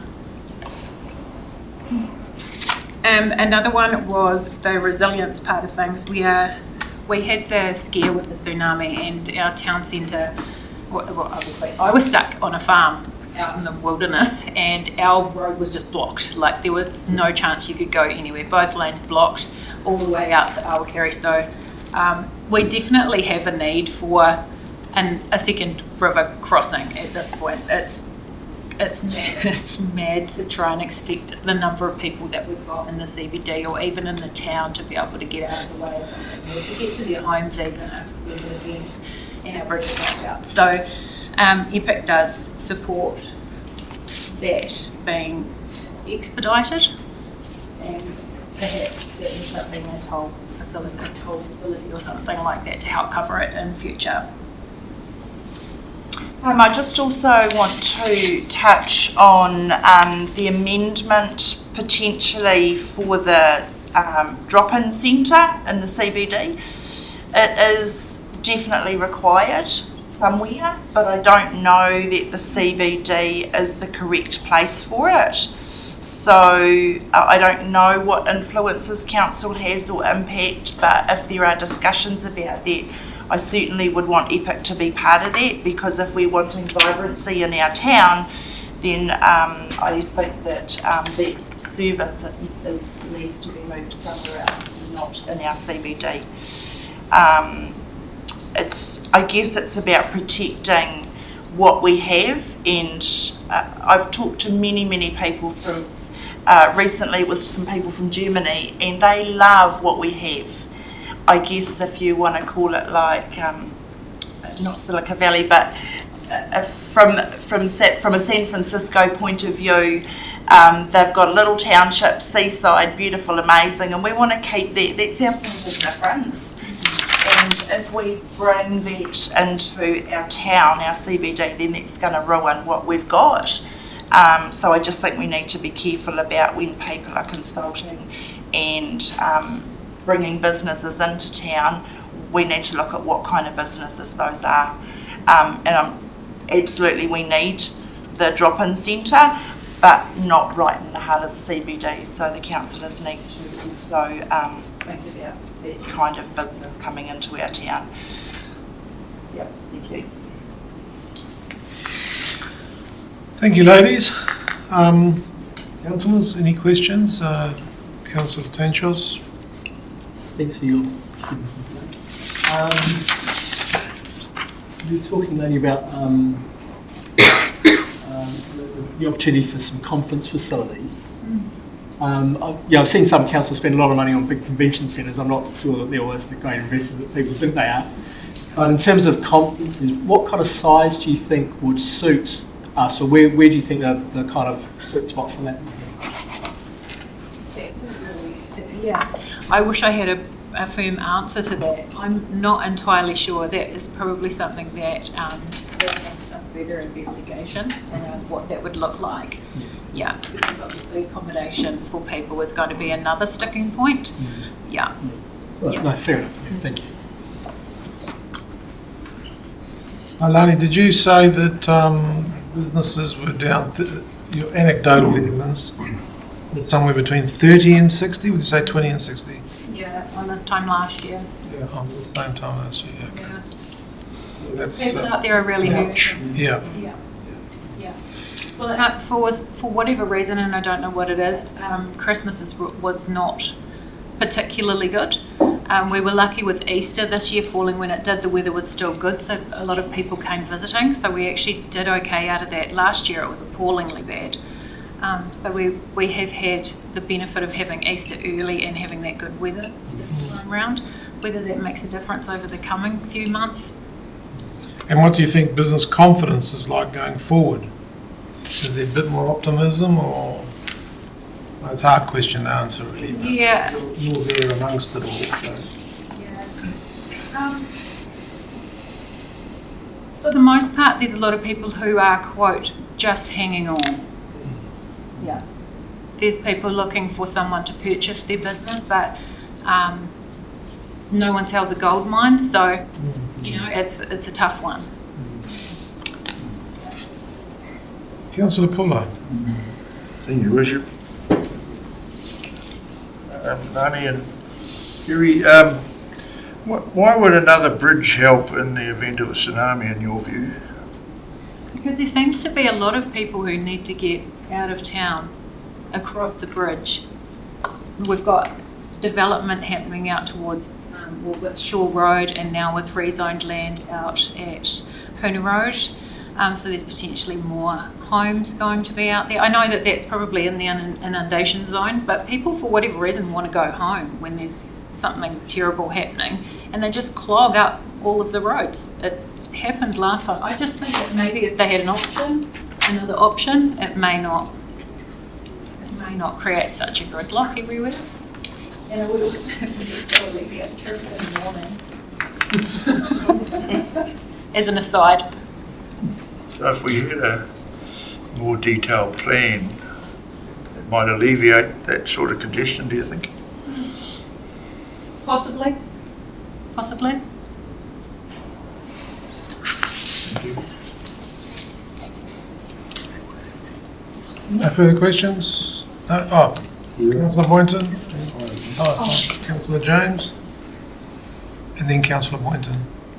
He was first. Thank you, lady. That was good. Your comment about retailers having it tough, which isn't good. And I, like you, like seeing the Strand full of shops. It is good to see. With their current situation and that, do you feel there's any room for the building owners to have a bit of movement in either their percentage of rates that the retailers are having to pay or the rental? Is there any room to move there from the building owners' angle, or? For the building owners to pick it up? That would be a discussion, I guess, to be had between the building owner and their tenant, because they are actually under contractual agreement that the tenant will pick up that cost. So I guess in business sometimes you do need to make further negotiations to things. I think it would be unlikely that would be across the board what would happen. I imagine that on a case-by-case basis there probably would be some who would assist, but on the face of it, most likely no. Thanks. Councillor Boynton. Kia ora, thank you for your submission. You mentioned around the drop-in hub. Has there been any discussions with the agency who's running that around other options of what they might be able to do? Not at this point. I know it was tried on Boone Street, and then a conversation was had and that was stopped. So now they're looking to move into down the Strand further, but no conversation has been had between EPIC and the organisation that is bringing it here, which is a local organisation as well, so no. Just supplementary. Have you noticed that there has been a, I suppose, raised concern with the activities in the township from those who are part of the Sorry. Have there been any incidences in town or in with regards to people or activities from the drop-in hub? Do you mean from the people that would use the drop-in centre? So my perception is, and I could be completely wrong because there has not been that conversation, is that the centre would be used mainly by our rough sleepers and potentially our homeless people. With that, they're bringing a supermarket as well, which is great, that's amazing. But situated without my EPIC hat on in the business that I'm in, I see it every single day. At least once a week, I'm calling the police because of activities that are happening within that area. I just think it's going to either exasperate it or move it further down the street. So I do think that, yes, a conversation needs to be had. Thank you. Can I just add to that? Sorry. Can I elaborate a little bit? You can. You've got nobody after you. Oh. One of the key things or key concerns around having social services in town, it's a little bit like the doctor's surgery and the lawyers' offices that are on that ground floor. They, as much as they in their own industry or their own area, they add a lot of value. In a retail precinct, they add none because they're not bringing people into shop. And the main desire by everyone who's in our CBD in our retail precinct is that we all create an environment that enables each other to support what we're doing. And if we don't have retailers there bringing their customers in and then also them able to go into the next shop, it won't work. It just starts to create a vacuum, or it just becomes a hole really, and nothing happens there. Yeah. So. Deputy Mayor had a question. Yes, I did. Thank you, Your Worship. Afternoon, ladies, and thank you very much for your really good submission. My question relates back to the tsunami and community resilience, and it's kind of twofold to do with the change in the stock bank for tsunami and river flooding. Do you as an organisation have a practice drill or know what to do with your customers when you're inside? Each individual business generally has their own health and safety plan and evacuation plan that they work with. We have spoken to Justin, his last name, historically about looking at... Yeah, thank you. About what we could do as a group. Those discussions are ongoing, but each individual business does have its own individual restoration plan. And I see that you recommend that the realignment of some of the Kanoa PGF funding, it's got a different request into Kanoa for the set for that enhancement of that CBD redevelopment area. So I guess, did you know first of all what regional council were going to do with the stock bank improvement? We knew that they were going to put the bank height up, but we didn't know what it was going to look like, so we haven't had. And you weren't involved in any of the design sort of things that council's been looked at? Okay. A quick question from Councillor Puller and then we'll bid you farewell. Thank you, Your Worship. Just going back to the drop-in centre, have you thought or had a conversation with both Whakatāne about using their premises? That would be a conversation that Waiariki whānau mentoring services should potentially have with where they were positioning the building, what they're looking to bring to town. So, no, we haven't researched, Councillor. What I do know though is that they struggled to find enough space to be able to do what they wanted to do, and so that space, unfortunately, it's in this middle of the CBD, but it was the only space that was large enough to encompass what they needed to achieve. And I totally agree with what Cherry said. We absolutely do need those services, and we do need them now. But it's just a shame that they are where they are, unfortunately. Thank you, ladies. Thank you very much. Thank you.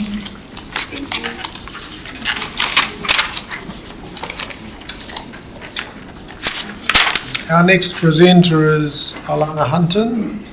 Is it Hunter? I guess I've got to change my vote. Well, actually, it looks like. And they are representing the Mana o Ngāti Rangatihi. And we're on pages 214 to 216.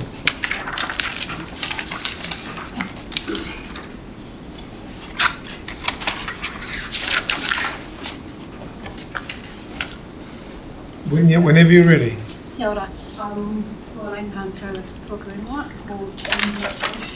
Could you speak into that microphone, please? Because it's at the back. Yeah, it's Pauline Hunter, Tōku ingoa, ko Linda Bush, tōna ingoa. We are staff at Te Mano Ngāti Rangatihi Trust. I'm the operations manager and Linda is the administrator. Our submission today is to look at getting an administrative person to work between the iwi and the Whakatāne District Council. We're funding to have that person be the main point of contact between the two groups. We are pretty much basically right now we are staffing and unwilling to work with the council over the next few years. And another part of my submission is to Marakai, a garden in Matatā for the people. Matatā to me has been in the two-and-a-half basket. We've had floods, we've got a wastewater system that doesn't work, and over the years it seems to have been that it's always been a fix-it job for Matatā. I want to see something positive come out of it and have the community work together on something positive. Alongside the garden, I'd love to see workshops on waste management, to minimise waste. Our public bins are always overflowing, and we are the gateway to the Eastern Bay. It's a nice job.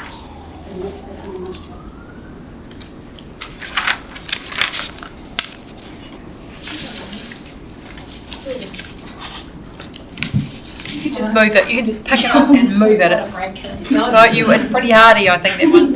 You're free to move it. Kia ora tātou. My name is Linda, and I'm here on behalf of my hapu, my community, Matatā, Te Mano Ngāti Rangatihi. And one thing I would like the council to hear me on is the road safety issues that we currently have in Matatā. We have Te Mana has been approached by Whakatāne. They are currently implementing their New Zealand road safety program. Part of that program and part of their submission to us as an iwi is to gain support for their point-to-point cameras along State Highway 2. Now I'm sure some of you, which is the Matatā Straits from Matatā going to Otamarako. Now I'm sure some of you have travelled those roads many times with whānau and friends. There are road safety issues along there, as well as driver errors, shall we say. So they have approached the board for support. Our board has written a letter of support to have those cameras installed along the state highway. A part of our letter of support is that they work along the Whakatāne District Council, because their plan is to take the current camera that's located at the bottom of the Otamarako Hill, just opposite the street, just next to the creek there, Waitahanui, and then basically get rid of that. I have asked that they actually have that reinstalled, which is on Pākehā Street, a street that is governed by Whakatāne District Council, because there are road safety issues for our tamariki and Matatā. So instead of actually wasting that resource, we actually repurpose that for the benefit of our community. So that is one thing that I would like the council here today to work alongside Whakatāne and see if there's something that both groups and organisations can work together and have that implemented. Kia ora.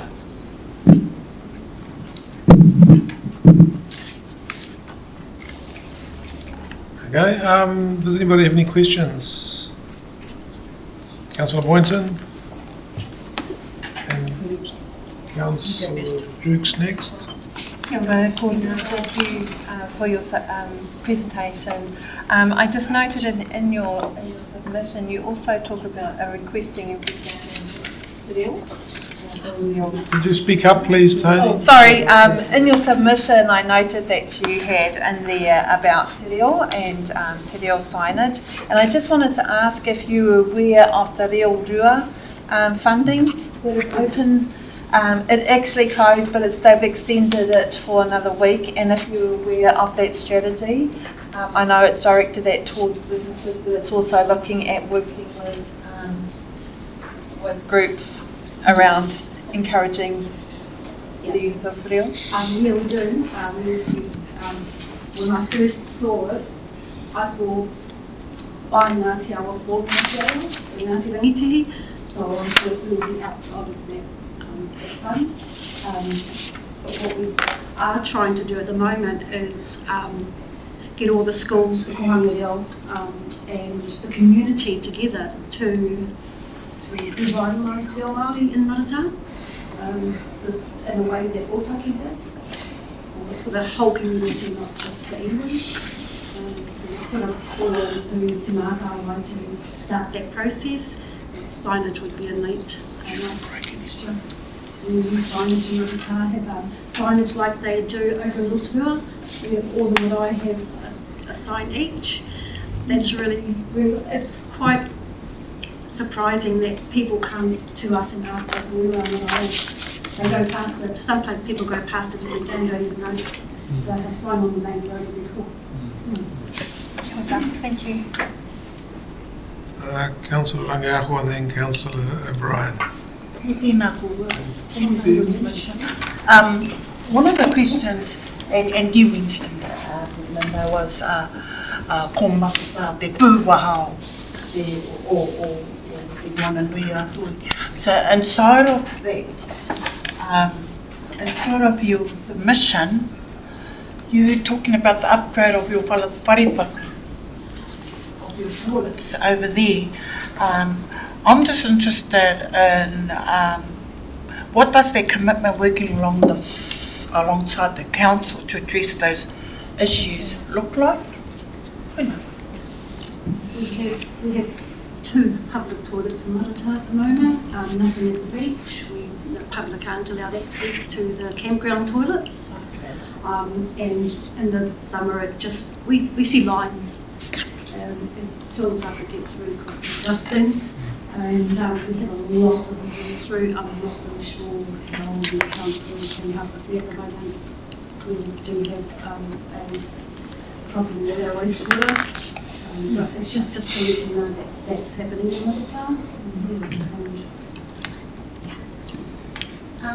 One thing, Fire, that I may suggest is perhaps looking into the public toilets connected to the Matatā Rugby and Sports Club, and having those available, especially during the summer times and perhaps school holidays, and having proper signage on Pākehā Street.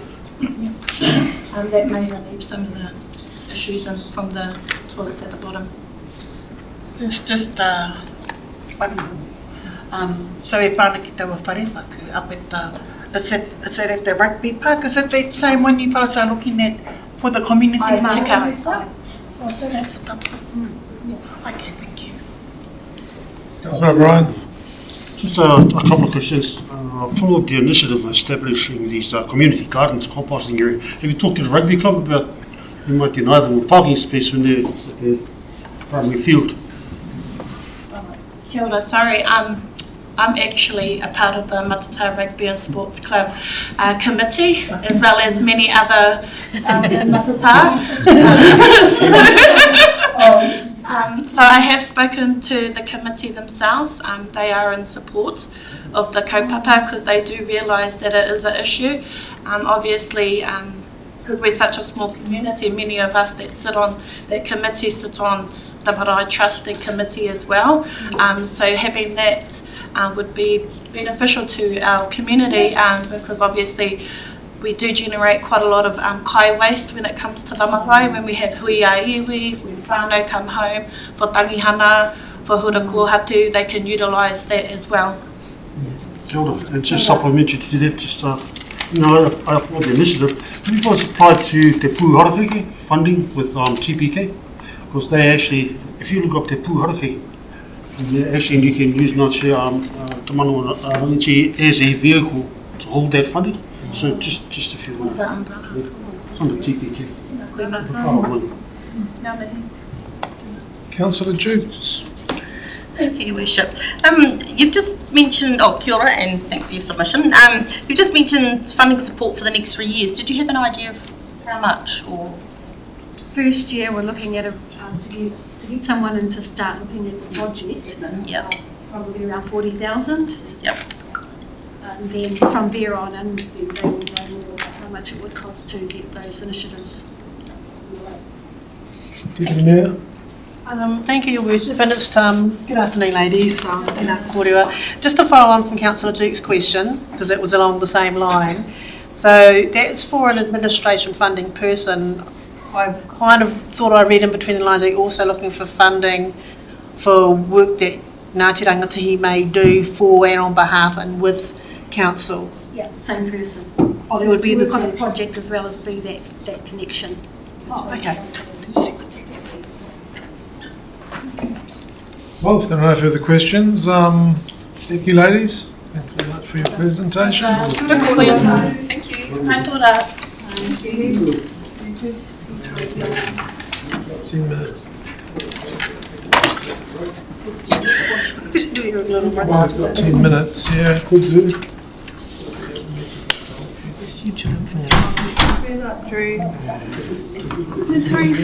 We lose our spot. Are we taking a break, are we? I think we're going to take a break, yep. Back at 3:15. We've got to preserve the schedule, otherwise we'll punch a hole in it. So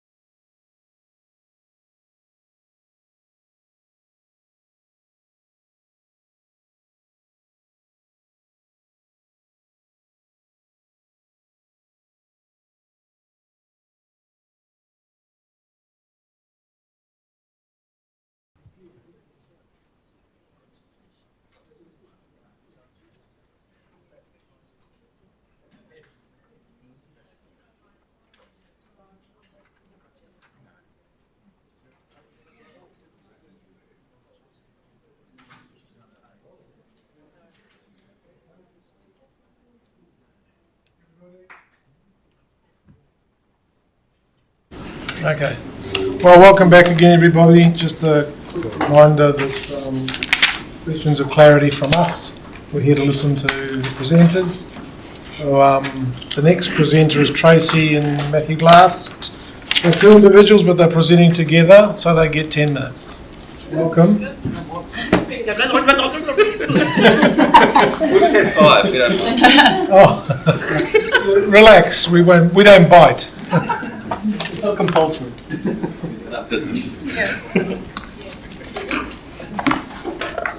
So we're on page 127 and 128 of the submissions document. Thanks, guys. Whenever you're ready. Still says 10. Just. Yeah, that's right. Hi, I'm Matt and this is my wife Tracy. We're local business owners and we've found that if you don't have your say then you can't really complain about much because you haven't had your voice heard. So we're here to say some things that we have kind of come to our attention.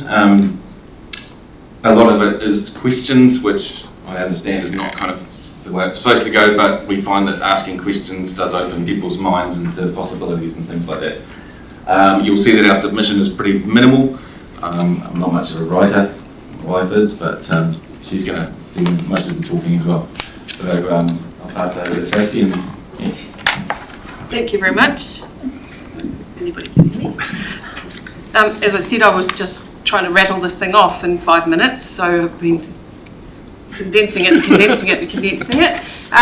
But basically we have just a few things. Then we were at the meeting last Tuesday, I think it was, at the War Memorial Hall.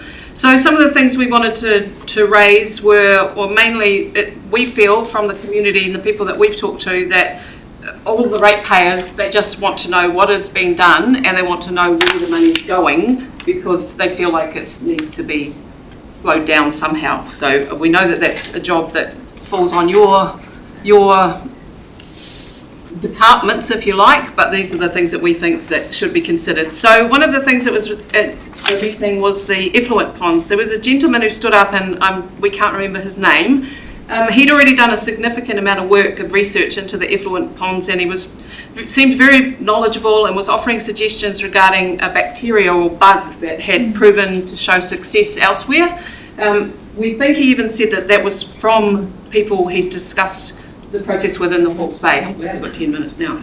At the time, a member of council, again, we don't know what the person's name was, said that there are members of council going to the Hawke's Bay to discuss this very thing. So the thing that we're not really sure, why would we not take advantage of the man that we've got here who seems to have all of this knowledge in the first instance?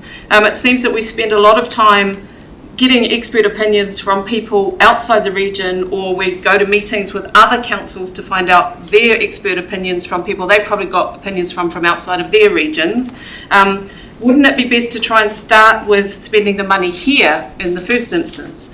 So the other thing is the meetings, do they have to be all in person? During COVID, that wasn't a possibility. We have Zoom meetings today for people to attend this event. And obviously everybody spent a lot of time on what they're doing and being here. But all of these external meetings, they incur additional costs, the fuel, the vehicles, the accommodation, the flights, the food, whatever else is required, and all of that is a taxpayer expense, I believe. The other thing we wanted to ask about or mention is employment incentives. So why do we as a council offer 5 weeks of annual leave to incoming employees as an incentive, clearly, and also free use of council facilities? So we don't get 5 weeks annual leave and our employee doesn't get 5 weeks annual leave. We pay our rates for the facilities, we also pay to use the facilities, and we don't give our employee free use of the facilities. The next one was Our People, Our Spaces. So the Rex Morpeth Recreation Hub, the Master Plan Community Service document, the one in 2023, the community document in 2023 suggested 4 options. So we put in a submission then in recommending that only the minimum be spent. I don't know how many people did or whatever, but that at the time that was 2 million plus. So at the meeting or in the new document, it was said that nobody had voted to adopt any of the options for the current suggested plan, but the preference has become $107.5 million. So where does that come from? None of those figures were in the community document that I read in October. And in the current plan, the major development works would be starting in 2029. What is that $7.8 million being used for until the 48.9 million is required in 2029? So there's 7.8 million allocated up until that date. And also, see, I've missed a piece. Yeah, in October, the 2 million, which was the bare necessities, so that was October, and now we're not that far. 7 months. And now it's 12.5 million for staying as it is. For the status quo. So we've gone from 2 million plus to now 12.5 million plus for just doing what is the minimum. I tried to work through from the 4 what's actually turned into the top, option 1 and option preferred and status quo, and it just got too much. So that's where we ended up with that one. Now where am I up to? My pages are all screwed up. Okay, food waste. We don't feel that there's an urgent requirement, and we know that other people have said it, to put something in place immediately. Even the document says it's an indication that it might be required by the government. So why are we spending money getting ready for it today when it may not even happen? And if it does happen, it doesn't happen until 1st of January 2027. Especially with everything else, with everybody wishing that, costs stop a little bit. Maybe that's something that needs to stop for now. We also know that, things change. So sometimes we'll have a change in Prime Minister, or we might have a change in Mayor, or we might have a change in councillors, and then the rule becomes null and void now. It doesn't matter. So while we think that there should be some consideration into what we might have to do, actually putting money towards it doesn't seem right at the moment. And another question on that, because it may probably go ahead, how much has been spent on the free worm farms and compost bins for rural properties? Because that's where we live. And what happens if we just put our food waste in the normal rubbish like we currently do? I mean, what are the rules? How are you going to police it? What's that going to affect the process? And the last one, because I condensed it so Lucky you gave us 10 minutes. Yeah, I know. Keep it local. So as Matt said, we've got a business here, but we know that there are jobs carried out, that there are not all jobs that are carried out locally are carried out by local businesses. They're given to people from out of town. So we know of situations where local businesses, they've been asked to quote for specific jobs, and those jobs have obviously also had quotes from outside companies, from outside the region, and in some cases we do all the work and the job goes to someone else. I don't even know if they come here. They just take what we've given and it gets quoted against us. We understand that spreading the love as far as getting different businesses to do different work and things like that, but we just see it from a ratepayer's point of view that any money that stays local is going to go, I kind of call it a money go round, because obviously we're going to do work for the council, they're going to pay us, we're probably partially paying ourselves, which is a bit weird, but that's how it works. But it all works for local businesses, whereas if you get somebody from Tauranga, that's great. Tauranga's going to really love having extra money pouring into their economy, not ours. Yeah. But meanwhile we just sit here. Yeah. And we find it very frustrating, and maybe our costs are way too high, but we never hear anything. We just drive past and the job's being done.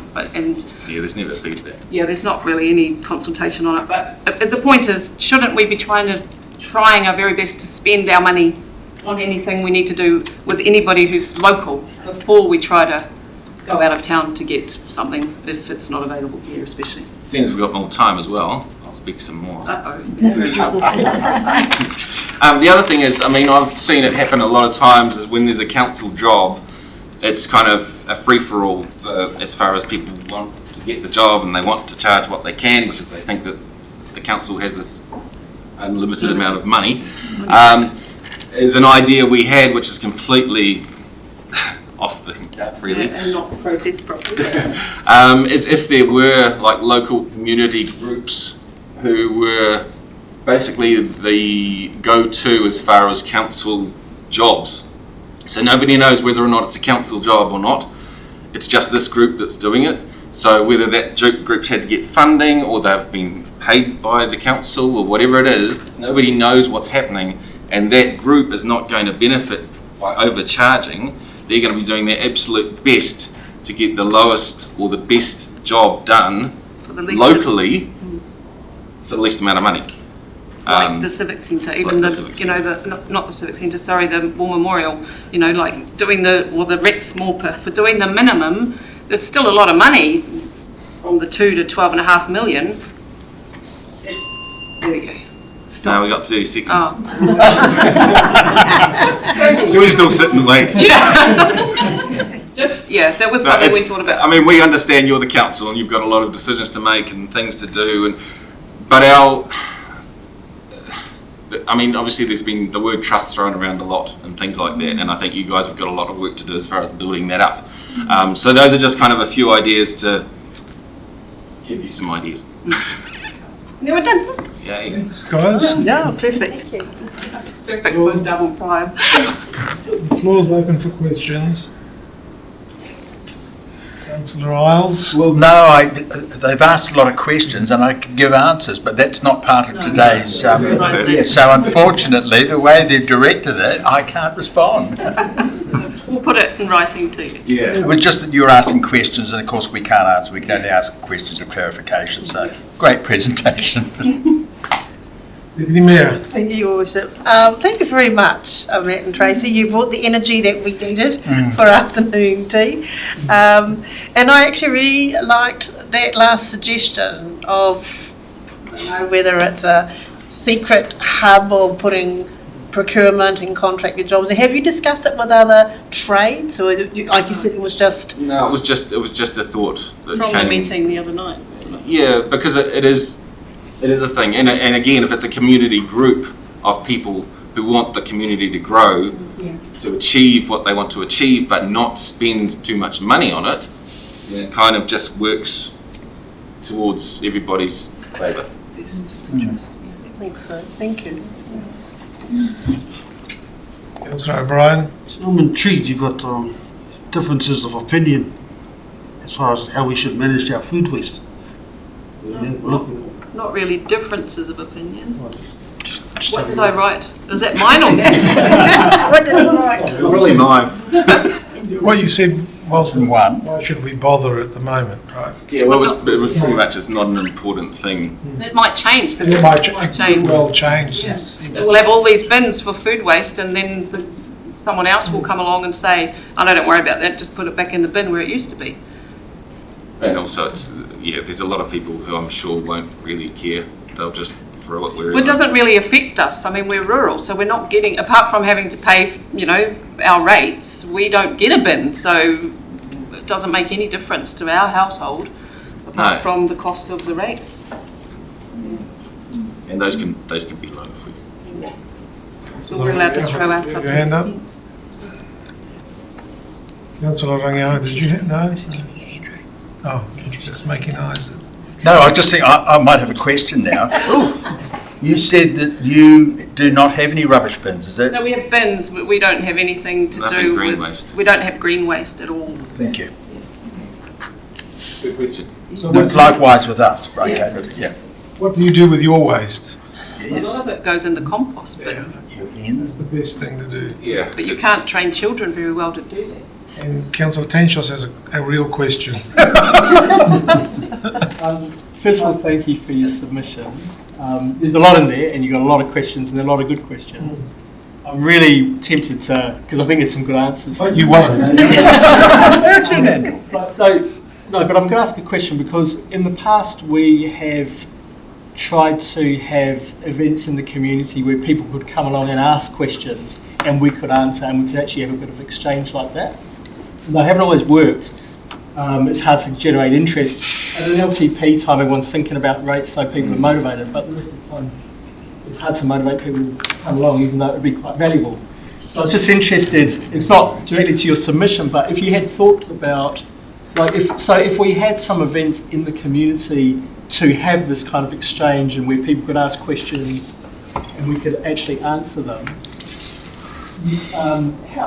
would you be interested? How do we make that something that's people actually want to participate? Well, I mean, we said we came on Tuesday and we had plenty of things we could have potentially said, but the meeting was already extended half an hour and there were still like 5 people waiting.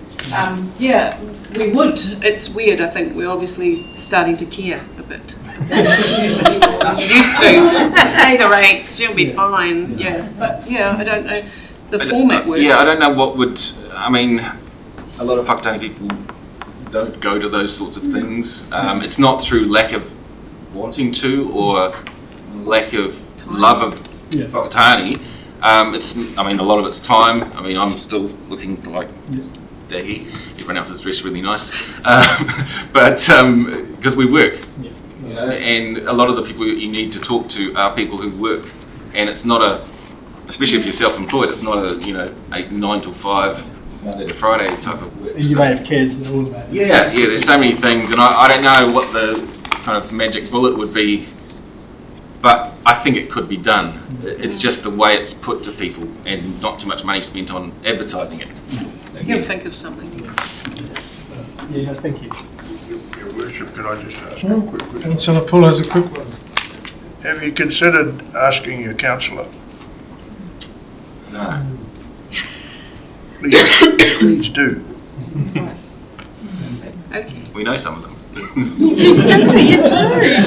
As I said before, the phone numbers and the email addresses are all up there. Okay. Thank you, guys.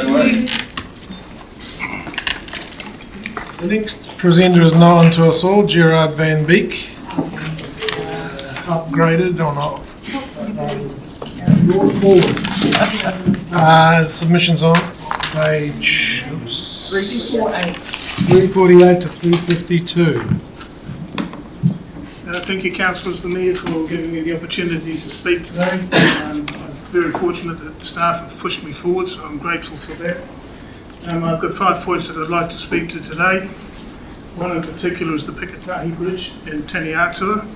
This is something that I have commented on several times in the community and at a previous LTP, and also to the Regional Council. In 2017 we had a serious flood event and water backed up behind the causeway to the bridge and flooded Taniatua, went through a swale, overtopped the bunds of the oxidation ponds and took the full content of the oxidation ponds and drove that into... they can't hear you at the back. I did my best. You can move it's very flexy, Gerard, so you can just move it closer to you, bring it closer to you. Because once it's there, people can hear. Thank you. Okay, so the issue that I have is that the causeway is a significant impediment to the river flow during a flood event. The flood backed up a swale, overtopped the bunds on the oxidation ponds and moved the contents of the oxidation ponds across to the Taniatua community, through the Tuhui complex, through their stormwater system, went on to my father-in-law's farm, and I can live with that because farmers can deal with shit, but it also carried on into the community and flooded homes in Howell Street and Hughes's Place. Everyone's talking about a second bridge. This is a bridge I think that needs to be promoted for the purposes of route security, and I think that this council should take a very positive step forward in trying to address NZTA and bringing that bridge project forward from 2037 to as soon as possible. This week the bridge is closed for 5 days for repairs. It's closed for 4 days in January. It is likely to be closed for 4 days every 3 months to go and do ongoing repairs. This is not a very secure route for the community at large. The oxidation ponds at Whakatāne is my second point. When I came onto council in 2010, Hayden Reid, the manager of infrastructure there, said this is something that should have been desludged, it should be managed. We're now 12 years on from that point, or 11, and the ponds have not been desludged. Every time I drive past that pond, there is an odour that comes off, which I find offensive, and I feel very, very sorry for the people who live in Gateway Crescent and Greatway Drive. So I would very much like council to get on with projects, particularly the spatial plan, and work out where the oxidation pond needs to be, what the new wastewater treatment plant is going to look like, and get onto it, because quite frankly, it is not a very good impression for people coming to Whakatāne. Third point of my submission is the debt cap and interest. I have never been a fan of the increases in the debt cap that council has taken on. I look through the consultation document and see that the council is planning to move headlong into 250% of the rates income, and it's already close to reaching the 10% threshold on rates. My biggest concern is that for every $1 million that you guys are borrowing in debt, there's $1 million worth of interest over the lifetime of that loan that has to be repaid. And debt does not build infrastructure. Sorry, interest does not build infrastructure. So I'm very, very concerned about that. Fourth point is staff costs. I've put a graph in my submission, and it basically shows that over the last 10, 12 years, we've seen the percentage of staff salaries as a part of rates income go from about 15% to just under 30% at the moment. And when I go and look at the background information to that, we had a very steady labour force in council at about 220 FTEs all the way through to 2021. And then after 2021, and this coincides unfortunately, Stephanie, with the Health Check 2020, we've suddenly seen a huge increase in staff numbers, and I think that corresponds to an increase in salary costs as well. And I hate to say this, but I think there needs to be a Health Check 2025. We are a bloated council in terms of salary costs. So those are my points, and I'll make it. And the last one is the UAGC rates. I'm disappointed that only 3 options were given, 24, 20 and 16, and I'm disappointed that 28 wasn't put back on the table. There is this fallacy that believes that farmers or people who own huge assets are capable of paying much more than people who don't. The reality is that I'm considered a rich farmer, and I've been accused as much by some people around the table.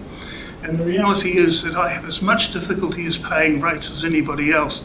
And I'm sure Councillor James and Councillor Puller would agree with me that just being in business doesn't mean that you can afford rates.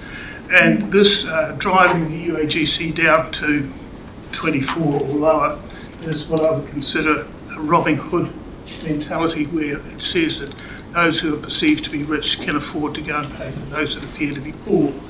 And you may argue that people who have got low income can't afford rates. Well, those are the same people that demand services of council, and it's people that demand services, not property. So those are my points. I'm just over my 5 minutes. Thank you for listening. Thank you, Gerard. The floor's open for questions, and I'll ask the first one. Did you know that the sludge ponds at Whakatāne are being desludged as of work starting today? No, it wasn't made public, but it's taken 12 years. It's very disappointing. And notwithstanding that, it's technology that is terribly outdated.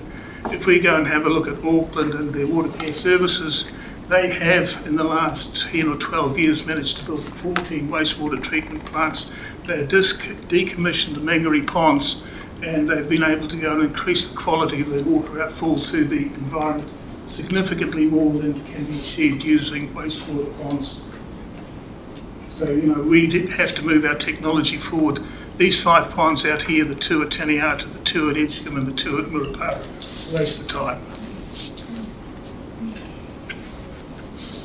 Any other questions, folks?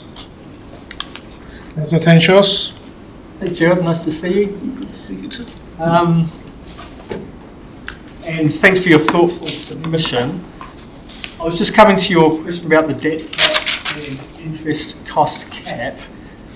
You argue against using debt to build intergenerational assets, but you're aware as much as we are of the kind of looming costs with the water consent renewals and things like that. How do you propose that we fund those if not through debt? Well, admittedly, it has to be forms of rates.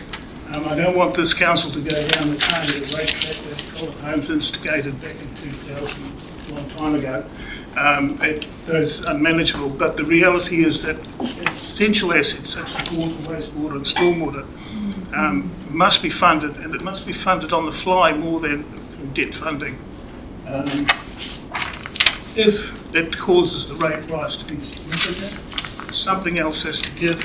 I'm suggesting that one of the places where they can give. There's another submission in your pack today from staff that suggests that they should have their wages indexed to the member salary. I don't agree with that. It needs to be indexed against income. If I'm in a business and my business is going to the wall or my income is reducing, I have to find places where I can save costs.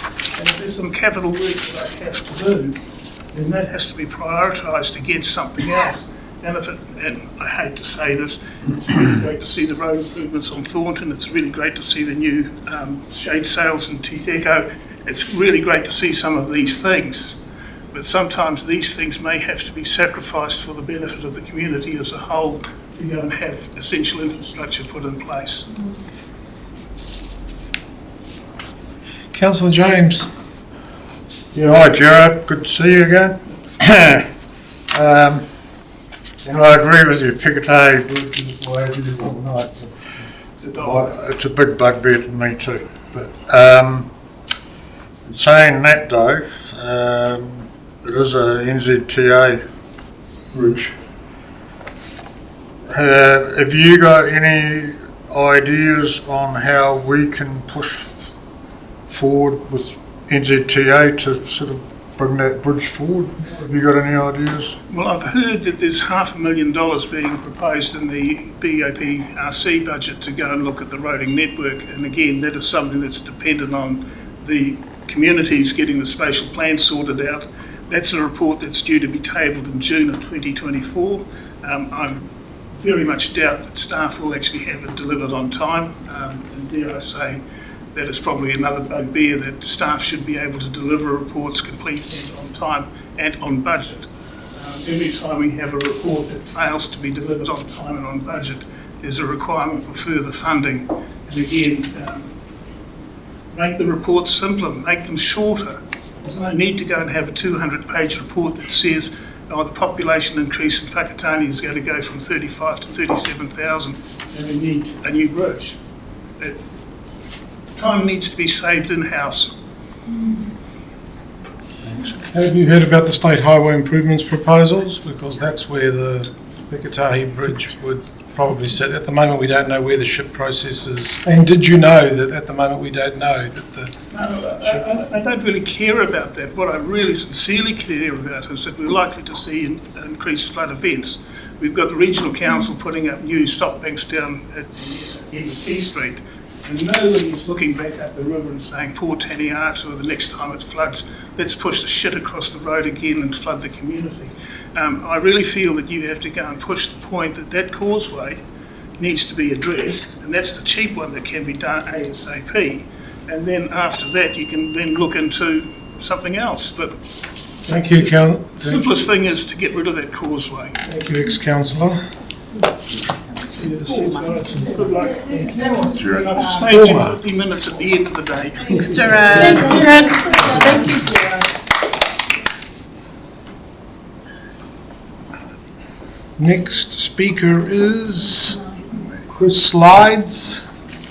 It's an individual submission, pages 79 to 82 of the document. Thank you, Chris. Rangatira, tēnā koutou katoa.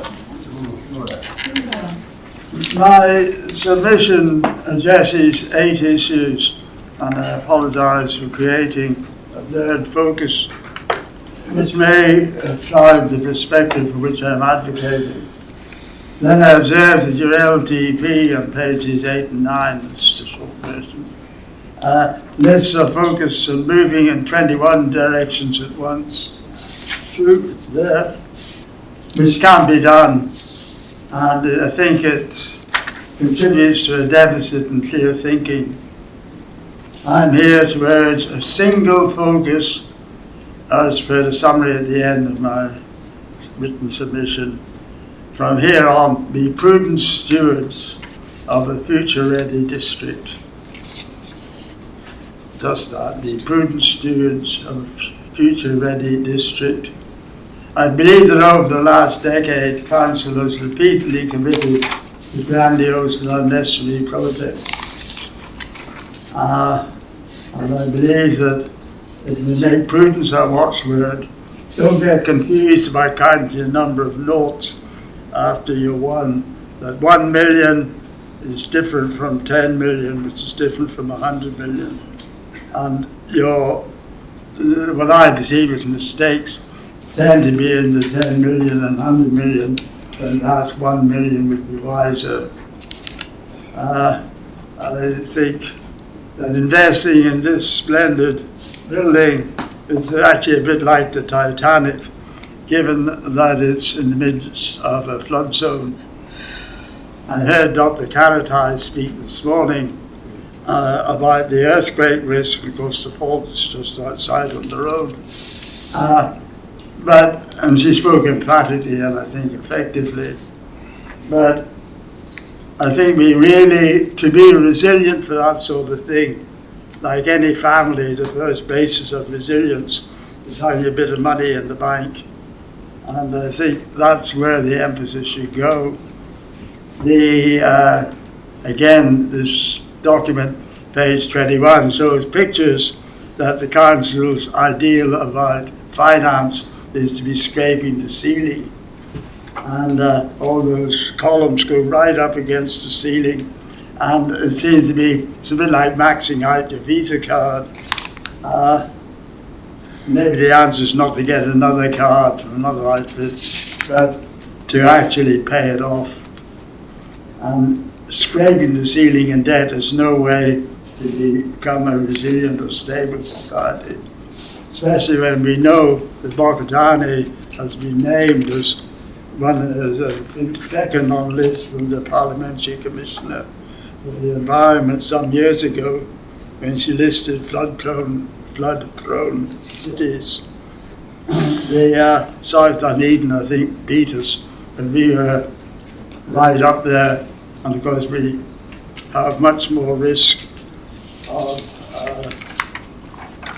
earthquakes and tsunamis, as Dr. Karai said.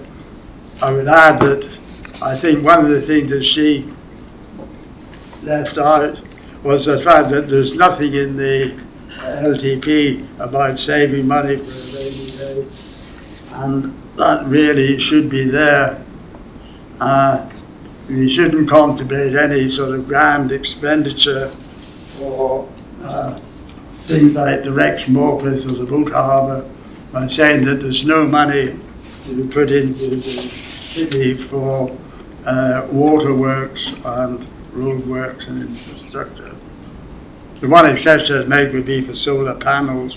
I think Whakatāne would really exaggerate or anyway make itself conspicuous for having solar panels and being the place where the sun shines. You say that already, that's true, but put up solar panels all over. I see them running short on time very rapidly. I'll just go to waste disposal.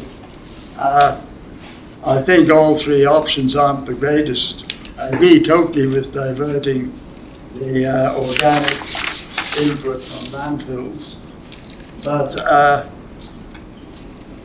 all three options go for it's giving us another pile of bins, 140 litres this time. We've already got loads of bins around from previous council distributions of bins. Unfortunately, we happen to have a lifestyle block that can accommodate them. But really they should go, I would just draw a line, attention to option one, that you could offer a choice of bins, 80, 120 or 240, with different charges, and let people take their pick and then live with it. The other trouble with the green bin, with the food waste option, is that you actually got no plan for where to put it. And no one's going to volunteer to have the smellies next to them. Anyway, I'm out of time, so I'll say thank you. Thank you, Chris. Does anybody have any questions? Deputy Mayor. Thank you, Your Worship. Good afternoon, Chris, and thank you for your submission with lots of detail in there. I've just got a question to you about Kepa Road. Yes. In your submission, you said that you disapprove of it, Yes. as you think it's part of the boat harbour, so don't spend any money. Coastline people and cyclists tell us that they really need that Kepa Road cycleway, walkway, and the road itself upgraded regardless of the boat harbour. So you're saying don't spend any money on it even though there's parts of the community that would like it? If in your long-term plan, the longer written version, it actually states that Kepa Road is needed because of the boat harbour. And it is part of that, as well as the fact that the people who use it would like it. What I do is print it up against Shore Road, and you see that's the next paragraph. And about the Shore Road, it's obviously got 100 times the traffic flow on it. And that's single predictable accidents and traffic flow. Shore Road is also a much faster road, and has much more on the SH30 going through it. Just a secondary. So Shore Road, you're not talking about Shore Road, you're talking about the Shore Road State Highway 30 turn-off, which is NZTA's road, whereas Kepa Road is a council road going out to coastlands. So I agree that the traffic numbers are much greater at the Shore Road intersection. Yeah, well, I think the council has some influence on NCTA as to where priorities lie, and the mayor has meetings with them and maybe other people about getting things done. The other thing I mentioned on Shore Road is that the council, and this is where the council would have to pay for it, is an extension of Shore Road into the back of coastlands. Because coastlands, to be dependent on Kepa Road only in the time of flood is total folly, even more so if it's a tsunami. And that would give another way out and maybe a safer road for cyclists. Any other questions for Chris? No? Well, thanks very much, Chris. Thank you very much for having me.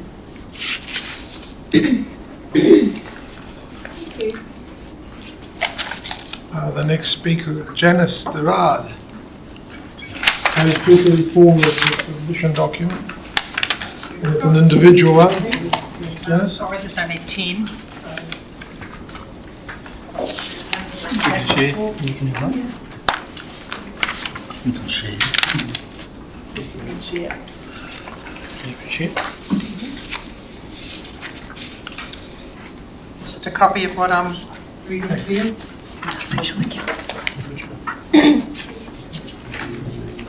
Oh, I've started already. Worship, councillors and staff, thank you for having me here to allow me to read to this. I'll skip right through to number 6 on my submission, was concerning the EV fleet and charging stations. A decision was made to begin to replace the council fleet with electric vehicles in August 21. An OIA document shows New Zealand is not prepared for EV fire risks. A document to Whakatāne and others identifies a list of 61 public health safety issues with major concerns like no ability to move burning EVs. Did the council conduct a health and safety review before purchasing the EV fleet? Does it have a reputation for spontaneous combustion? No ability for the fire department to put them out or move them. Tesla and BP are cutting back their workforce by 10% because of falling sales.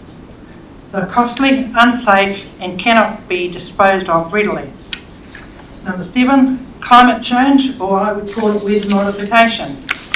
Professor David Frame of Victoria University of Wellington says Kiwi farmers will only contribute 0.0004% warming by the year 2100.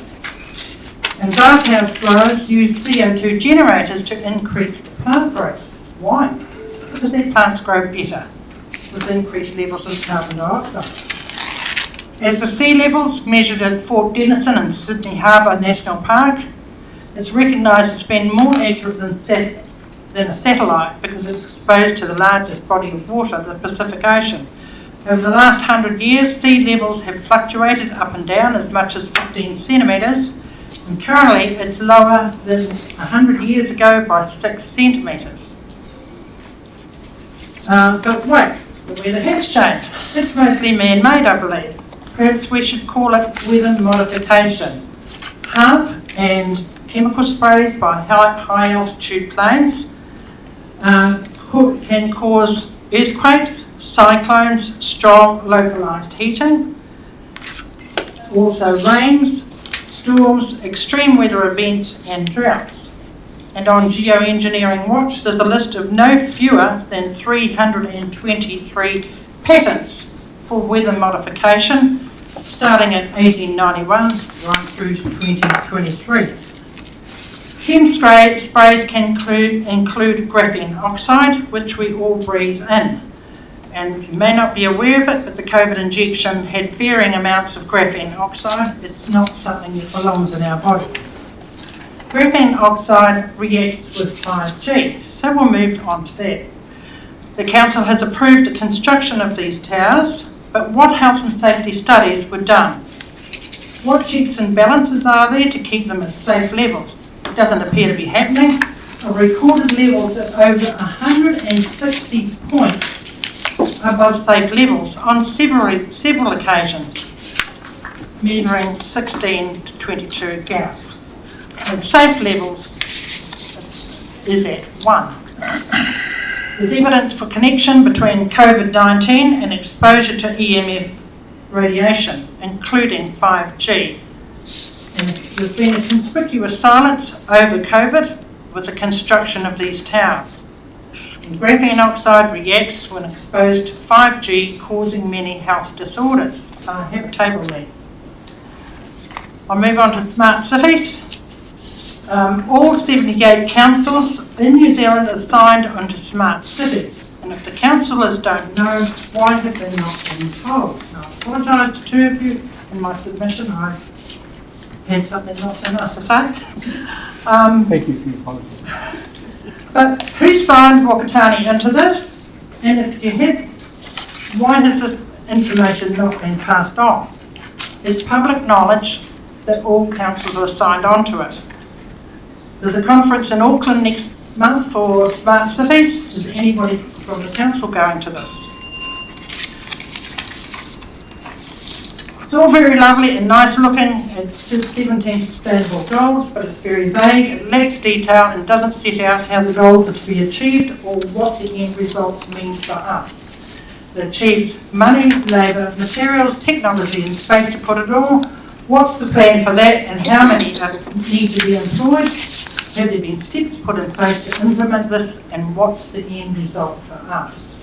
We're aware that the long-term goal of smart cities is about surveillance, monitoring, analysing, recording technologies. The end result for we the people is a 15-minute city, an open-air prison, a gulag, you might say. It's about cars with geofencing, facial recognition and banking CBDC for the control of us. And I believe I'm safe to say for those who understand what it's about, that we the people do not consent. What side of history are you going to be on? Thank you. Thank you, Janice. I'm sure there are questions. I've got one.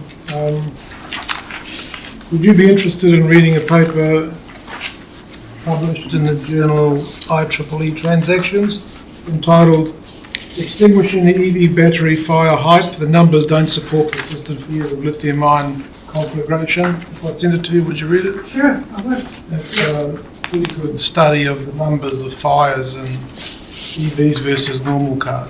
Sure. Those cars. I am aware the ferries, Inter-Island ferry, doesn't have any monitoring of what cars are EV, and it has happened around the world. If a car goes up in flames, they can't stop it, and it happened, that whole damn ship went down. If it happened in a tunnel, we don't have tunnels here. Firemen can't touch it. They're very explosive. I just feel it's something that maybe you should review or put on hold before you get any more vehicles, because the batteries are a problem. Thank you. Councillor Rimmick. Thank you, Your Worship. Hi, Janice, and thanks for your submission and also for providing the additional information. I was intrigued when you mentioned at the meeting last week about the smart cities, and that we're assigned up to it. And there are 78 councils, which include regional and unitary councils, but we, in our district, is not classed as a city. So I was wondering, where did you get that information from? Oh, it's common knowledge on them. You can just Google it. If you Google smart cities, it's there that all councils, 78 councils in New Zealand are signed on to it. Okay. That's why I'm surprised. If you don't know, why is it you've not been told? I'm not blaming. No, I get that, but I'm still interested in the whole smart city concept. But when I did Google smart cities, I couldn't see anywhere that we had signed up to it, or I don't know retrospectively who did either. Yeah. Perhaps I should have put a link there. Sorry, I could send it through to you. Yeah, I'd be interested in that. Yeah. Thanks, Melis. It came under, for the Smart Cities Conference, it came under like a group. It didn't name all of them, it just said all 78 councils.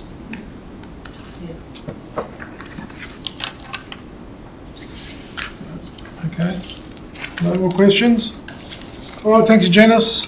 Thank you. Thank you, people. Thank you. Next speaker is Donna Perez, representing Toy EDA. It has 10 minutes, and it's on pages 221 to 225.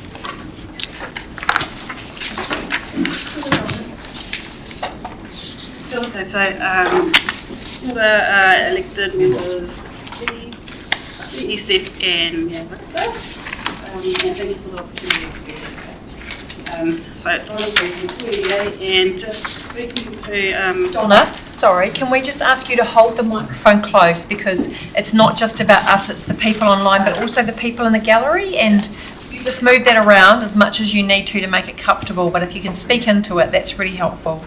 Thank you. Yeah, that's going to be better. I'm sure the folks in the gallery will let us know. Thank you. So just touching on my submission points with in the paper. So I have, as you'll see in there, I've discussed the questions, answered and responded accordingly. But one of the, actually 2 points that I wanted to touch on and speak to today was around the recreation, so Rex-Morpeth recreation, and just the benefits that we see in terms of having that facility upgraded. So I guess historically, and coming from the community, being able to identify that long term, a lot of families are actually sending their children out of this district to go to school in boarding schools, reason being academies. Boarding academies that actually attract a lot of families to the communities, me being one. So ratepayer here, sent my son to boarding school. But the outcome of that, I have a 21-year-old, well-instructed young man, working 3 jobs, living here in Whakatāne again.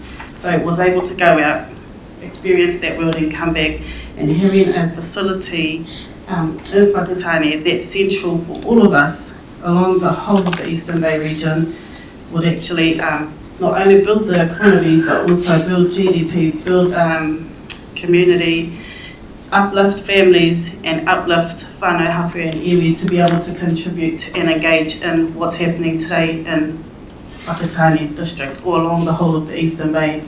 So for us looking over that piece of work, it's the benefits are across the whole of the region, and we actually see that as high value, like really high value, in terms of having a community type hub that can host multiple types of events, sporting events, operas, So what kind of people come with those events? And then they tend to, okay, it's a sunny, shiny community, let's settle, or families will tend to come back more often. So that's one of the points I wanted to talk to. And the other is just around acknowledging, and I guess what you actually do here and how you enable us to be able to unlock communities and uplift communities. So in terms of ensuring coherence between economic development goals and strategies across multiple stakeholders.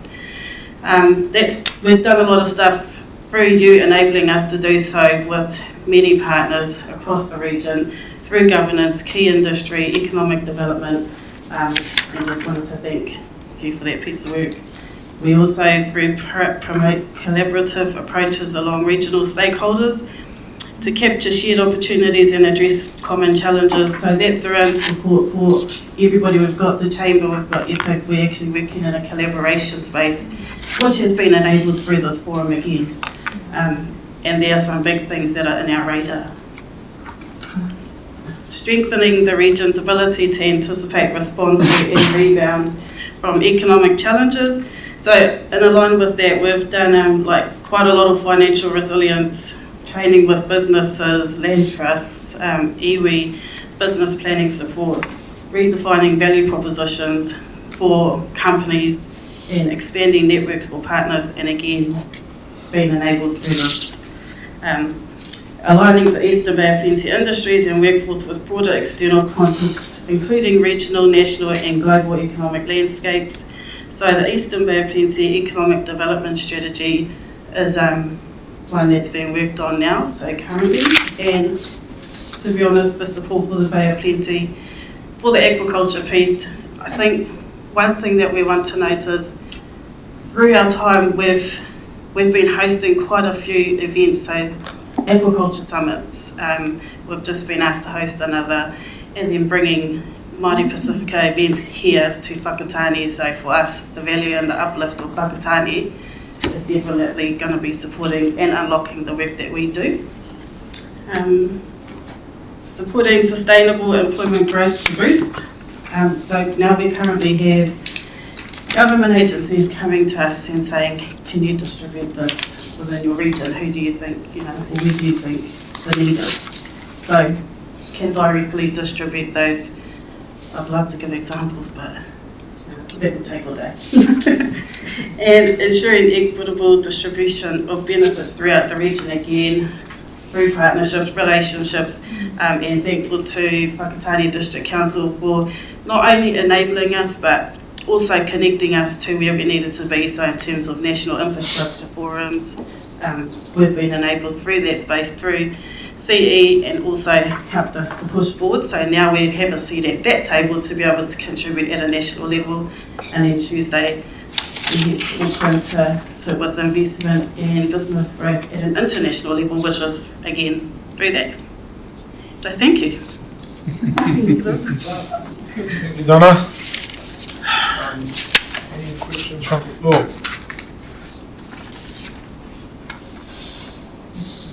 Very clear. Deputy Mayor Emick. I'm just folding my arms, sorry.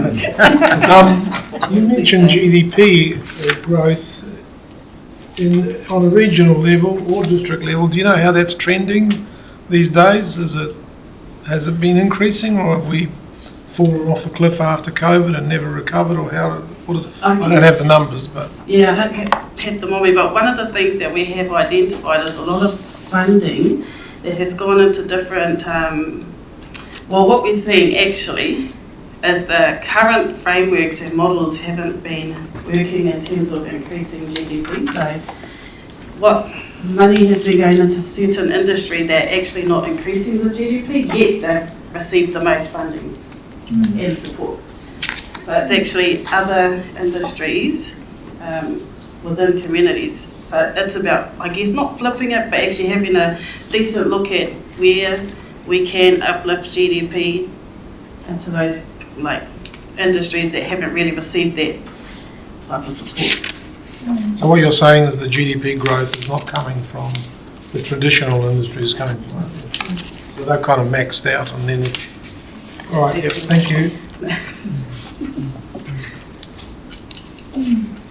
Councillor Boynton. Tēnā koe. Donna, thank you for your presentation. I just had a pātai just around the the work that Toi EDA has been doing in relation to Could you speak up a bit, Tom? the work that Toi EDA is doing in relation to what you've submitted here about opportunities, particularly with Rex Morpeth Park. We've heard today about other opportunities like with Green Bay Plenty or Bay Plenty's Green, who want to team up with agencies to focus on economic development. Have you been in contact with them? No, not Spain. Not yet. Thank you. Thank you. Oh, no further questions. Thanks very much, Donna. Thank you, Donna. Thanks. And our next speakers are Beverly Ann, aka Bubba, Salvi, and Alf. I can't see with these glasses. Al Fenwick. Whakatāne. Netball Whakatāne. Pages 30 to 136.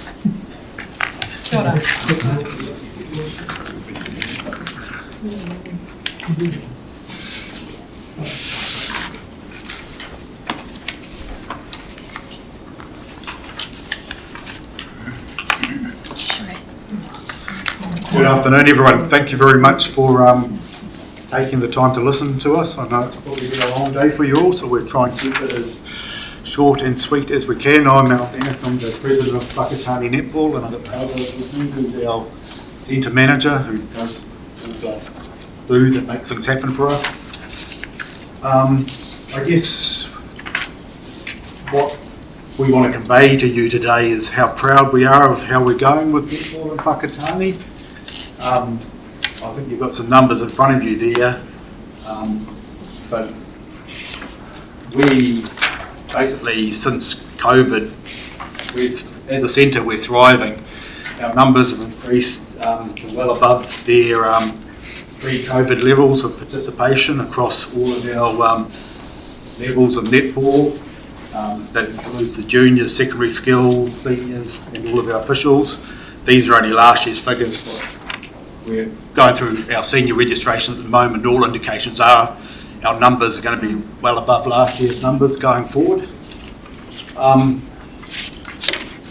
We, I guess, see netball as a great sport, and it's with great involvement with our young females. But it's more than that for us. It's also about the community around our netball centre. The people who play netball are largely, I guess, our Māori and Pacific community, and it gives them an opportunity to be engaged in sport, where I know across the country the engagement of that group of sport is diminishing. We're pretty proud that in our area we've managed to increase participation across our netball centre. The Whakatāne Netball Centre, we have schools from all across our area, from Kawarau area, all the way up to Galatea, Lutoki, Pauriki schools and teams come and participate in our competition. Yes, I guess that's where we are. We see a very positive path forward for us too, with increased engagement and getting those communities involved for being active and playing sport and giving them a good facility to play it. I guess our main concern, and why we're here, is around the parking at our centre. At the moment, I think we've got 80 car parks around the park there. We probably need to easily double that number to properly accommodate. Even pre-COVID, we had every weekend, Saturday's our main day for seniors and school netball. We have people parking all through the park, the grass area adjacent to our netball centre, opposite the league field down there. As you can see in the pictures there. In winter, we often, that turns into a mud bath, where basically on a weekly basis we're having to push or tow cars out of the park. It wrecks the ground in the park there. The whole Cutler Cres area too is basically down to one lane, because you've got cars parked both sides of the way, all the way around that area.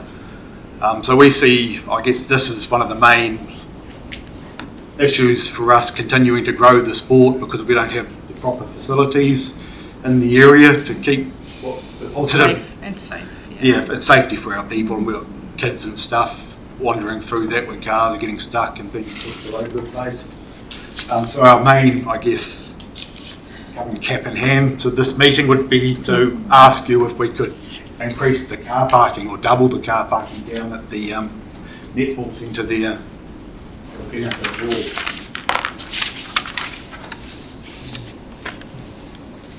I guess if you're feeling particularly kind to, we wouldn't mind resurfacing the courts down there. They've been there for 15 years, as Bubba said, and they're getting pretty old and worn out. And because of the numbers we've got down there, they're getting more and more use rather than less and less.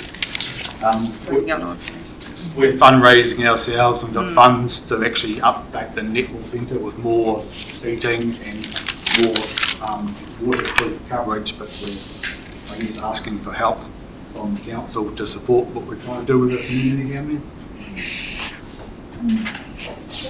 Thank you.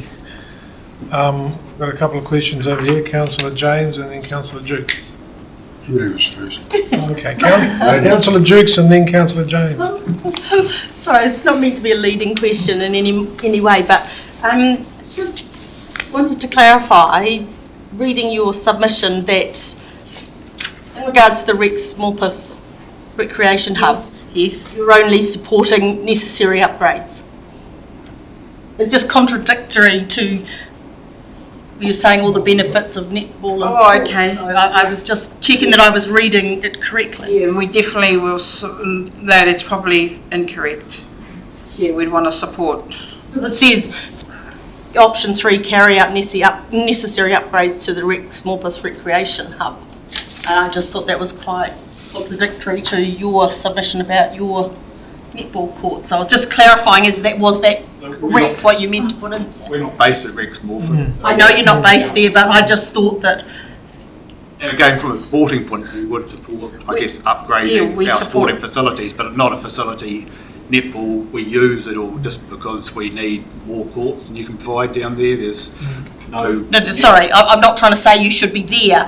I was just checking that your submission was correct. I'm not misreading it. You weren't supporting other facilities. Other sporting support. Well, with the Rex Morpeth, it was we would like an indoor netball court, which it does not have at the moment.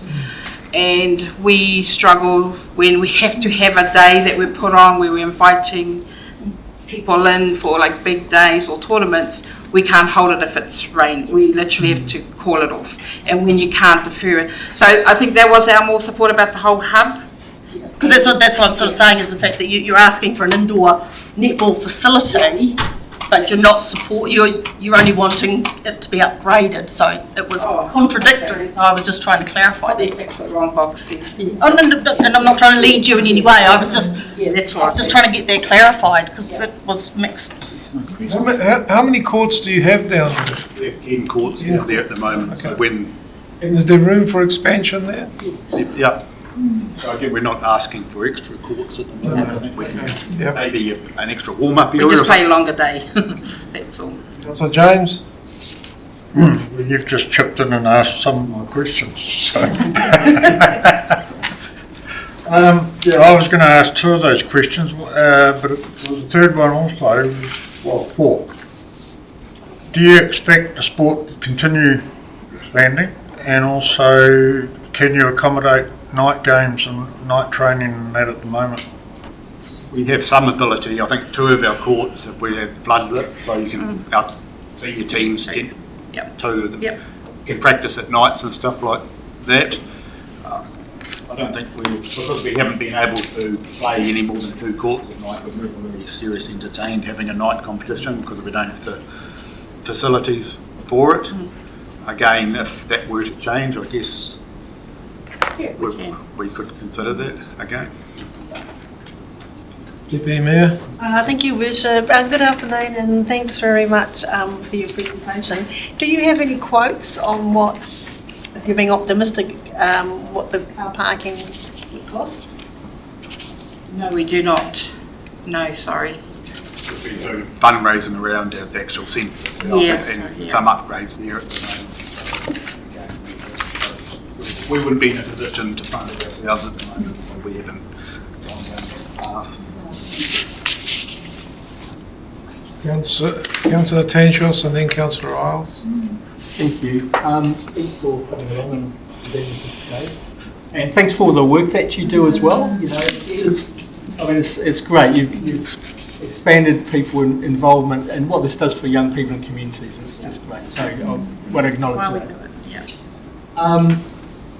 You talk about the lack. You know, you've talked about the lack of indoor facilities, and I realised I just looked on the map, and there's a lot of courts in the area.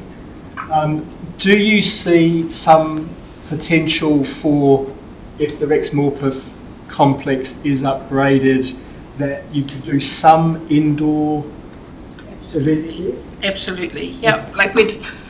So for let's say a premier competition, a lot of them would like to play, let's say a Monday night. We can't really accommodate it at the moment. We have some schools that have a court, but the surrounding area around it in terms of safety for the umpires, they're literally running into the walls and standing up against the wall in the goal.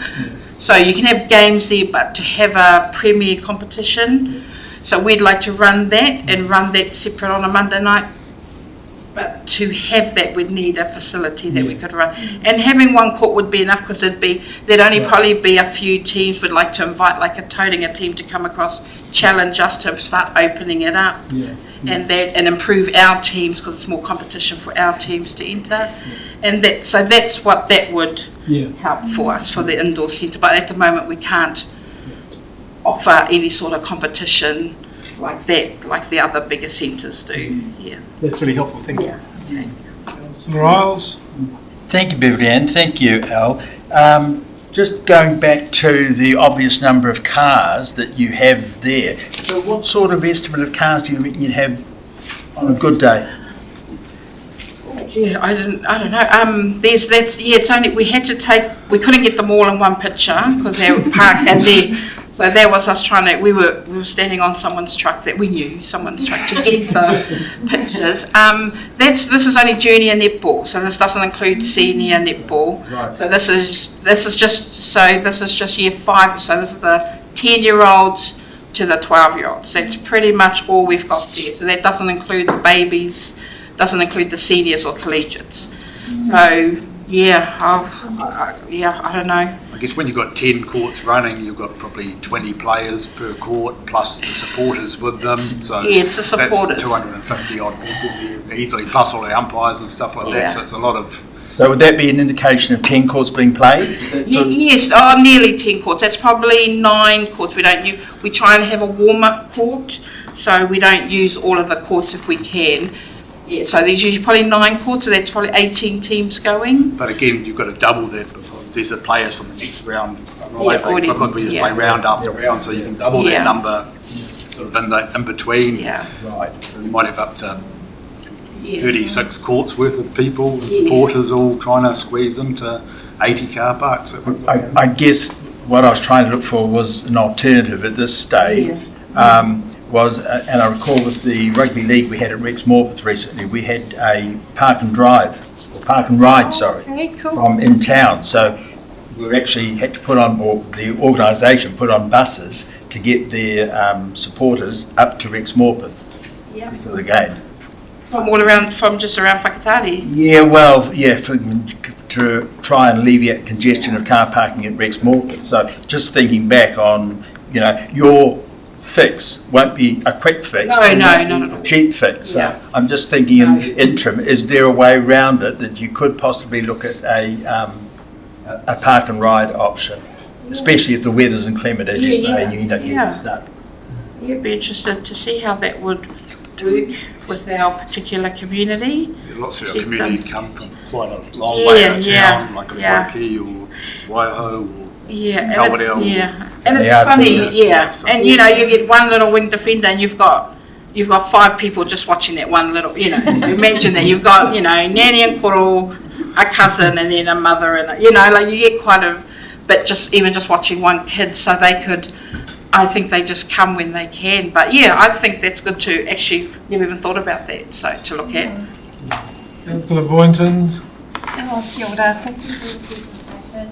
I'm just, when you talked about numbers, I was just wanting to find out about numbers because you said there's different rounds with different age groups. And then you go through to the seniors. What's the estimate of the number of players involved? And you've just given an example of 5 people watching one little player. In terms of numbers, how many is estimated to be playing this sport during the season or throughout those grades? I think we should have some. So it says, so we have about 600 total, but at the same time there'll be 300 playing, then 300 playing, but at one stage there will be 600 there. Then let's say the youngies go, the year 5 and 6s. As the intermediate round are coming, that's when the seniors start coming. That's the real congestion. Because then they start, then the secondaries, and then the intermediate sort of leave, but then some stay, of course, because they have family. Then there's intermediate and senior. So, and then we have a Tuesday night netball, which is all our babies. So this is the 5 to 6 year olds to dates, and that would look like that on a Tuesday night as well. It's quite full on a Tuesday night as well. And again, you see the numbers last year total was about 1,100, Yeah. but the indications are it's going to be well Yeah. above that this Yeah. year with our Yeah. registrations going Yeah, in. registrations are really up this year, which is great. Can I just ask a quick one? Did you say that the numbers of people playing sports in New Zealand has been dropping? Yours are going up for netball, is that what you say? Yeah, well, we're the highest woman playing sport is netball in New Zealand. We're the most played, and yeah, we have gone up. We had attended the zone, our Whakatāne zone meeting, and they said the numbers are positive. Have you got any idea why the numbers have been actually dropping? I think they attribute it to COVID to start with, and whether people are coming back or not. Again, we don't have that information. That's what you're speculating, really. I would speculate a little bit though. In the last few years, is the uptake in rugby because it was positive what we saw. So for us, we're always supporting our black ferns and all that. So people went and had a go, but we realised they'll always be back at netball. So we want them to go see other sports. The main thing is they're playing sport, but we've noticed they're coming back and we're getting our numbers. Yeah, so I think there might have been a resurgence with that, with all the World Cup and that around. That's what coaches have told me anyway. And it sounds like netball's going to be back on free-to-air TV moving forward too, which we think may further see an upsurge in people playing when you can watch it free on TV again.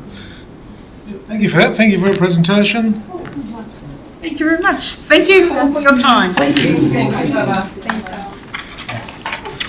Just before the next presenter, I have to announce our conflict of interest. Okay.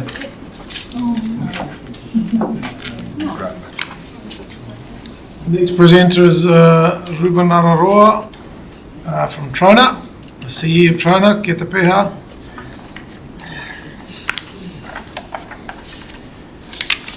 Pages 382 to 388. Actually, was on the supplementary.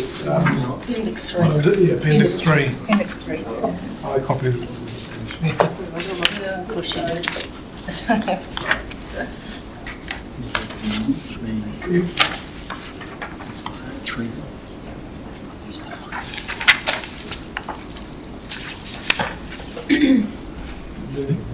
You feel you need to use the mic? Here in the back. It's for the It's people free. online Hey, and the people in the back of the gallery. Yep. The You people might down, want to lift it up a bit. Yeah, you're a big fella. How's that? Yeah, that's good.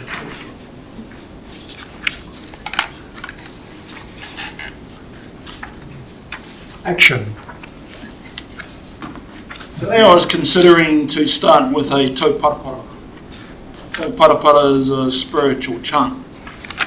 And it's one that was used 1,000 years ago at the Tumerek Trench by the captain and my chief, Toroa. It was used at a time when the migrating waka all joined there to reset, and a waka called the Kuruhopo struck the reef and became stricken, and the chief of the Matatā waka went to the rescue of fugitives that were in the water. As they started to navigate the stormy seas, my chief Karai used a tau parapara that I considered using today. There is a reason why I didn't use it.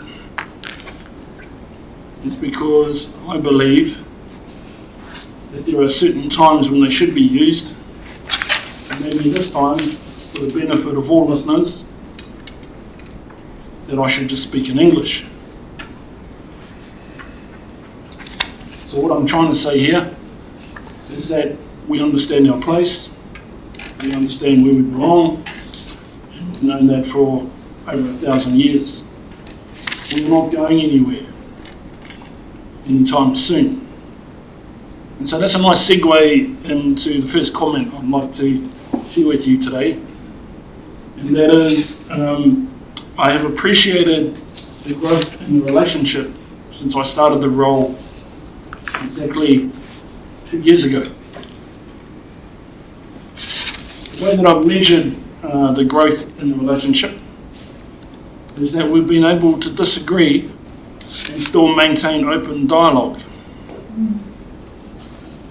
We've been able to share spaces together and have some very sturdy and robust conversations, and then be able to share a cup of tea together. My first point in the submission is that must continue. The Treaty of Waitangi wasn't taken seriously until 1975. I'm quite sure the relationship between Ngāti Awa and the Council has still got some road to move in order for us to realise and take seriously the relationship that actually holds not only great potential for the community, but significant opportunity for everyone. We are an advantage, not a hindrance. And I have sat in some community meetings over the last few weeks, and it's clear that many people see the latter. That tone of opportunity, that tone of kotahitanga has to be set here with you all. As representatives and leaders of the community, I implore you to continue to strengthen the relationship. There are a couple of great examples. Thank you very much for the capability and capacity support. Front-ending that support means that we achieve greater efficiency when it comes to dialogue. When I came here, there were projects such as Beach Prep, that was 2 years behind. This is with Regional Council. $4 million on the line, and we were one of the only communities who were about to get that funding pulled. The current leadership of Ngāti Awa helped resolve that situation and also created a bridge of communication and intelligence between the iwi and between the community and also between authorities. Thank you for helping us do that. The other signal is the policy hub. Some of the stuff that comes down the pipeline from central government is next level. I didn't get School C. And I can guarantee you that some of those challenges persist within the organisation that I lead. And your support with the policy hub is much appreciated. That type of support must continue. Our ability to translate the complexities that are designed to confuse us, and I'll suggest yourself as well, going together is better. I'd like to talk about my second point. That is cultural heritage. There is a richness in our culture that can sometimes only be felt. It's called wairua. And so we should be using that advantage in the community where Ngāti Awa can enhance the wairua and the way that this community feels.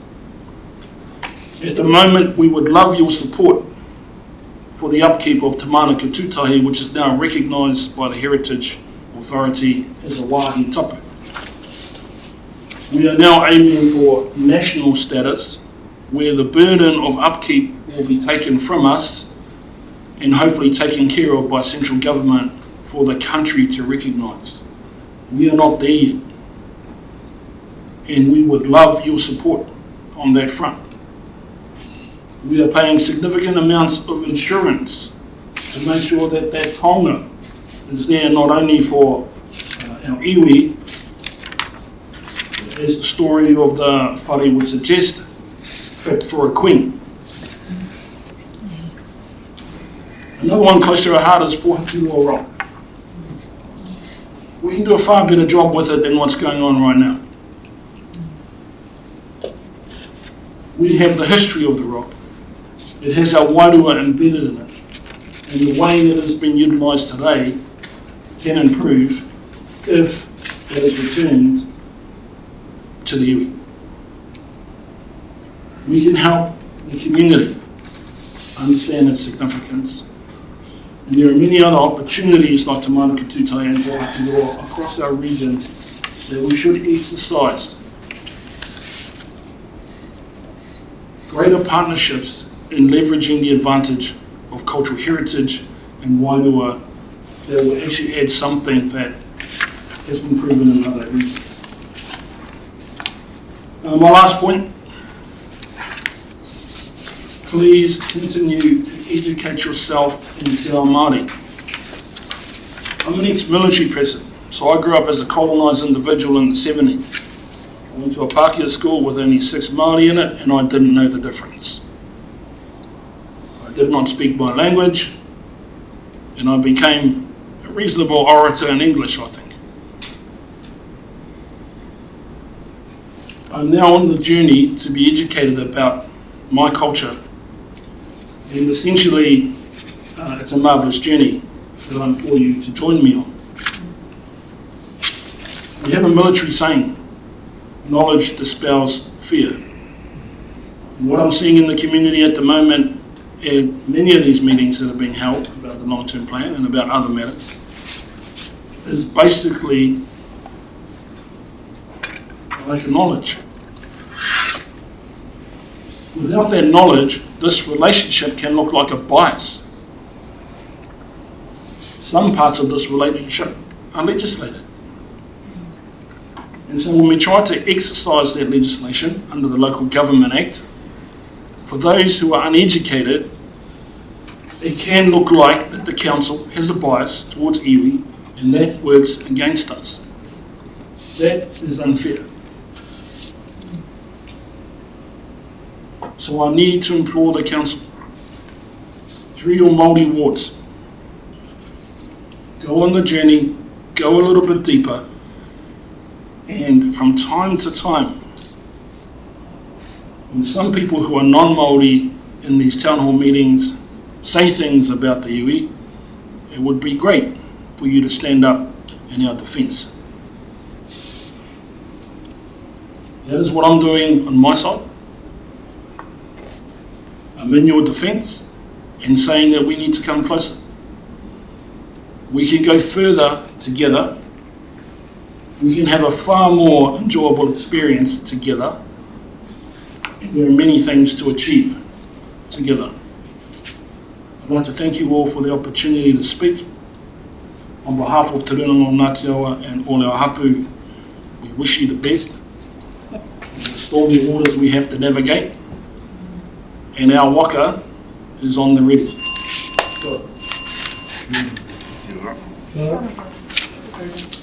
Councillor Pula. Thank you, Ruben. 2 questions, if I may. Why do we need to keep referring to the treaty when we could get on together and get on with things? And secondly,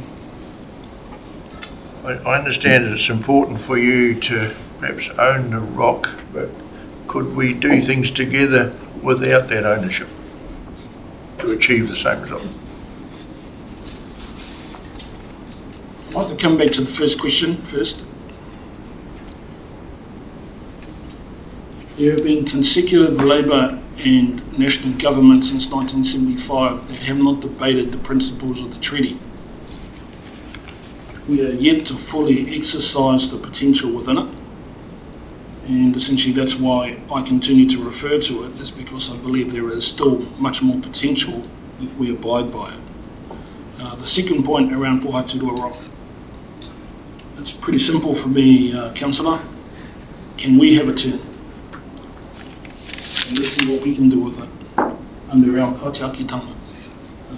But, again, if I go back to my first statement, I'll be open to a next step, and if that's joint ownership and joint management, then I think that would be an excellent thing to do. That would be a great step forward. Thank you. Deputy Mayor Remick. Thank you, Mr. Chair. Tēnā koe, Reuven. Really good story about where we've come from, and what we've been doing, and that's where we might go. My question is also about Pohaturua Rock. Do you mean just the rock and that environment, or that, and also that canning place, the buildings with the spring that falls down the back of it? Yeah, look, again, let's start with the next step. My view is the title of Pohaturua Rock. And the reason why the title is important is because that's a symbol of our people. They should have confidence in the current leadership of the iwi to advocate on their behalf. It's really a tohu that leads to stronger connections. And, if I'm honest, it's a piece of paper that's between where we are today and showing a significant symbol that will bring us together stronger. So how far that extends, well, discussion. That could be a big way. But currently what we're aiming at is the title for the rock.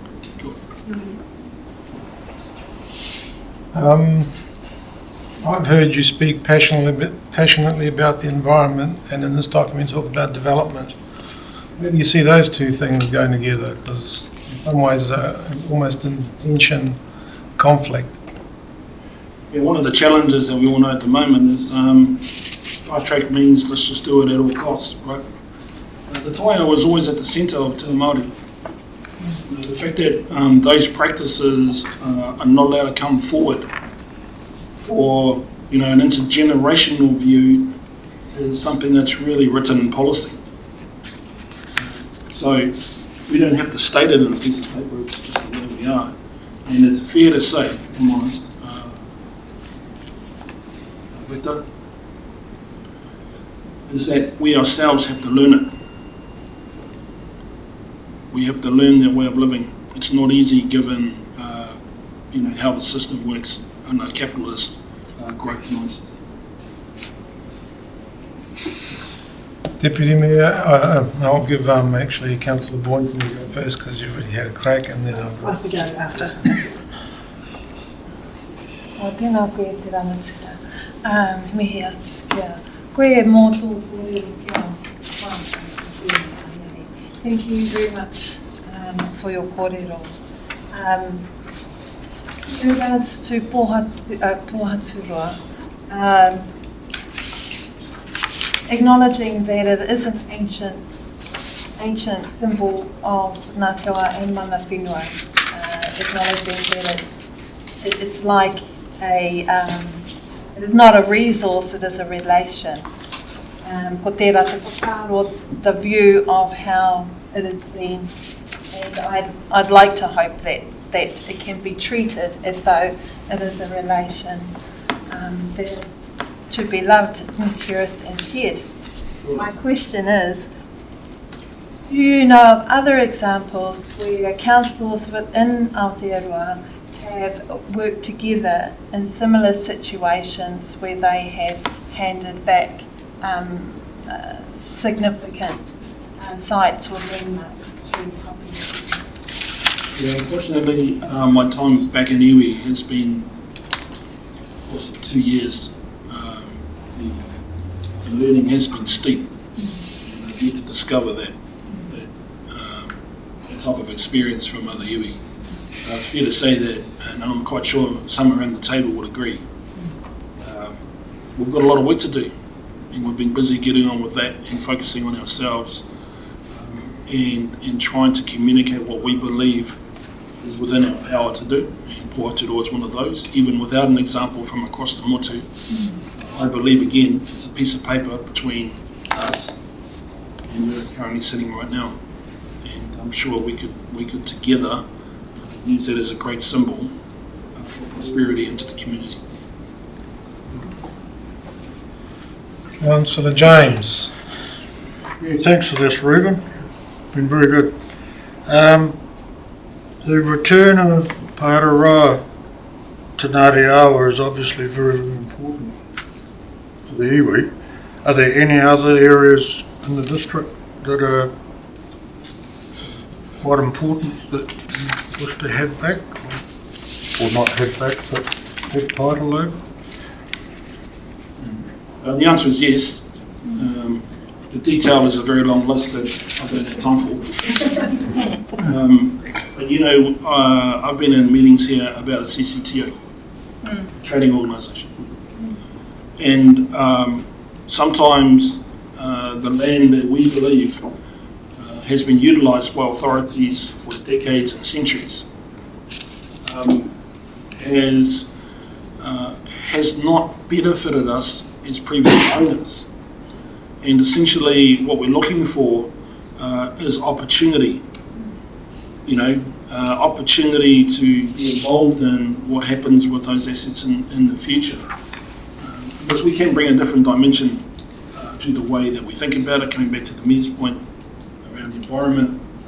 I'm also aware that the discussion with Horizon Energy around a substation on Pahutu is something that I believe I have a plan to resolve.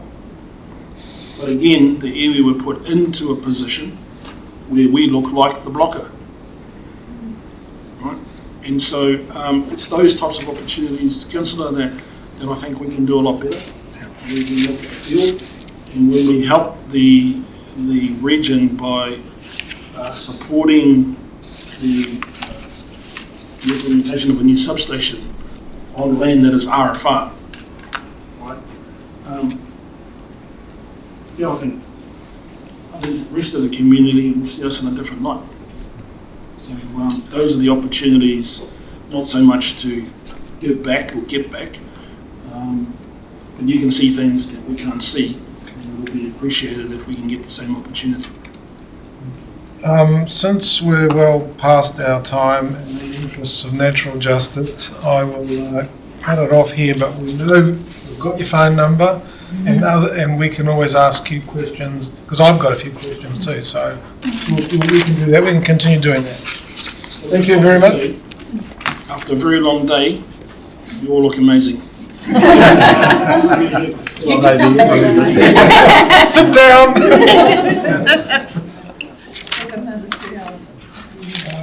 The next speaker is Rob Probst. He's speaking as an individual, and his submission is on pages 58 to 78. Welcome, Rob. Thank you, Mayor, and thanks for the opportunity, everybody, to come and address you. Just a little bit about me quickly. I've been here since 1995, engineering manager at the dairy plant for Bay Milk, which then turned into New Zealand Dairy Group and finally turned into Frontier. I was there for 11 years, worked at the North East Food and paper mill for 3 years as the engineering manager there, and also at the sawmill after 3 years. So been around for a while. I came from California, and I'm here to share some experience that I know of from California regarding my topic, which is not the entire long-term plan, but around the tax rates, valuations, and possible solutions.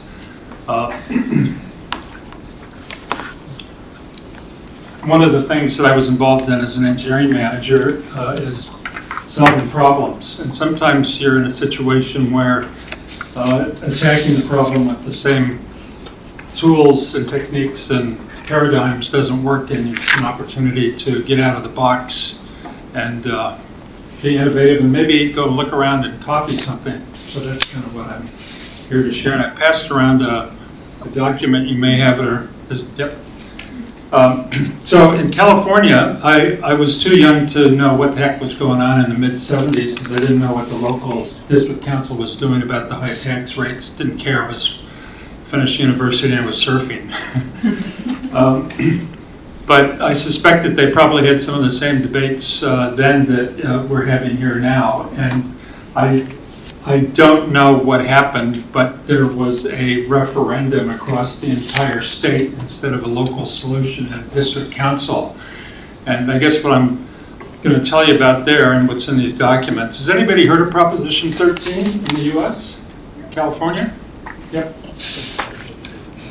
So they had the same situation. Property taxes have gone up, valuations of property have gone up about 3 times the original amount over, I don't know what period, the prior 5 years, by the mid-70s.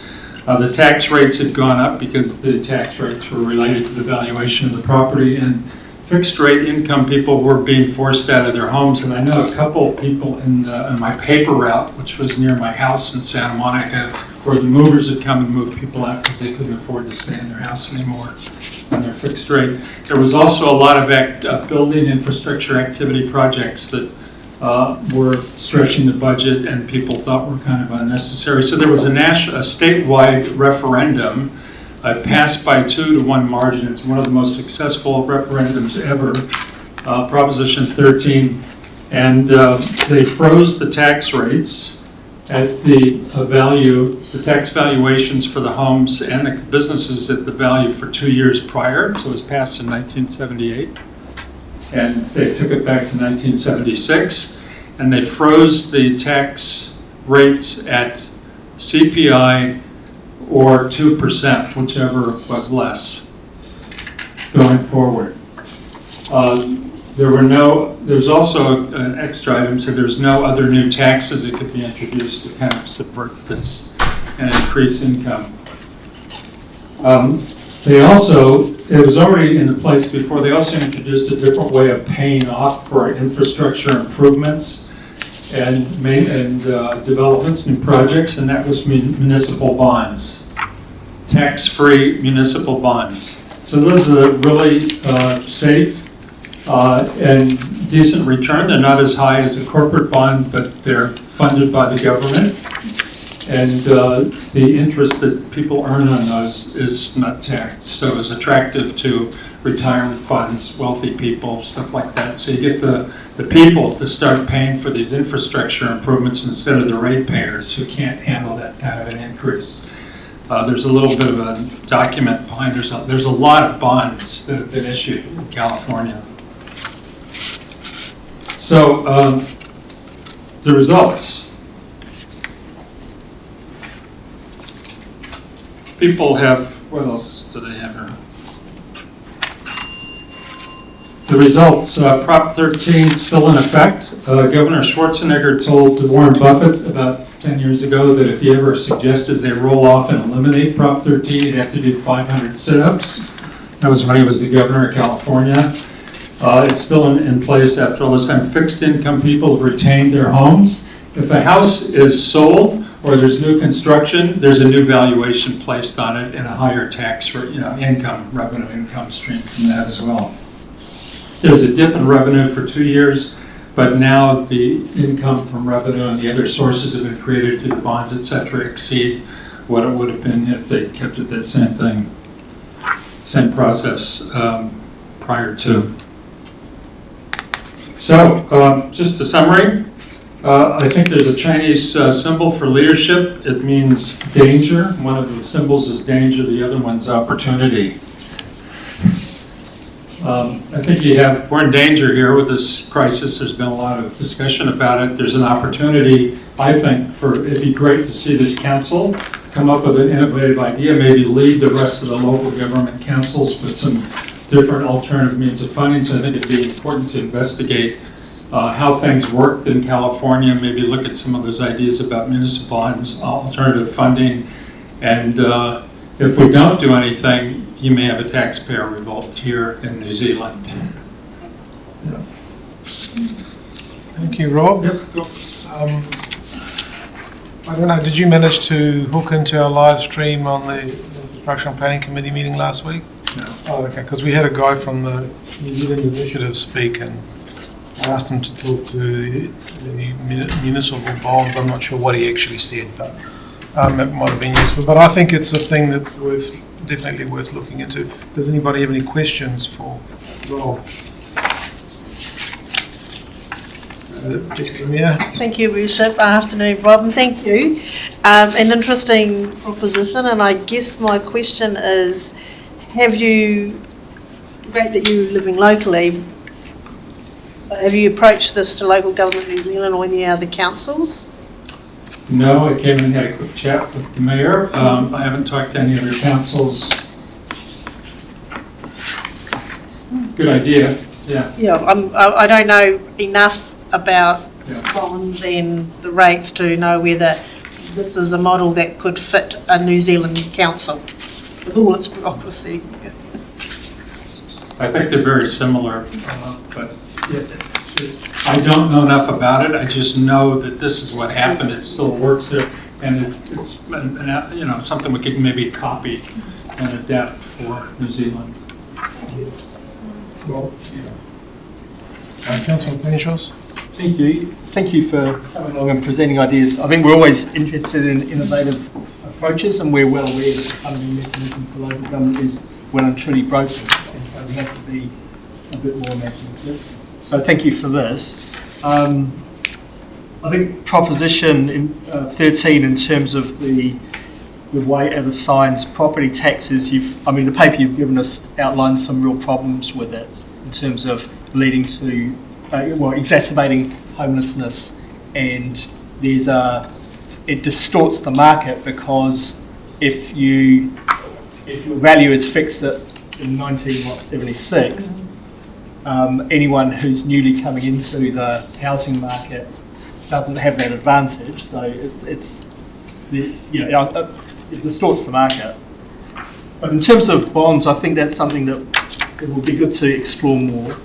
The example you've given seems to me it relies on the income from those bonds being tax-free, which is an important element. We, of course, don't have the councils do that as a local government. But I suppose my question is, are there other mechanisms that you think would be important that are the kinds of things that we as local government could do? As I say, we can't make your income tax-free, but there may be some other things that you've thought of. I haven't thought of anything else. I know that there was state funding and figuring out ways of getting more state funding to meet the shortfall was also part of the solution. It wasn't just the tax, municipal bonds. So there's a combination of things that help fix that. Yeah, and people who come in and buy a new house and they're expecting the roof to pay the same tax rates as somebody who's been in there for 30 years. They need to be apprised of that by their real estate people, that they're going to get walloped with a much higher tax rate. It's part of just making a decision. Thank you. Councillor James? Yeah, you obviously still know a lot of people in California, I take it. Yep. What's their reaction to this after, close on 50 years? Is it everyone still happy with the system, or are they sort of think the same as our local ratepayers? I don't know.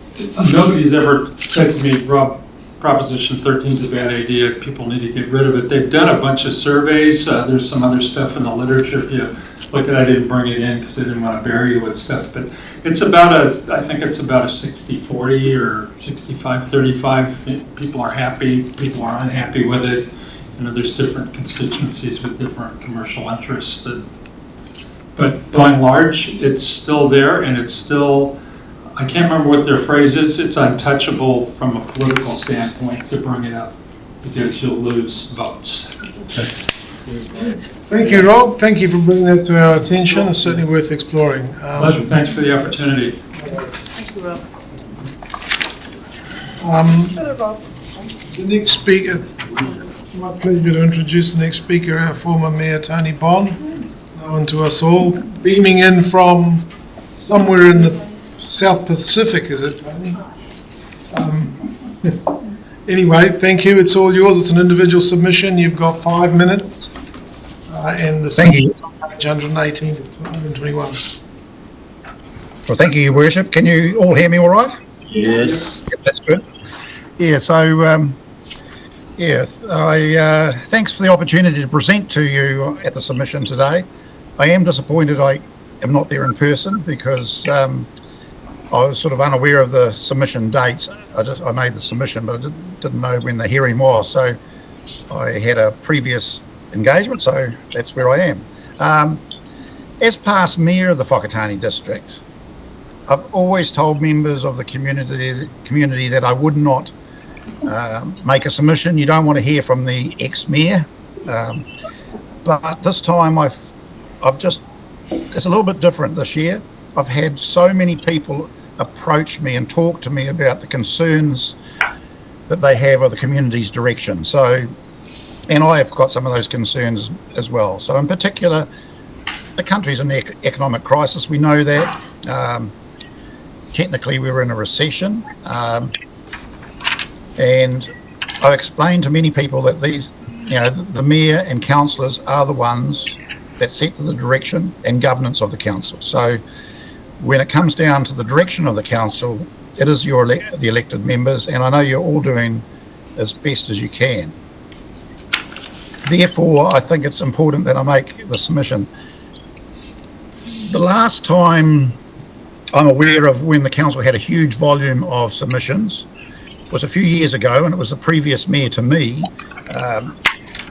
and that was when the previous mayor at that time wanted to open up the Harbour Board land to sell it all off to keep rates down, because at that time we were in a bit of a crisis, so there was a lot of freezing stuff, and Councillor Isles will remember that's when sealing of rural roads stopped, and it took many years for that to start up again.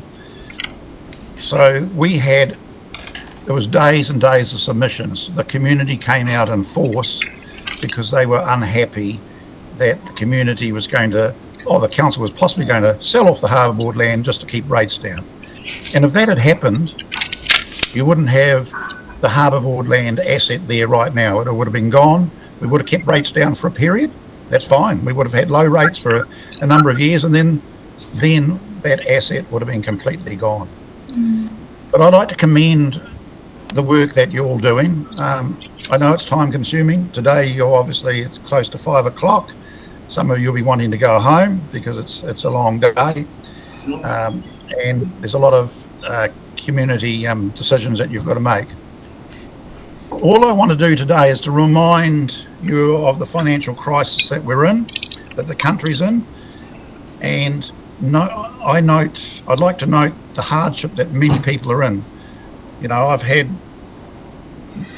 I've been selling a lot of people's homes that are moving out of the district to retirement villages and to cheaper areas. But I've come across elderly people that are paying huge rates that just now cannot afford it any longer. So an average rate of 17%, I'm saying is unacceptable. It's got to be lower. Briefly, the points that I'd like to cover to expand on in the written submission that I made, the budget of an average of 17% average rate increase, the community is saying quite loudly that this is unacceptable. When I was mayor, I always remembered the CE that would come to me at the start of the budget round and say, Tony, what does the elected members and the mayor want as a budget? You're the mayor, you're the councillors, it's your budget, you tell us what you want, and then it's our job to fit what we can into that area. I presume that was part of the process. When a business is under financial pressure, and there's a number of businesses out in our community that are under financial pressure, what do? The first thing they do look at is staffing levels. You've heard it before. I've heard in the grapevine that this budget is actually designed to employ more staff, not reduce. I don't know if that's correct or not, but I hope it's not correct. Areas that I think you could look at to be reviewed, all the areas that are non-productive, that have had additional where the additional staff's been put on in the last few years. We're seeing central government going through right now and doing that with government departments. One example that has come to my mind, and I presume that you as the elected members know how much the eyesight is costing per year to operate. Back when I first joined council, that was in the 90s, a number of years ago, I was the elected member on a community committee called the Whakatāne District Promotions and Information Society. It was a community group that hired a PRO, which was your marketing person. It hired one other person to help man the information centre, and then we had volunteers to help man the rest of it. We got one grant per year from the council. We had to live within it, and we went out in the community and raised money so that we could actually still keep going. Back in 2000, Mayor Hammond changed that. He brought it back in-house. You built a purpose-built new eyesight office, and I know the eyesight was running very effectively back in the days when they were selling a lot of tours to White Island. And I know more than once I went down and shouted the morning tea because the elected members were very impressed with the performance of the staff there. And we know what's happened. Unfortunately, we've had White Island is no longer there as a tourist place, so therefore there's no income that comes to the eyesight from that. Sorry, I hate to do this to you, but in the interest of being fair to everybody, can I just ask you to make your one crucial point, and then we'll get to the questioning. We've got your written submission, and can you just hit, hit the punchlines? Yeah. The punchline is, I really feel that the harbour land and commercial assets, you've been given my verbal submission too, I take it. Yeah. So therefore, please read the CCTO. We went down a big track of trying to get that in place, which would make the community such a better place. It would have been producing a lot of income for the council now. And your current CE, I remember you said when I left that we would carry on and get that in place. We had Far North, two groups went up to Far North Holdings. Mr. Bewley went up in one of the groups. He's still there. And the chief executive of Far North came down. Please look at that. I think they are doing so much work up there. They've taken their asset base from 15 million to 160 million. They're giving the council a great dividend each year, and if anything, that would be the best thing that this council could do, is get a business way to get a better asset. So I better finish there, Your Worship. Yeah, thank you, Tony. Does anybody have any questions for Tony? No. One, Councillor Tanshos. Kia ora, Tony, good to see you. You look pretty relaxed. Shirt too. I know I'm not supposed to make comments, I'm supposed to ask questions, but just to say that we are making progress on a CCTO. It's work that continues, and so please be assured that we're giving that very serious consideration as we go. Very pleased to hear that. Thank you, Tony. The CEO hasn't forgotten. Mr. Bewley. Well, or me. No further questions? Thank you. First nominated submission to council on the other side. Thanks, Tony. Kia ora. Thank you. Kia ora, Tony.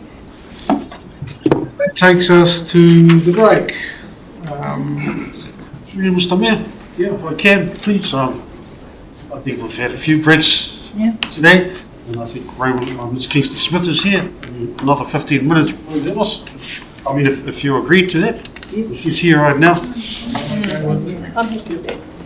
But it just puts a hole in our schedule, that's all. I think probably we should. If she's here right now. Yeah. They're not going to hurt us to listen. No, we agreed to a She can go home standing and order cook change. Yeah.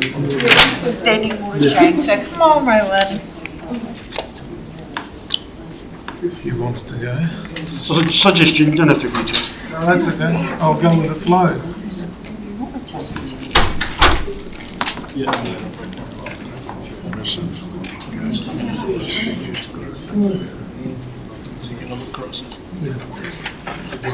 I'm always ready to jump the gun.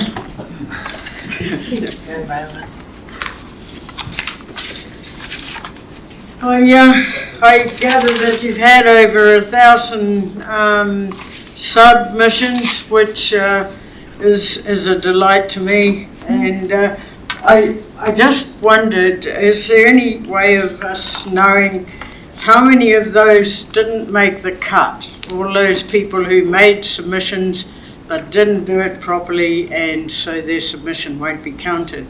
Do we know how many didn't make the cut? Not at this stage. We're still working through the 1,000 submissions. Sorry, I've got a really bad hearing issue. Not at this stage. Okay. We do have a All few that have been missed, but I can't give you the exact numbers. I'd just be interested to know how many of the ones that didn't make the cut were against the Rex Morpeth plan. That's my concern. The LTP documents are questionable as far as I'm concerned. I had trouble working my way through them. They made things very complicated, and I wonder why cannot the LTP items simply be listed with their probable costs for us to consider. All the documentation, just, I felt like I was being corralled into a corner. I am one of the small sector who stand to lose their house that I've worked for so long.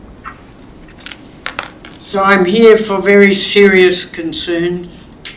I'll talk more about it in my grey power submission. But I want council to know that I'm on the brink, along with a lot of other elderly folks. Anyway, bureaucracy is a wall to hide behind, and privatisation takes control from our hands. Consider, for instance, what has happened in health, in education, and in politics. Locally, it has happened more and more. Contracting, creating more jobs, hiring more staff to handle the confusion as things get increasingly complex. And complexity is a tool of bureaucracy. And I think the sooner we get back to simplicity, which if it's education, I say the 3 R's. If it's politics, I say get back to basics. And if it's council, I say do what you're here to do, which is to maintain a community in the best possible way you can, which means the essential elements. In times of economic instability, you cut your spending. You pay your bills, you pay the interest at least on your bills. That's probably all Whakatāne can afford to do. I don't think we've paid off capital for a long time, but let's at least maintain our interest payments. And keep the rates the same. You are here to care for us. We trust you to look after our interests. And I just ask that you please stop spending. That's all. Thank you. Thank you, Rowan. Would anyone like to ask Raven some questions? Councillor Dennis. Rowan, I have not got a question, but I just want to say thank you for a very powerful submission. It was, the points you brought up were very good, and we just want to thank you for doing that. Thank you. Thank you.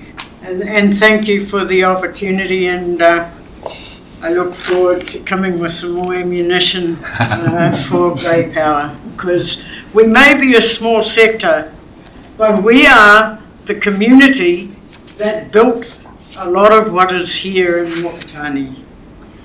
A lot of us are people who have lived in family homes, and I've seen a lot of my friends had to sell family homes because they couldn't maintain payment. And I know there's a popular, I'm sorry, am I allowed to do this? I know there's a popular idea that I shouldn't be in a 3-bedroom house. I should get out and let some young family in there. I had a young family in there. I charged them $300 a week for 8 years, but I was living in the bush without power, and I'm a bit past it. I can't do it anymore. So I moved into my house, and if I have to, I will take in a boarder. But right now I'm working it all out. So I thank you for listening. Thank you. Thanks, Rowan. John? Thank you, Worship. Thank you, Rowan. What's your thoughts around the fact that we need to spend money to keep going forward? No, you see, I think that's a whole, personally, I see that as a total misconception. We don't know, or at least I don't think I know, what forward is. I have to go with the flow. If I can stay afloat, I'm pleased with that. And there's a huge sector in our community who aren't earning more than $60,000 a year. You know, how much is that? Try living off that, any one of you. I challenge you. I'd like to swear, but I won't. I've promised not to. But honestly, you know, there's a lot of your community. Whakatane's not a wealthy town. We have a split that is, and the gap between the split is heartbreaking to me, because what New Zealand was most famous for was a level playing field. We had the most level playing field that you could dream for, and you know, and I'm talking about the 40s and 50s and 60s even, people say you can't go backwards, but look, let's not go forward if we can't afford it. That's all I would say. But can you not afford to not go forward? You've got to be able to have the money. When you've got the money, I'll cheer for any forward movement. I've got nothing against the Rex Morpeth thing, nothing at all. But I just don't see that we can do it right now. We've got debts, we've got infrastructure stuff. You know, we've got a sewage system that needs attention apparently. We've got 3 waters coming up. We've got money to spend on those basic maintenance things. We haven't got money to go spending on. I mean, I'm still at odds with the 14 million that went on this building. I cannot, I love this room. It's lovely. And I love the mural. It's all lovely. I love it. But Lord God, Jehovah, we can't afford this. We can't. Seriously don't think we can. That's my concern. That's why I'm here today. Anyway. Anyone want to squeeze the last one in? No? No. Thank you, Raywin, for speaking from the head and from the heart. And we'll now adjourn to 5:55.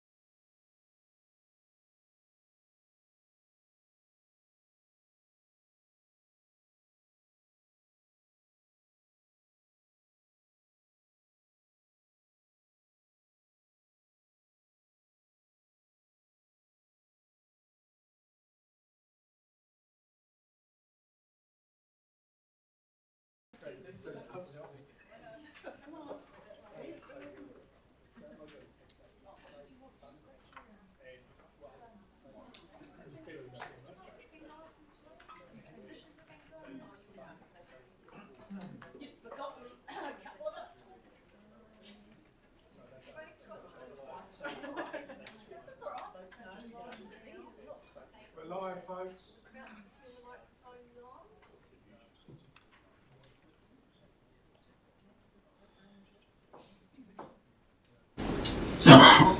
Welcome back, everybody, after that meal.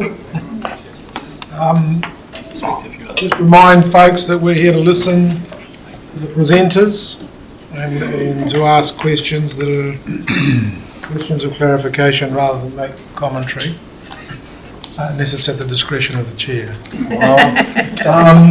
I welcome Gary Ball. He's making an individual submission. It's on page 83 of the documentation. Welcome, Gary. Kia ora koutou.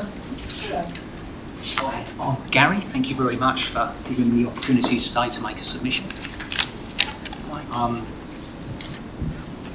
Thank you very much. When I arrived here in 2001, in this beautiful town, Whakatāne, it dawned on me how privileged I was. Beautiful town by the coast, lovely beach and a hotel, and right in the middle, a beautiful park, Rexmore Park, all sorts of recreational pastimes for everybody. Gary, can I ask you to lift that microphone a bit and bring it closer, because I'm sure that we get back in here. It kind of reminded me of where I was raised in the UK. It was a fairly poor area where I was raised, but we were very fortunate because our parents and grandparents had spent a lot of effort and time making sure we had modern, up-to-date recreational facilities to play. And we had cricket in abundance, football, rugby, tennis, the lot. And it was really important because around the surrounding areas there's quite a lot of crime, idle hands. In Tunbridge, where I lived, we didn't hear too much about crime. We were too busy kicking balls around. So I felt very good looking back at that time I was given. So when I arrived in Whakatāne and saw Rex Morpeth and the amount of use that gets, I related to it very quickly. A few years ago, my son started gym down at Whakatāne High School, and there's a really good phrase at the back of that gym that sums up my feelings. Kids in sport, stay out of court. So it's incumbent upon myself and my generation to provide something for future generations, as my forefathers provided for me when I was younger. And that's why I am in support of the council's proposal to upgrade Rex Morpeth Park. The cost of no investment in communities leads to stagnation and decay, economically and socially. And we can't afford to let that happen. My view is you do it once and you do it right. No coming back in 10 years and asking for more money because we did half job now. There are so many opportunities for so many different user groups with the proposals that have been made. And I'm sure those proposals will evolve with different groups as time moves on.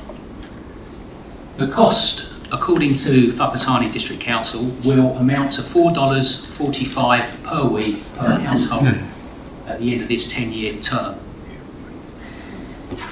I was just having a look online the other day. The cost of running a car, a small car, according to the AA, is $95.90 per week. So I think that brings it into line with my thinking. It's a very small raise compared to what people pay every day to run a car. So one of the tools you have as a council that I'm a bit concerned about is the impact of the costs on lower social economic groups, the poorer people in our community. And you've got a tool with the UAGC, and I think you need to examine that and the other tools you have to ensure that the people at the bottom, the ones that are going to be most affected by rate rises, are the ones that are looked after. I'd like to add to my submission just a couple of other quick points. I heard today there's lots of talk about a bridge. What really dawns on me was the events of a couple of years ago when we had the tsunami warnings that never happened. And I really feel, and I do understand that there's a little bit of work going on in the background, I really think we need a tsunami awareness campaign, because everyone jumping in a car to get across a bridge to avoid a 14-metre Kermadec Trench quake is a waste of time and everyone will die. And that's what that event showed us. So we need an awareness campaign similar to what TCC did. 30 seconds to go. I saw in the paper a couple of weeks ago another point that I've not submitted on regarding EV chargers, and the implication of it was that council somehow provides EV chargers. No, they don't. As my understanding is, council just simply gives permission and consents them. We have 102,000 plug-in vehicles in this country.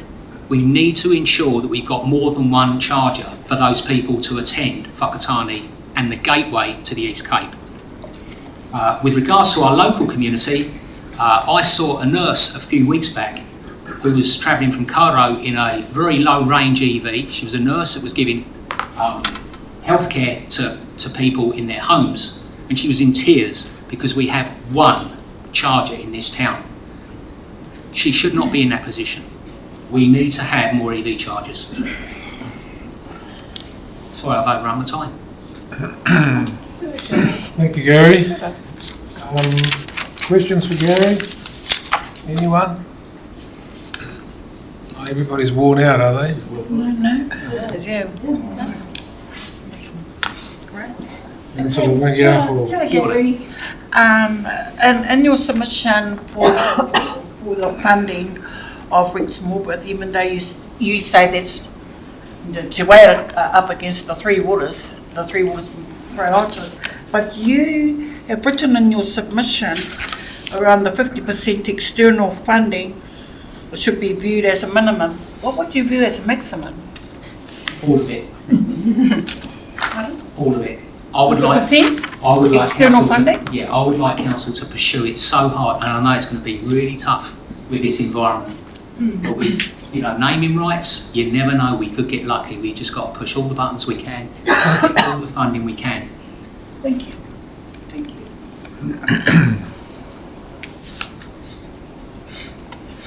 Further questions? Thank you very much, Gary. Cheers. Thank you very much indeed. They still there for the next one. The next one. Still there for the next one, yeah. With Paul. Yeah. Oh, it's still a 5-minute submission. Paul Isaac is the next one, and Gary will be assisting him, I presume. Whakatāne Tennis Club and Whakatāne Yacht Club, page 129.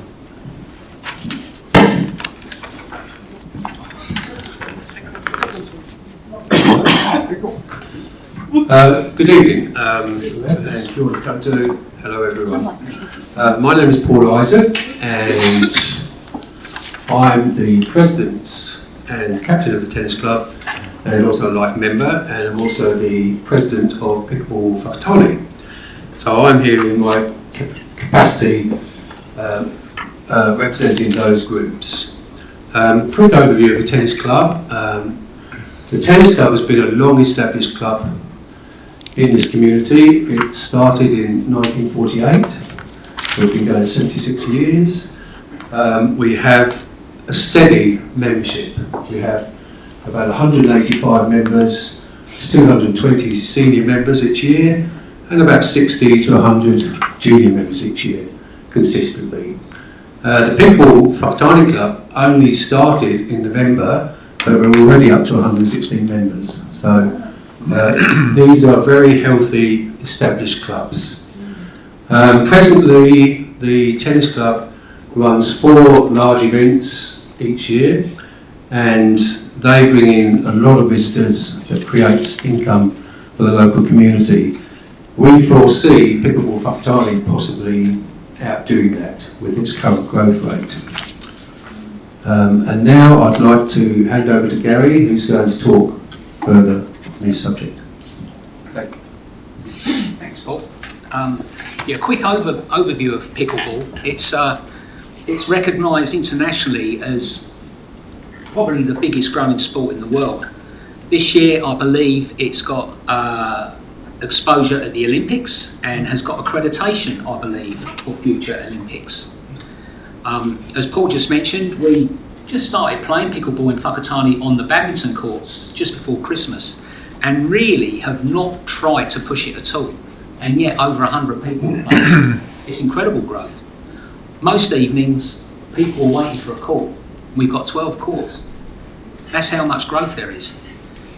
One of the great things about it, it's a really easy game to play, ensuring early success for players, which is awesome, because if you play tennis, anyone ever played tennis, that's a tough game to play. If a grandparent wants to play tennis with his grandson and grandparent's got a bad hip, it's not going to work. Pickleball, we've got people that are disabled. There's even a guy I noticed the other day playing with one leg. He's out there playing pickleball and playing a good standard of pickleball, got a smile on his face and enjoying it. So it's an easy game to pick up. So it's got the potential for families, kids to engage in an easy to learn sport. We would like to think, as a club, as a tennis club, we're going to own pickleball as part of our club and develop pickleball into what it can be. And that means providing tournaments like we do with the tennis. The tennis at the moment, we have approximately four tournaments a year where we bring money in to the town, and they're well-attended tournaments, and people that spend money at restaurants and obviously have overnight stays at our hotels. They often bring their families as well, so wife and kids or hubby can pop down to the beach with the kids for a surf, or mum or dad plays tennis at Whakatāne Tennis Club.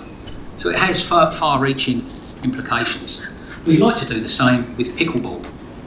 We don't have the ability to do that. I don't think we could run pickleball tournaments in Whakatāne to the standard that would be required to expect people to travel from fair distances to play a good quality tournament. It just doesn't exist. So really what we're asking for is to be involved in any future plans around Rex Morpeth Park with regards to ensuring that pickleball is part of that conversation moving forward. And going back to my earlier submission, is to ensure that the sports of today are recognised in this town, like the sports when I was a kid. It's no good having sports from 1970. That's not what kids want. We need games like pickleball that are growth sports, like basketball. That's what we need. So that's the bottom line. We need to be part of any conversation around the Rex Morpeth Park to see how we are going to embrace that game and the opportunities it's going to create economically and socially for our local communities. We caveat that with the requirement that council obtains at least 50% of outside funding as a minimum for the upgrade of Rex Morpeth Park. It's not a target, it's a minimum, and full funding must be vigorously pursued to try and get the best outcome for everyone. Thank you very much. Anything else, Paul? I think you covered it all. Thank you. We've got time for questions. Councillor Puller. Thank you, Paul and Gary. Were you involved in the meetings last year around proposals and what? Yes, I came to two, and the tennis club did put a submission in last year. Yeah. And we also drew up some rough plans, but we kind of look at it as being a fluid situation. We know that these plans have changed, so there's obviously 1,001 ways to look at it, and we just want to be part of the conversation because it's an important one to have, I think. I'm sure you will be. Thank you. Thank you, Worship. Good evening, gentlemen. I'm interested in pickleball. I've seen it played and had a little tutu myself with a very enthusiastic Queenstown cohort of people. And I just wanted to check, so you said you've been playing it outside on the 12 tennis courts, or you've been playing it inside on the badminton courts? So what's happened since November, where actually what started it was when the Rex Morpeth plans came out in the paper, and we had our AGM, and actually I raised it as an issue, saying, look, you know, there's going to be, could be a major upgrade with Rex Morpeth. This pickleball malarkey we've not even touched. We need to look at it. So Paul decided to press the button and hire the hall and use the badminton course. And it's kind of gone crazy, isn't it? Quite realistic. The growth that's been happening all over the world, you know, so we're just catching up in New Zealand, but it's exponential, the growth in this sport. So hence we're here having this conversation, raising our hand and saying we'd like to be involved in the decision making, because we see it as being a huge growth sport in the town. We haven't even tapped into juniors yet. But the growth has been phenomenal amongst the over 18 years old age group. And as Gary said, you know, we've had disabled people playing, very elderly people playing, and all age groups. So it's great. It allows quick success, picking up the skills, and you know, low level people can play and do very well, and of course elite racket sports players do very well too. For those councillors that don't know about it, if you haven't Googled it already, it's like the old, you're not allowed to say this to pickleballers, it's like the old padded tennis. Because it's pickleball, not padded tennis. A little bit like that, but different. But different.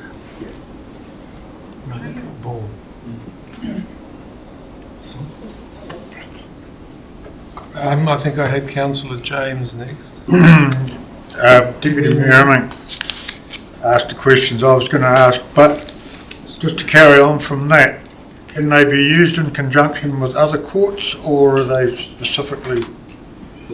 No, exactly what we're doing at the moment in the current hall is we're using the badminton court, so you can play quite easily on a badminton court. But it would be great if there was provision made for outdoor pickleball courts as well, because it is extremely hot during the summer. But they can be easily set up, and current tennis courts can be quite easily used as well, and just adapted. So there's a lot of potential there. Thanks. Councillor Jukes. His worship's probably going to tell me off, but what day, time, and how do you join? Well, it's currently on a Monday evening at 7 p.m. and Wednesday evenings at 7 p.m. The best thing to do is find us on Facebook, Pickleball Whakatāne. That's where everything goes. It's not as funny as it might sound. I was a good tennis player, so it might not sound as funny laughing at me. I had to Google pickleball, and then I looked at it, and I've just heard your comment about we don't want to go back to the 1970s. Either it came from the 1970s. It's just been reinvented and probably tweaked a little bit. But my question is, inside of your submissions, you talked about 53 players have signed up for competitive matches. Where else? Where do you go outside of? Is it competitive matches outside of Whakatāne, or just amongst the group themselves, or where do you guys go? At the moment, it's here. But obviously, I mean, Paul could tell you about the Hawke's Bay, actually, for example. We would like to bring Hawke's Bay players here, and vice versa. Do we have anything in Tauranga, Rotorua, in other areas? Oh, yes, very much so. We've got the luxury of being the last ones to really do it. So we've got the luxury of copying everyone. So, you know, we can avoid their mistakes and use their successes.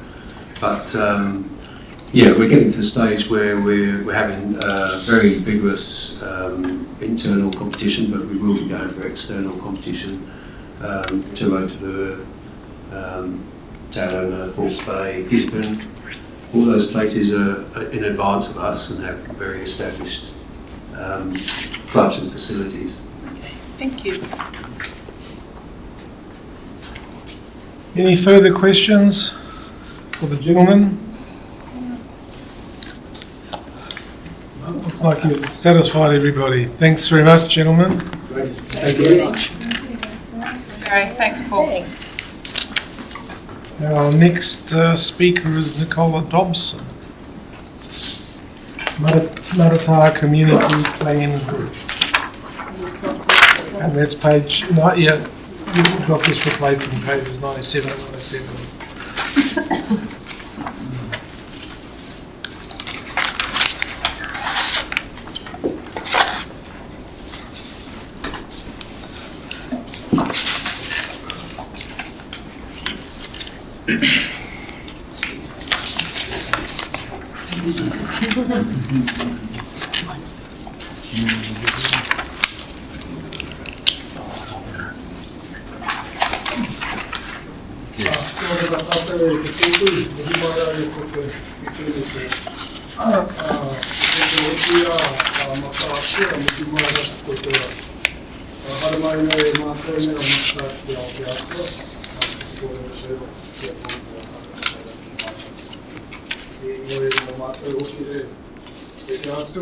Tiaki mai me whakamoni sa whae ki a tātou.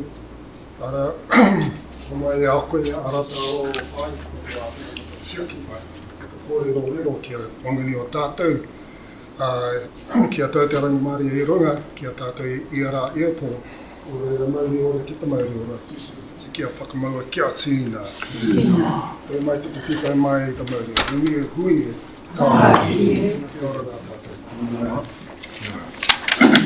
Kia ora, Erin. Kia ora koutou. My name's Sally. I'm part of the team here tonight to speak to you. The biggest issue we have is that clock ticking at us. So we're here to speak to you about the community plan for Matatā. And we've been working on that for some time. And we'd like to thank you, Mayor, councillors and the council staff for providing this opportunity to be able to come and present personally. So I think it makes a big difference to be able to hear from people in the community who are working with you, alongside you, to try to achieve outcomes for communities. We're part of the broader Community Matatā Community Plan Group, and we're working across with many groups. And you've heard from some of them today already, and you will note, I hope, that there's a similarity in what we're all bringing to the table. So in that community planning process, and we very much acknowledge and thank Council for the support to develop the plan, and we acknowledge the role of Vicky Edwards, who's sitting behind us in the group. To introduce this very briefly, because there's a few of us and there's many that can't be here tonight, Tracy and I are going to be co-presenting tonight. Nicola, a very important part of our group, who lives locally in Matatā, part of a long-term family. Erin, who you've heard do the karakia at the beginning and opening, and we have several members behind us. Peter, Lillian, and David, and there's other people who couldn't be here tonight, but the group is quite large and diverse on who's working on this plan. So what we've done so far, we've had a range of meetings, workshops, we've done a community survey with our residents.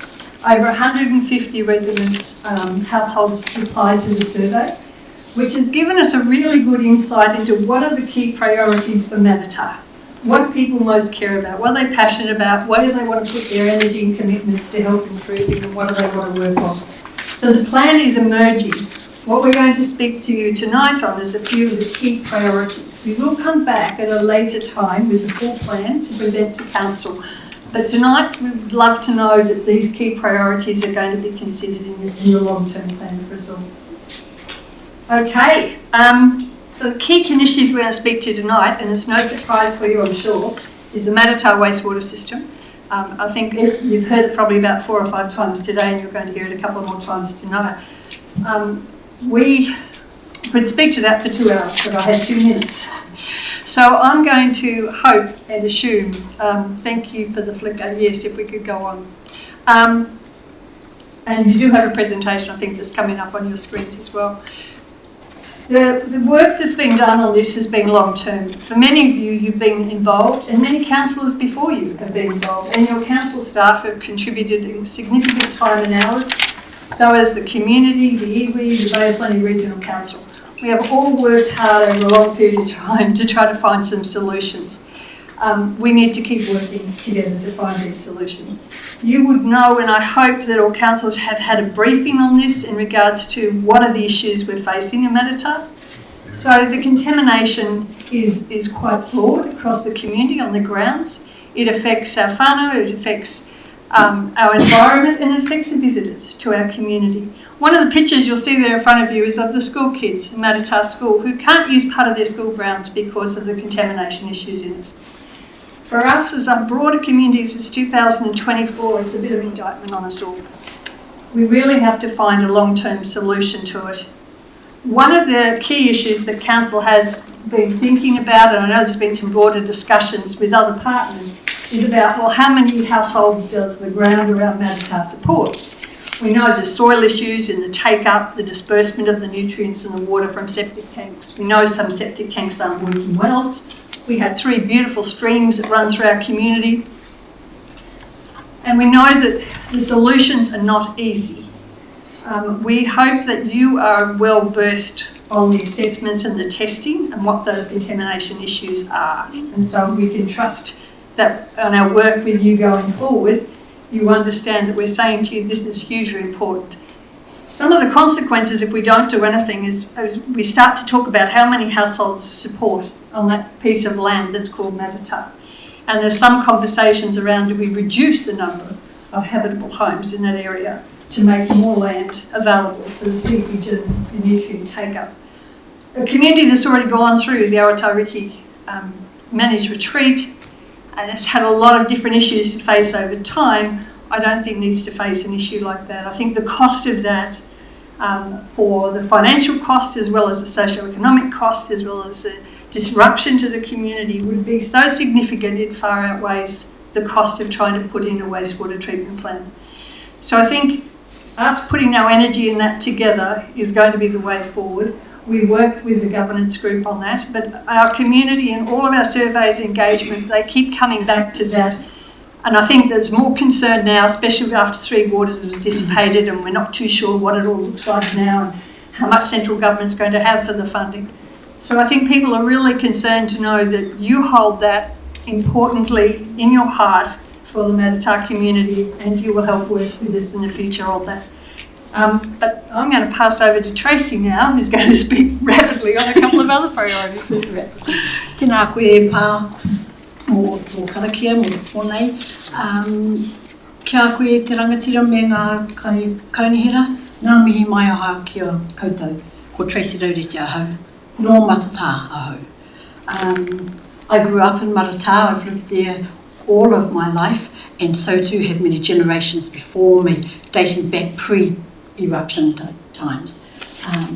In Te Oke, his mother's been in Matatā, his mother's whānau has been in Matatā for 5 generations.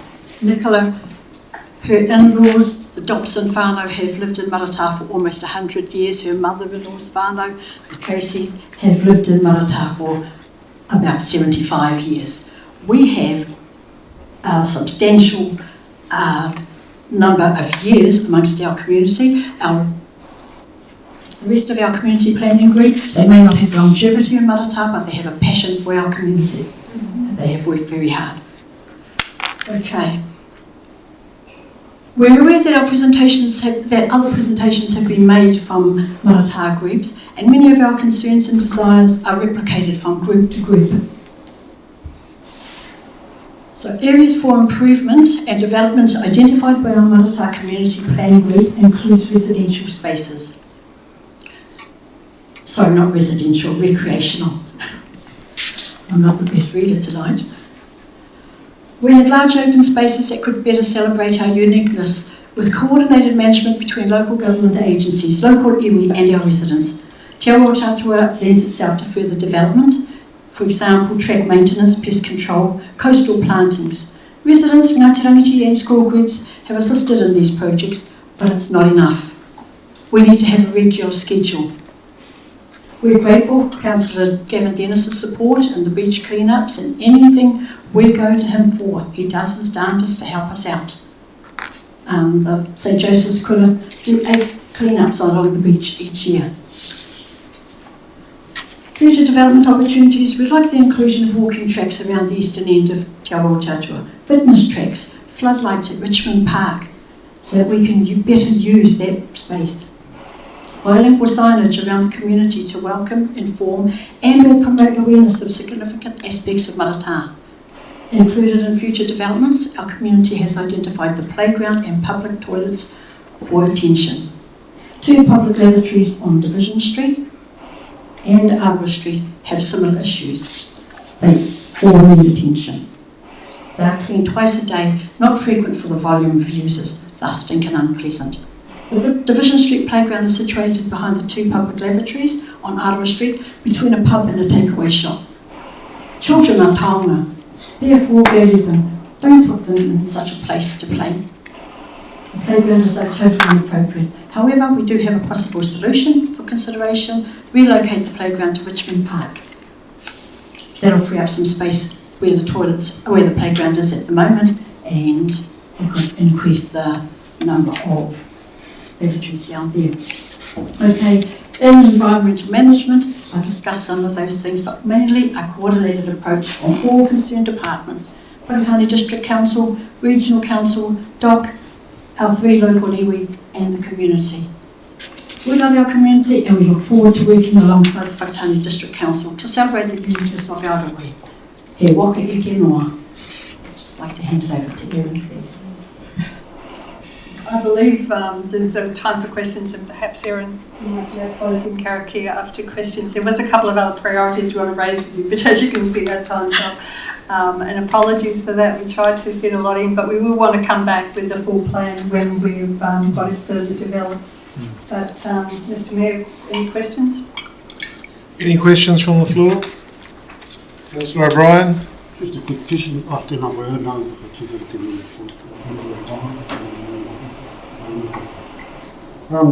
You talked about going through the playground up to Richmond Park. Is that the top field? Aye. We just had the mano in 1990. He talked to us about having a marakai there. Are you going to share the space with you? There's room for that.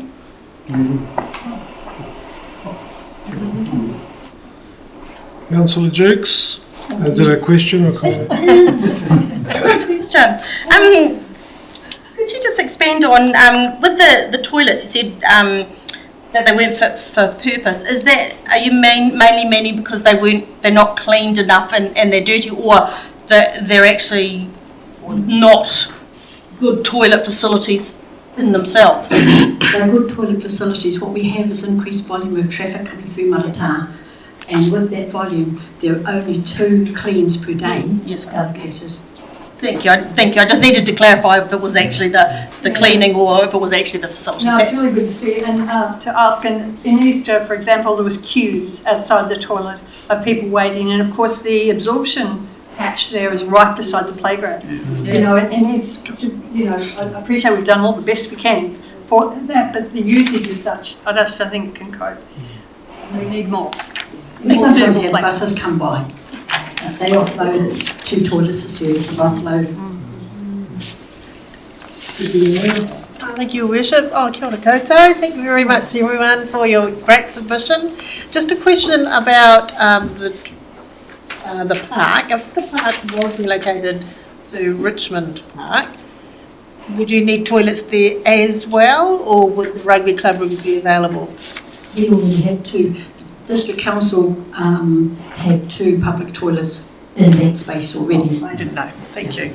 The signage doesn't allow for people to go up there so much now. Truckies used to go there.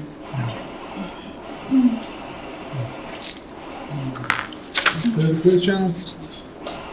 None? Thank you very much to all of you. Thank you for your time. Thank you very much. Thank you.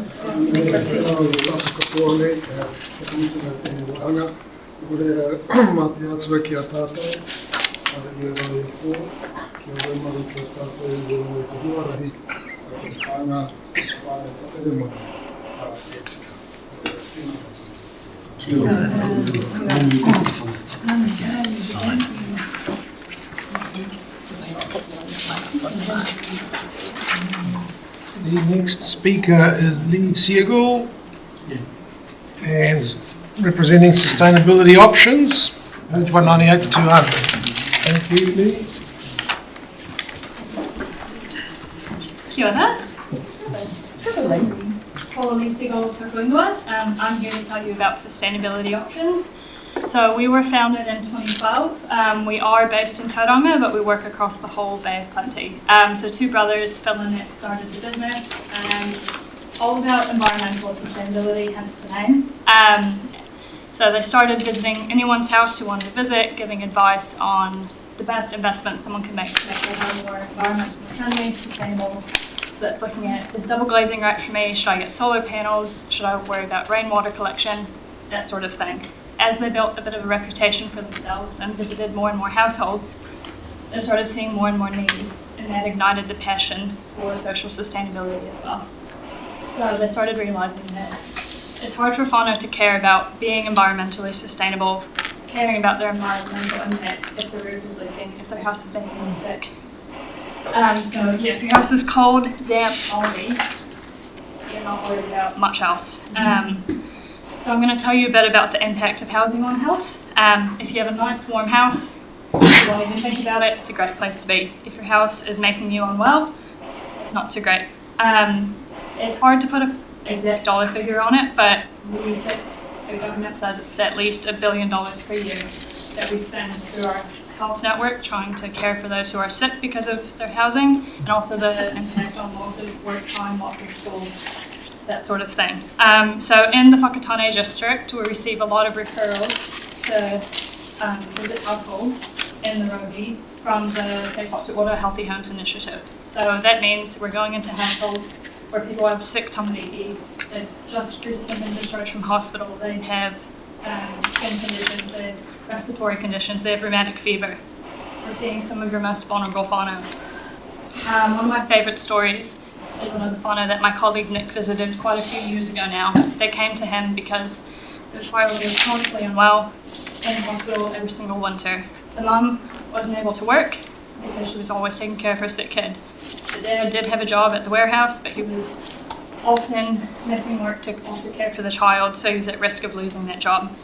So Nick went in, did an hour and a half visit, provided lots of education. That was all he could do at that point in time. A few years later, he got a letter from that same whānau, and they shared that not only was the child no longer sick, not going to hospital anymore, the mum was now an active member of the community, she had joined the school board, and the dad was now the manager at the warehouse because he could actually turn up to work every single day. So it just speaks to the volume that education can play in creating well-being for someone, which just speaks to the fact that housing is a huge priority for community well-being, and we see this daily. We know that the Bay of Plenty is growing rapidly, Whakatāne especially. We've got two problems. We have a huge existing stock that needs maintenance, and we need lots of new housing. How we balance those two is a struggle. We know there's at least 30,000 homes in the Bay of Plenty that need some level of repair in order to be able to heat them efficiently to 20 degrees in winter. Imagine you're handed down a house that's been in your whānau for generations. It's, 50s, 60s build. Great house, but the materials are reaching the end of their life. And if you don't have the knowledge or the money to actually maintain them, they're just going to further deteriorate. So that's where we come in. We provide education on not only how to do these repairs, what repairs are important. We also do have a bit of funding to do some minor repairs and maintenance, all about the thermal envelope. So, that's not major roof repairs as much as we'd like to be and put new roofs on their houses, but it's looking at things like curtains, window latches, some minor cladding repairs, just making sure that their house is as warm and dry as possible. Then with the new build side, we've almost got the opposite problem where they're being built really well, but almost too tight. They're nice and warm, they keep all the heat in. But if we don't educate people on how to actually maintain the moisture in their houses, we could see them start deteriorating from the inside out rather than the outside in. So then down a different little tangent, over the past few years we've also received funding from the Ministry of Business, Innovation and Employment and Trust Horizon to provide education and intervention to reduce energy hardship, specifically in the Eastern Bay. So that means we go and provide education on energy saving tips and tricks, and we're also able to do some of those repairs I mentioned earlier to actually help people's money go further and keep the heat in. So we're working together with them to improve the energy efficiency of whānau to create warmer, healthier homes in the Bay of Plenty. We're already working in your community. We don't see the problem going away anytime soon. We're visiting some of your most vulnerable communities. We're working in Murupara and Minganui, Ruatahuna. We understand what's needed in these communities to really improve their quality of life, their living conditions, and their actual whare. So I'm here because we'd love to work alongside you so we can have greater community impact and greater community outcomes when you join our waka.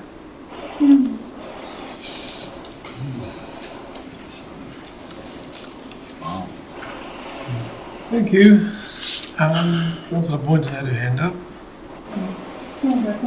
Thank you for your presentation. I just, and sorry if you might have made this clear, I just wanted to know if you're working with other local social services and health organisations like Te Punaora and Te Torodoro Ngāti Awa, and any other kind of retrofit kind of programs that used to sort of be out there, or I don't know if they're still there. Are you working with them, with those whānau? Yes, we try and connect into them when we can, as the whānau need different eligibility criteria and such. So yeah, we're all trying to pool our resources together and focus on what we're all allowed to fund, you could say, to actually help the whānau in the greatest way possible. How many families have you helped so far? Or just in the whole of the country, or Eastern Bay? With our repairs and maintenance program specifically, we've touched over 1,200 homes across the whole Bay of Plenty. We see the most need in the Eastern Bay coming in every year, and there are more owner-occupied households in the Eastern Bay, so there's a lot of demand there. I can't tell you the specific number because we've also been working in the Eastern Bay for many years before that with the Healthy Homes Initiative, so thousands I could. Thank you. Can I just ask one before you guys get in? The energy hardship you talked about. From memory, the number for New Zealand-wide is about 150,000 households that are experiencing energy hardship. That is, they can't pay their energy bills. What do you estimate, or do you know the number for the proportion of households in our district? We've got about 15,500 households. What percentage do you think will be experiencing energy hardship? I don't want to put any specific stats to that, but it's a lot from what we see. And the nature of our referrals, we are visiting the most vulnerable households. So the houses we see are the ones experiencing energy hardship. So my perception will also be a bit skewed, you can say. Yeah, but I guess those numbers must be available somewhere. Yeah, and they probably are. I don't have those. Useful to have Yeah, them. they would be for sure. Okay, thank you. Deputy Mayor and then Councillor Paula. Thank you. Oh, good evening, Lee, and thank you for your submission and for the work that you're doing with our communities. You're saying that you're asking Council to give some funding. What sort of number do you have attached to that? So we're already here. We're already working in the community. We don't want a dollar figure to be the barrier. We had support from other councils, regional council as well. We'll just kind of take whatever works if that makes it easy. You know, we're just asking for some sort of support to work alongside you. If you had $1 million, we could do a lot with that, but I know that's not going to be the reality most likely, so it's just, yeah. So if we didn't have any funds, what else could we do to help? You know, that's where we could talk about, you know, referring client through that you've come across, or just spreading the word, or supporting us in other ways. So, you know, we can share that we're partnering with you to, you know, access the communities we're related to. Thank you. I had the same question. So did I, actually. Thank you, Mr. Chair. Thank you for your presentation. Is this the same program that was run about 20 years ago by Te Puna? I know in Matatā, the resource centre, which I'm privileged to be the chair of at that time, worked with Te Puna and did exactly the same. Went around to the house, identified houses, fixed windows, put bats in, flooring, new heating sources and all that. And I know we spent something like 900,000 in Matatā alone. In some cases we replace houses with bringing second-hand ones in. So is that's similar, isn't it? But do you know that is that a continuation, or you're not sure?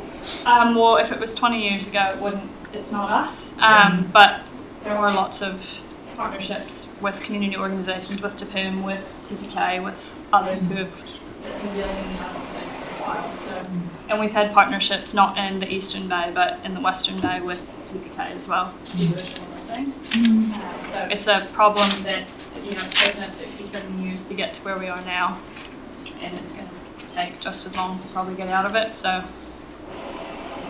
Extremely well done, so congratulations. Yeah, I think you're doing excellent work. Take my hat off to you. You're plugging a lot of holes, but you're not necessarily fixing the problem at a macro level. How, if you had, in a perfect world, what would you do to fix this problem?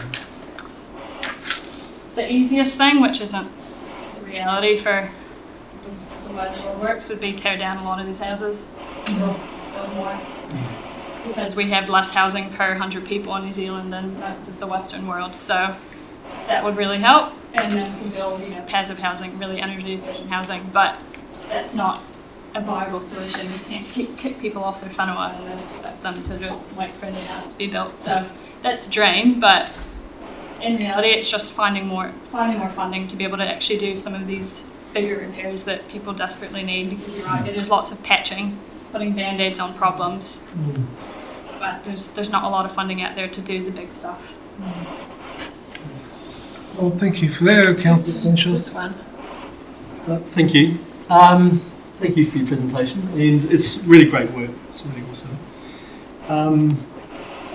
My question isn't very well formed. I'm trying to get a sense of, so you work across the whole of the Bay Wednesday, but you must. So I'm guessing that you focus in on areas where you've got support and are able to work with council or whoever to do that work. And so if we were to support you, that would allow you to do more work in this area. So that's good to understand. And the limitation for the work you do is, like how many people in your organisation, and is that a limitation as how many people you've got working with you? Or? Yeah, so we have a team of 5 assessors at the moment, and we assess over 1,000 homes a year. Right. And we know we could assess more than that. We always have a waiting list. Yeah. If we had more people. Right. So yeah, that's the balance we're always trying to weigh up. Because that's good to understand. Thank you. Hey, Caroline, thanks for your submission. You mentioned you were doing some work over at Murupara. Are you responsible for also the work at Kaingaru? Because that village did a really awesome job taking their community in their hands to rebuild and engage. Is that part of that work program? Yeah, we're tied in with it. All of the new roads in Kangaroa. Yeah, that's right. Yeah, that wasn't us funding those, but we helped kind of identify the houses and do some of the other stuff. Painting some of the houses there. So yeah, we partnered alongside, but didn't actually fund.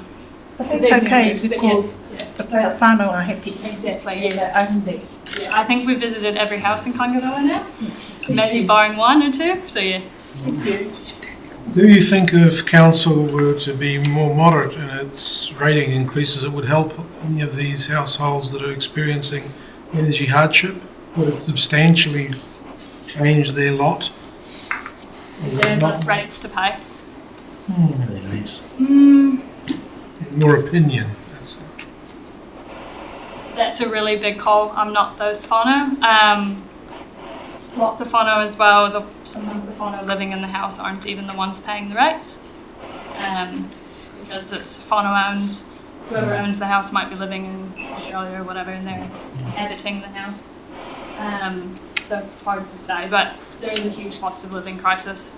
My perception is, the cost of energy is a bigger problem. If people can't afford to heat their houses, then they have to spend a certain amount on their rates anyway. The energy is the variable there. But yeah, I've never asked that question. Councillor O'Brien. Just wondered, you've been funded in Whakatāne by Te Whatu Ora. We're receiving funding from, is that Waverley Park for funding? I mean, that's a bridge we'll cross when we get to it. We had an indication from them that the Healthy Homes Initiative is ending because it has such great results. But it's the future. No, Just want to ask a very quick one. So, Marcus Baker, is he involved in this? No. Well, I know the name. Okay. Well, thanks, Lee. Thanks very much for all your good hard work. Thank you. Presenting. Thank you. Thanks, Lee. The next speaker is Peter Rutledge, Air Ohio Whakatāne Flying School. Page 174 to 181. Thanks, Peter.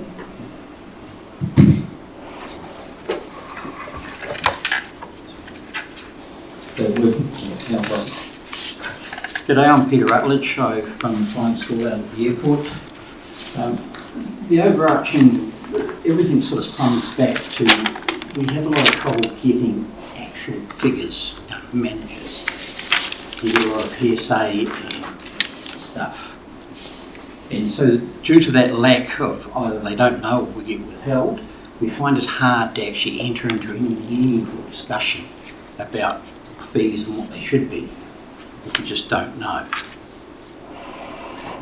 In my submission, I brought up the safety thing, which was in my September submission. The MBZ we've actually got out of the airport is a really unusual shape. And the way it's designed, if pilots want to stay away from the airport, they'll actually skirt the side of the zone, and 9 times out of 10, they're well clear of everything. And they don't have to worry about talking to the airport and all the rest of it.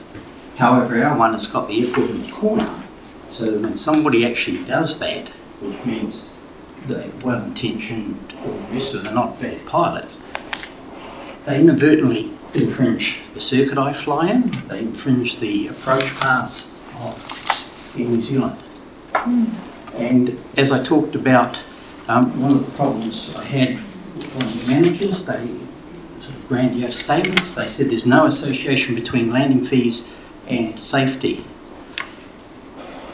When I teach the pilots, part of the course I run at this flying school is teaching human factors. In human factors, we've got the shell model, which basically says everything's related. And part of the staying safe as a pilot is a healthy paranoia about what could cause a problem. So no pilot nowadays with a license if they use such terms, because everything's connected.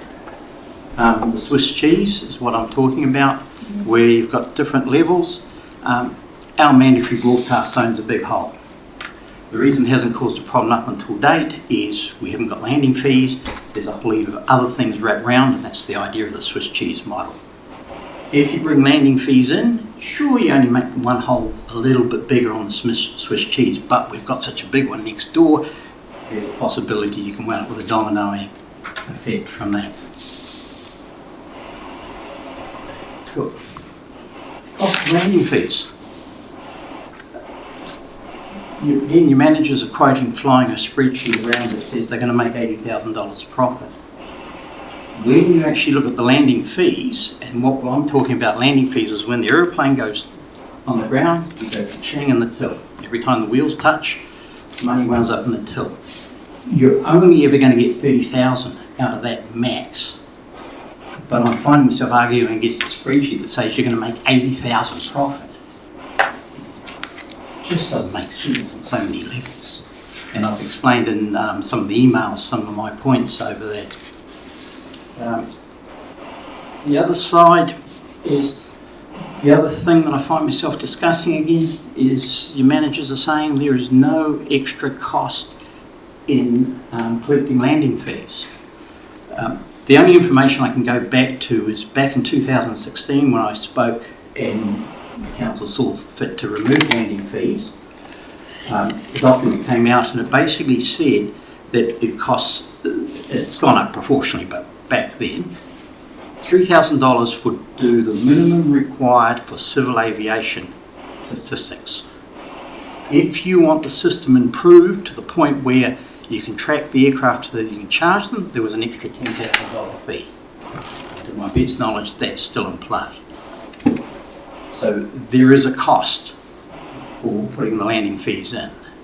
Nowadays, they're actually looking at adding a transponder system. I understand that's $8,000.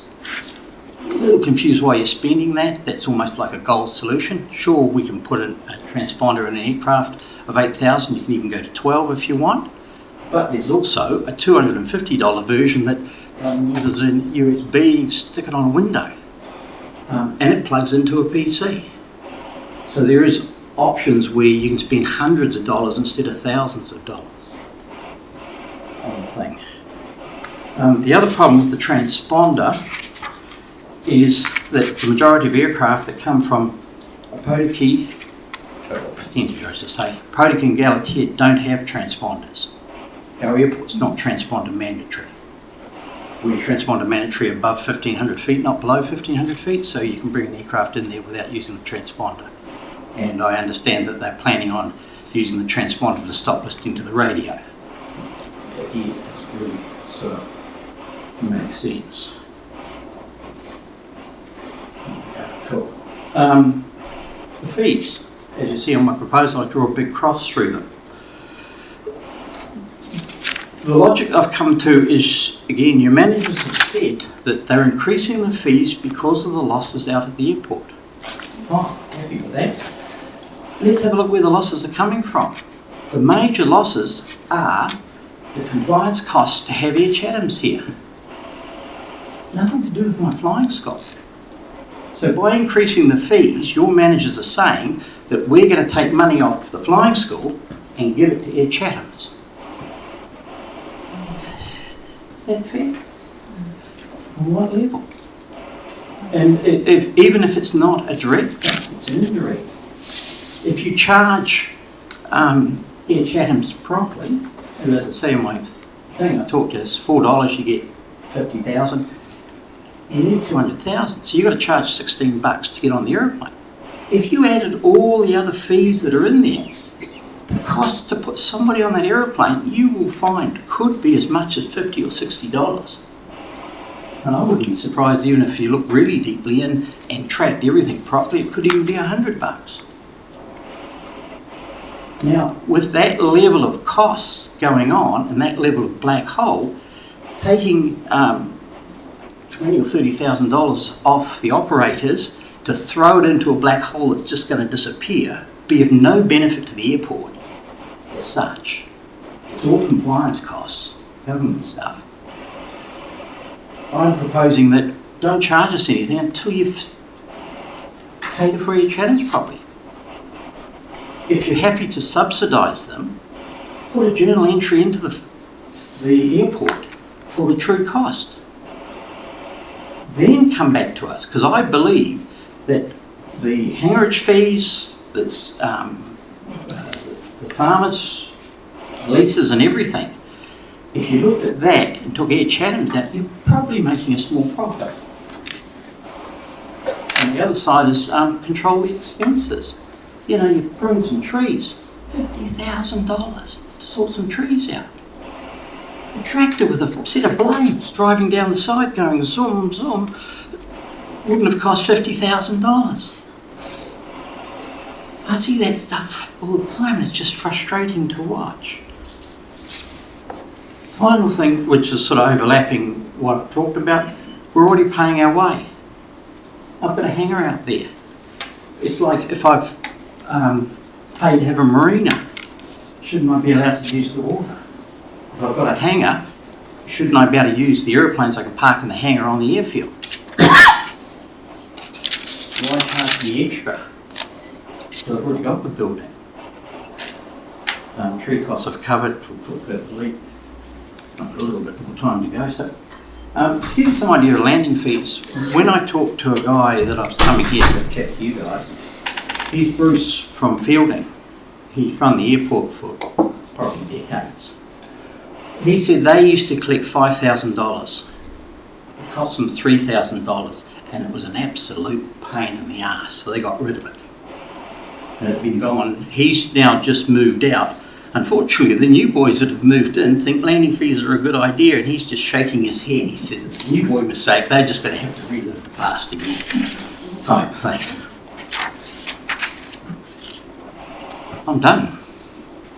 Thank you, Peter. Any questions for Peter? Councillor James, and then Councillor Tainshaw's. Thanks for that, Peter. Couple of questions. One of them is, you probably don't know, but just off the top of your head, what would you estimate per, how many landings per, say, week or month would there be out there? And question 2 would be, how would collecting the landing fees operate? That's the problem. Seeing you've got to spend nearly 20 grand on computer systems and bits and pieces, and you're only going to make 30, it's just not economic. And there's a chance that I could easily suggest all you need is a 10 grand overrun for whatever. They're not an economic goer. And you just can't be made money off. And the numbers, and that's the problem. Whakatāne, we're on a limb. So the numbers of movements we have just will not pay for any infrastructure. And then all it takes is, seeing it's right on the edge as it is, you're barely going to make any money out of it. All it does is, if you get a bit of a downturn, you're actually going to be well and truly into a loss situation. And it has quieted down there a lot lately. My flying school's quietened up quite a bit, and I was talking to a guy in Karai, and he's got the same thing, and it's quite noticeable. So any numbers you have in the system today, I would strongly suggest you reduce them by a reasonable percentage, then compare it against your costs. Just a supplementary, please. So, just to clarify, is anyone paying any landing fees out there at the moment? No, no landing fees. There's an annual fee. Per aircraft? Per aircraft, which is sort of labelled, and that's where one of the problems is. When the landing fees, landing fees were removed, they actually upped the annual fee for the local operators.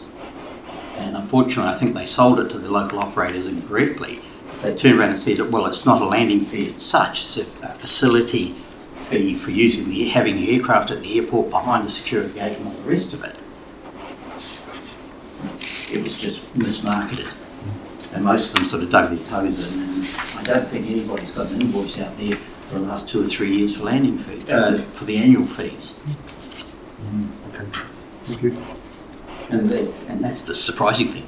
They're now trying to, a computer system's not even working properly, and now they're trying to put landing fees on it and charge everybody. It doesn't make sense. And why up a fee they're not charging in the first place? Thanks for your submission. Yeah. I think you've raised a number of really important points for us to consider, and I definitely agree that, the cost benefit, if you're not getting a reasonable return on it, it's just not worth doing. So I think we do need to dig into those numbers a little bit. Having said that, the airport's always going to be subsidised to some degree, so it's really a question of how much can we reduce our losses rather than how we're going to make money off it. But so 2 questions for you though. The first one was to understand the MBZ. You said so the airport's in a corner of it, kind of. Why is it like that for us? I have a sneaky feeling it was put together for White Island or Frontier. Right. I wasn't here at the time, but that sort of makes sense because all they've done is the mandatory broadcast zone goes to White Island, then out to White. Right. And so I'm pretty sure it was designed for helicopters, and that's all they considered at the time. The bigger picture wasn't considered. Because, that by itself it seems that's a safety issue. Like, can that be readjusted? Yeah, they're looking, that's the frustration. They should have done it 5 years ago. Right. And they stopped it because they wanted to put a safety management system in. Right. So they figure they caused a safety problem waiting for a safety man. Once it got put in, none of the managers here saw it as a high priority. Right. And it's only now that I stood up and says, hey, if you change the landing fees without the control zone fixed up, you're creating a safety issue.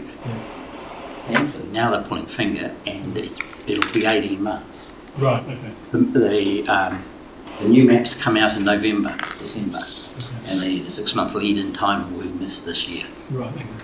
But so that's at last they put that in motion. Okay, thank you. My other question was, so for you as a pilot, so you're paying, well, you're not paying, but you should be paying an annual fee. Yeah. If landing fees are brought in, how much, what's the impact for you as a pilot? I'm trying to get an idea of, for a pilot, what does it mean? The biggest thing from my flying school is if you bring landing fees in, and I want to take a pilot up, and you want to do a 10-minute exercise, it's not going well, I want to bring them back on the ground, give them a briefing and put them back in the aeroplane, I've now incurred 2 fees. Right. And so then that has it's not a biggie, yeah. But it means that I've now got to go, well, if I'm going to put somebody in the aeroplane, we actually now need to do longer flights. Yeah. And okay, I make more money on longer flights, but the goal is Yeah. to get the people through it the most efficiently as possible. Yeah. So with an annual fee arrangement type thing, that removes that piece out of my flying, and that means I can run a better flying school. So just a supplementary, if I may, thank you. Perhaps asking you for the illustration was not the right one because you're running a school. Yeah. So it's a bit, but say for your average pilot who's got a plane out there, what do the fees mean for them? Like what is it? What are they likely to pay over the course of a year? Say.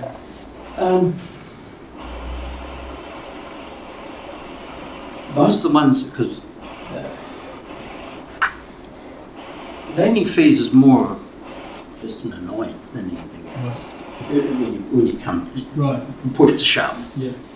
And if you bring the landing fees in, at the moment what happens is we do get people come over from Taronga and they come and do some circuits here, and you could argue they're freeloading, but at least they know the area's here and they might drive over and you never know.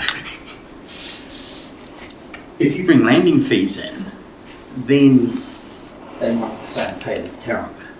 Right. But it's the hassle more than the money. It's there. Right, okay. And then from you guys,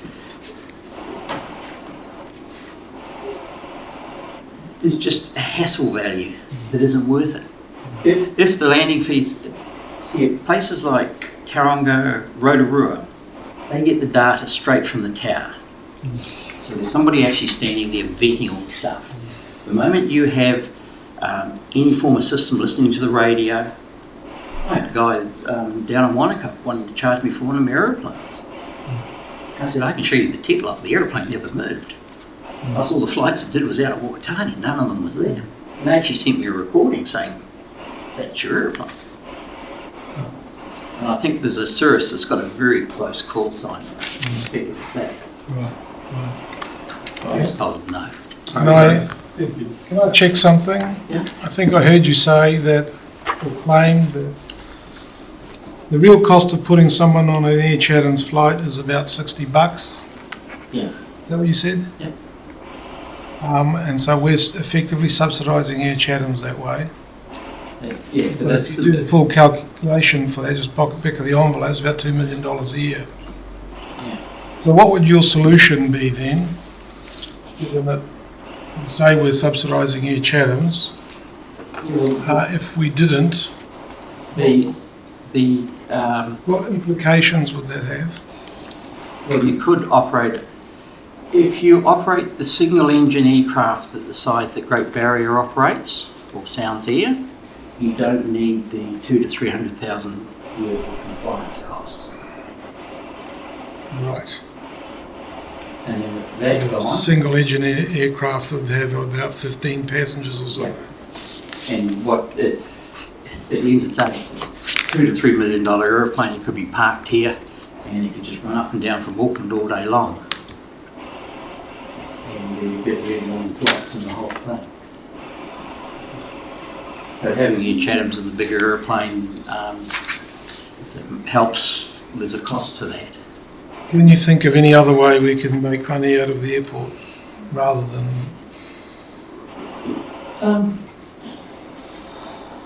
The biggest problem is the airport was set up as a utility, and a lot of utilities, at the moment you try and make money out of them, it's just problems.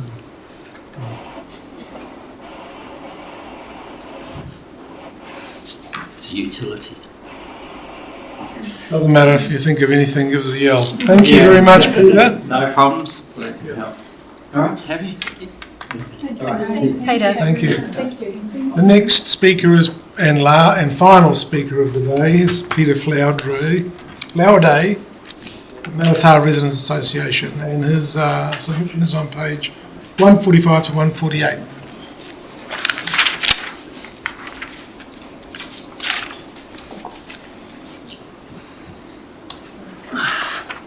Oh, yeah. And David, of course. And David. You've already met David, so that's not a problem. I'd like to just take this opportunity, because you guys are nearly all half asleep by the looks of it, and you've had a long, hard day, so it's good to see you smile. Peter, wake us up. We've got a smile out of it. Even Winston's got a smile, so we're right. Kevin's promoted him. Rightio. We started off with a laugh, so let's get going. I'm the newly elected chairman of the Matatā Residents Association, which was I took over a fortnight ago, something like that. So this month, so this is all new to me. I have been a resident of Matatā for 3 years, but I've had a property for 15. And one of our biggest problems is our sewage. So that's what Dave's going to speak to. But first of all, I'd like to take the opportunity to appreciate what you guys are doing. It looks a hard bloody job, because even the wife's been sitting at home watching it, enjoying. And she's getting some good responses and she's enjoying it. So Dave's going to speak to the sewage. I'm going to speak on a couple of other issues, and then Dave's going to have the final say. So I'll hand you over to Dave. Thank you. Thanks, Peter. Thank you everyone again for the opportunity to speak on behalf of the residents of Matatā. The wastewater project, you've heard, I think, from several groups or individuals about the issues, so I'm not going to flog all of the detail. You've also got our written submission. I just want to emphasise, though, that it's an ongoing pollution and contamination issue of the soil and waterways around Matatā. Matatā might look small, but it's an exceptionally vibrant village, and the people there relate well to each other. The community is strong. We really do need, not want, but need a wastewater system. If the council is not able to implement a wastewater treatment system in Matatā, the responsibility of fixing the problem will fall perhaps onto the Bay of Plenty Regional Council. We're led to believe that the Bay of Plenty Regional Council, sorry, we need a shifter, or a set of multi-grips. We're led to believe the Bay of Plenty Regional Council have indicated that the alternative step they would take would be to place Matatā into what they call a maintenance zone. Now that would then mean we have to comply with the new on-site effluent treatment rules or provisions, which I believe are pretty much consistent across the majority of New Zealand. It would mean things possibly in some instances like greater soakage areas than residents currently have. It would mean manhole covers to some or perhaps all of the septics and treatment. Fine fibre filters would be another possible addition to most of those systems. New tanks in some cases, so that they were of an appropriate size for the household. All of these changes would be mandated through the Bay of Plenty Regional Council.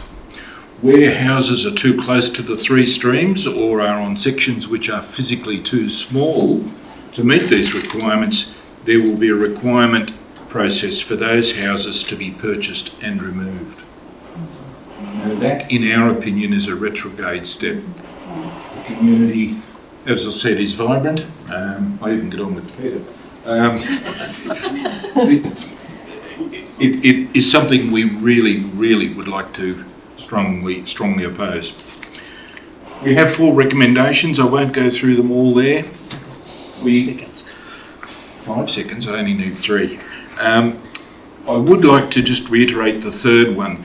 Not simply that the council further progress, but we rephrase it, that the council, Whakatāne District Council, ensure that a wastewater reticulation system is implemented successfully so that there's no need to progress with the removal of houses in Matatā. And that would be our priority. Thank you. Rightio. I don't need that because I do talk loud. And if I get angry, I'll talk louder, unfortunately. That's my nature. Sorry about that. I'm going to talk to the gateway to Whakatāne. Matatā, to me, is the gateway to Whakatāne because if you get driving through the underbridge, you'll find that the bridge is a gate. To me, we are the gateway to Matatā. Now, Matatā, as you drive into Matatā, it is probably one of the horriblest places to drive into. Coming from Huntly's got nothing, and Huntly's known as a rubbish town, utilised on Facebook. Matatā has got no appearance. Unfortunately, we've got State Highway 2 coming in to Arawa Street and Richmond Street, which is where it starts. You go into Pakeha Street, and then you're on State Highway 2 again.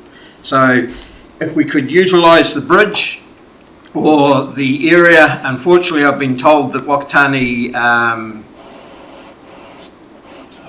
brain fade, the Whakatāne, sorry, I've had a brain fade, sorry about this.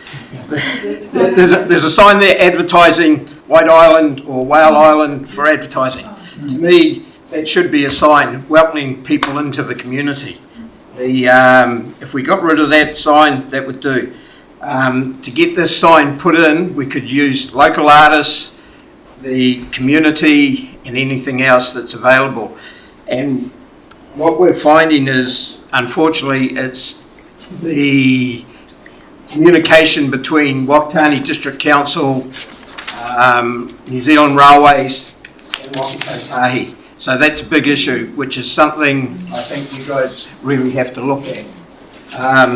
So I'll now move on to the lagoon. Getting our lagoon up to a standard.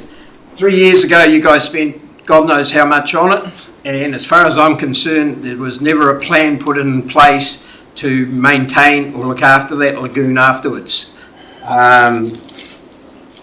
The lagoon is a focal point coming into Matatā because everybody stops there for a coffee, a beer, the toilets, and the first thing they look at is they look out over that lagoon and think, wow, that looks great.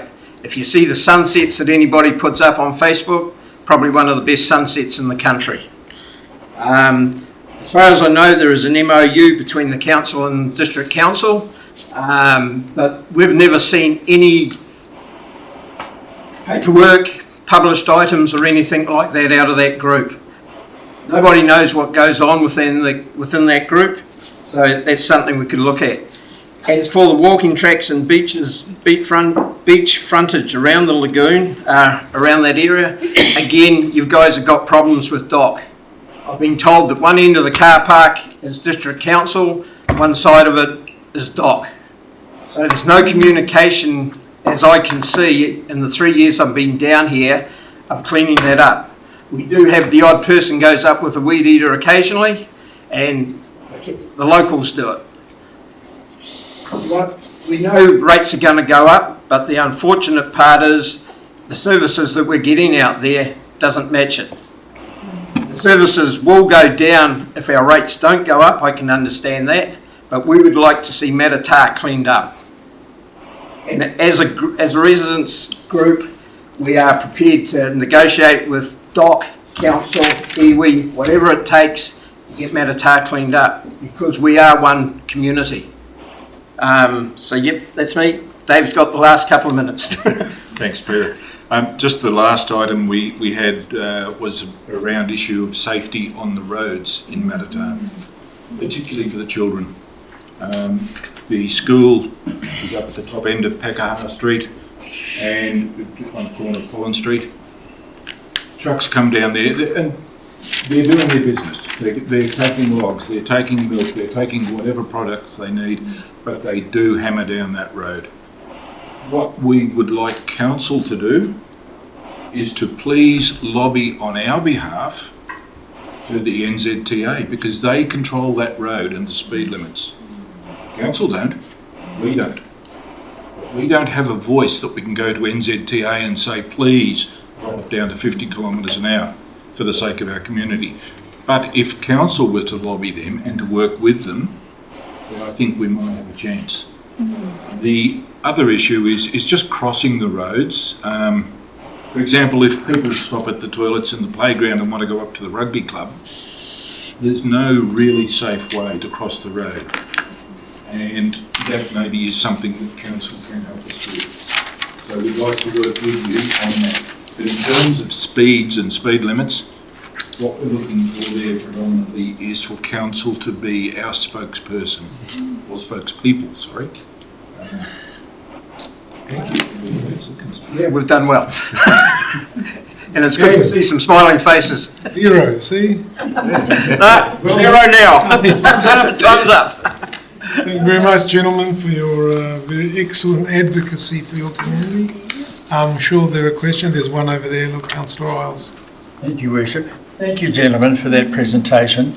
You were saying there about the speed of traffic going through on the state highway network and that you have no control over it whatsoever. What about through your Rangatahi Community Board? Do you attend that? It's up to... Well, unfortunately, I'm on that committee. Yes. I know for a fact that Councillor Dennis has been working with his profile on that, but the time that it's been going on, it seems to just take ages and ages and ages. And to me, to get a sight of, as you guys are doing the changeover on Thornton Road, to Blueberry Corner, you guys can get that done within a year. The communication with Whakatāne has to be there that it can be done within a year. That's how I feel. The time factor, it's been going on for over 3 years. Yeah. Okay, but I mean, for example, out in the Taniatua Community Board, which I sit, we've got Taniatua School and we've got Nukaho North School, both on State Highway Network. We have regular sessions with the police, and they regularly put in speed cameras to monitor it. So we don't have regular, to my knowledge, regular meetings with the police and so on, but we do have the mobile speed camera operator who comes to our Friday morning coffee catch-ups. Which you're all welcome to, by the way. And she has sat on Whakatāne Street. It has very little influence. She'll be there one day, the next day it'll be back to situation normal. It really has minimal influence. My supplementary, if I may. Also, have you got community groups? You say about the beautification and the work you want to do within the Matatā, Lagoon, Beach, etc., etc. Have you got a community group? You know, similar to what Edgecombe have over there. The Residents Association looks after the residents. Unfortunately, in Matatā, there are so many different groups that the communication just isn't in there. And as a new chair, that's something I'm hoping to take on board, that I can get iwi on board, I can get the community group on board, the Residents Association, and try and get something up and running. But at the moment, we find that if we talk to different people in different groups of the council, you've got Waters looking after part of the Galoon, you've got Doc looking after one side, the communication's just not there. And even within council, with Waters and Parks and Reserves, the communication isn't there. And it's something I've learned over the last 3 years is if I talk to the right person, I can get something done. But then you notice that the communication isn't there between Parks and Reserves and Waters because they don't communicate. If Parks and Reserves bringing a mower out, talk to Waters and say, hey, we're bringing a mower out to Matatā, go and do the other side. No, they'll bring a mower out 1 month, 4 months later we'll push for something else, they'll bring a mower out. No communication. You better lobby your 3 councillors. Gavin and I get on quite well. It was unfortunately Gavin put me in this situation. Like a community board. But not more than I can chew. I get a wee bit nervous, but I'm starting to learn and I'm starting to enjoy. Having said that too, there's a lot of very informal networking. And for example, it was in a small group of 5 of us. They're arranging picking up litter around the beach area. Now, that's no one's responsibility, but we just felt we should. The fire brigade, they get out and do the flyover and have a break when you're driving. And if they want people to come and help them, they just ask, and people, throw their hand in the ring. Which to me is that village community.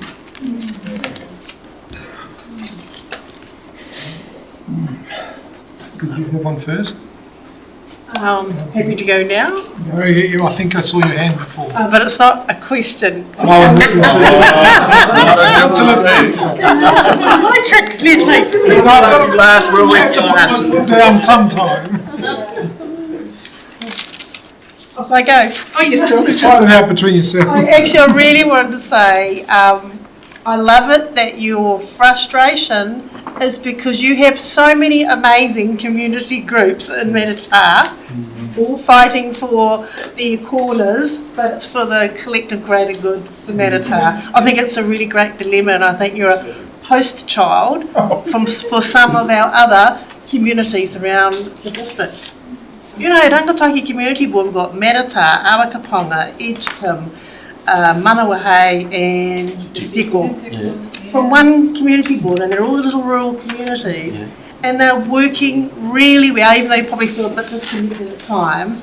From the outside looking in, you're singing from the same song sheet of improving your community services and well-being, so good on you. Councillor Thancios, you've got the last word. Thanks for your presentation today. It's consistent with other things we've heard from various people from and so that's this thing. I was just thinking about your gateway to Matatā and gateway to the Eastern Bay and the bridge. What do you think about the idea of buying some spray cans and unleashing some rangatahi? The idea would be brilliant because if we got locals to do it, nobody else would graffiti it. But the biggest problem I would see is we'd have to put in 1,000 odd road cones. We'd have to get permission off Whakatāne, then we'd have to get permission off New Zealand Rail. We'd like to get something done sooner than later. 5 years down the track, we'll still be fighting them. It would look brilliant. It would look brilliant. So that's the only answer. But yes, that was one of our plans, that you do get locals to do it, because what I've found out, that if you've got a power box in town and it gets graffiti, Horizon will come and will paint over it. You get some kid to go in there, some young artist, graffiti artist, he puts a graffiti on it, does a beautiful picture, no one graffitis it. It's like your fire station wall. Yep. I've had one graffiti down there, somebody put a little tag like that on their white fence. They left the whole station alone, but they picked on the white fence. The tiger's head on the end of it. All right. Thank you, gentlemen. And before we wind up with the talkie, I'd like to just thank all of the submitters for the manner in which they've presented themselves and the passion that they've had, and for keeping on time. And members of course of the public that are listening in on live stream or whatever. Council staff and my colleagues. I think. I hope we have another engagement tomorrow that's as good as what we did today. Thank you very much. Thank you, guys. Thank you. Councillor O'Brien will line things up. You're welcome to stay. If you'd like to, we'll close with a closing karakia, so you're welcome to stay. Well, we're actually adjourning this meeting because we're carrying on tomorrow, but we will wind up with a karakia.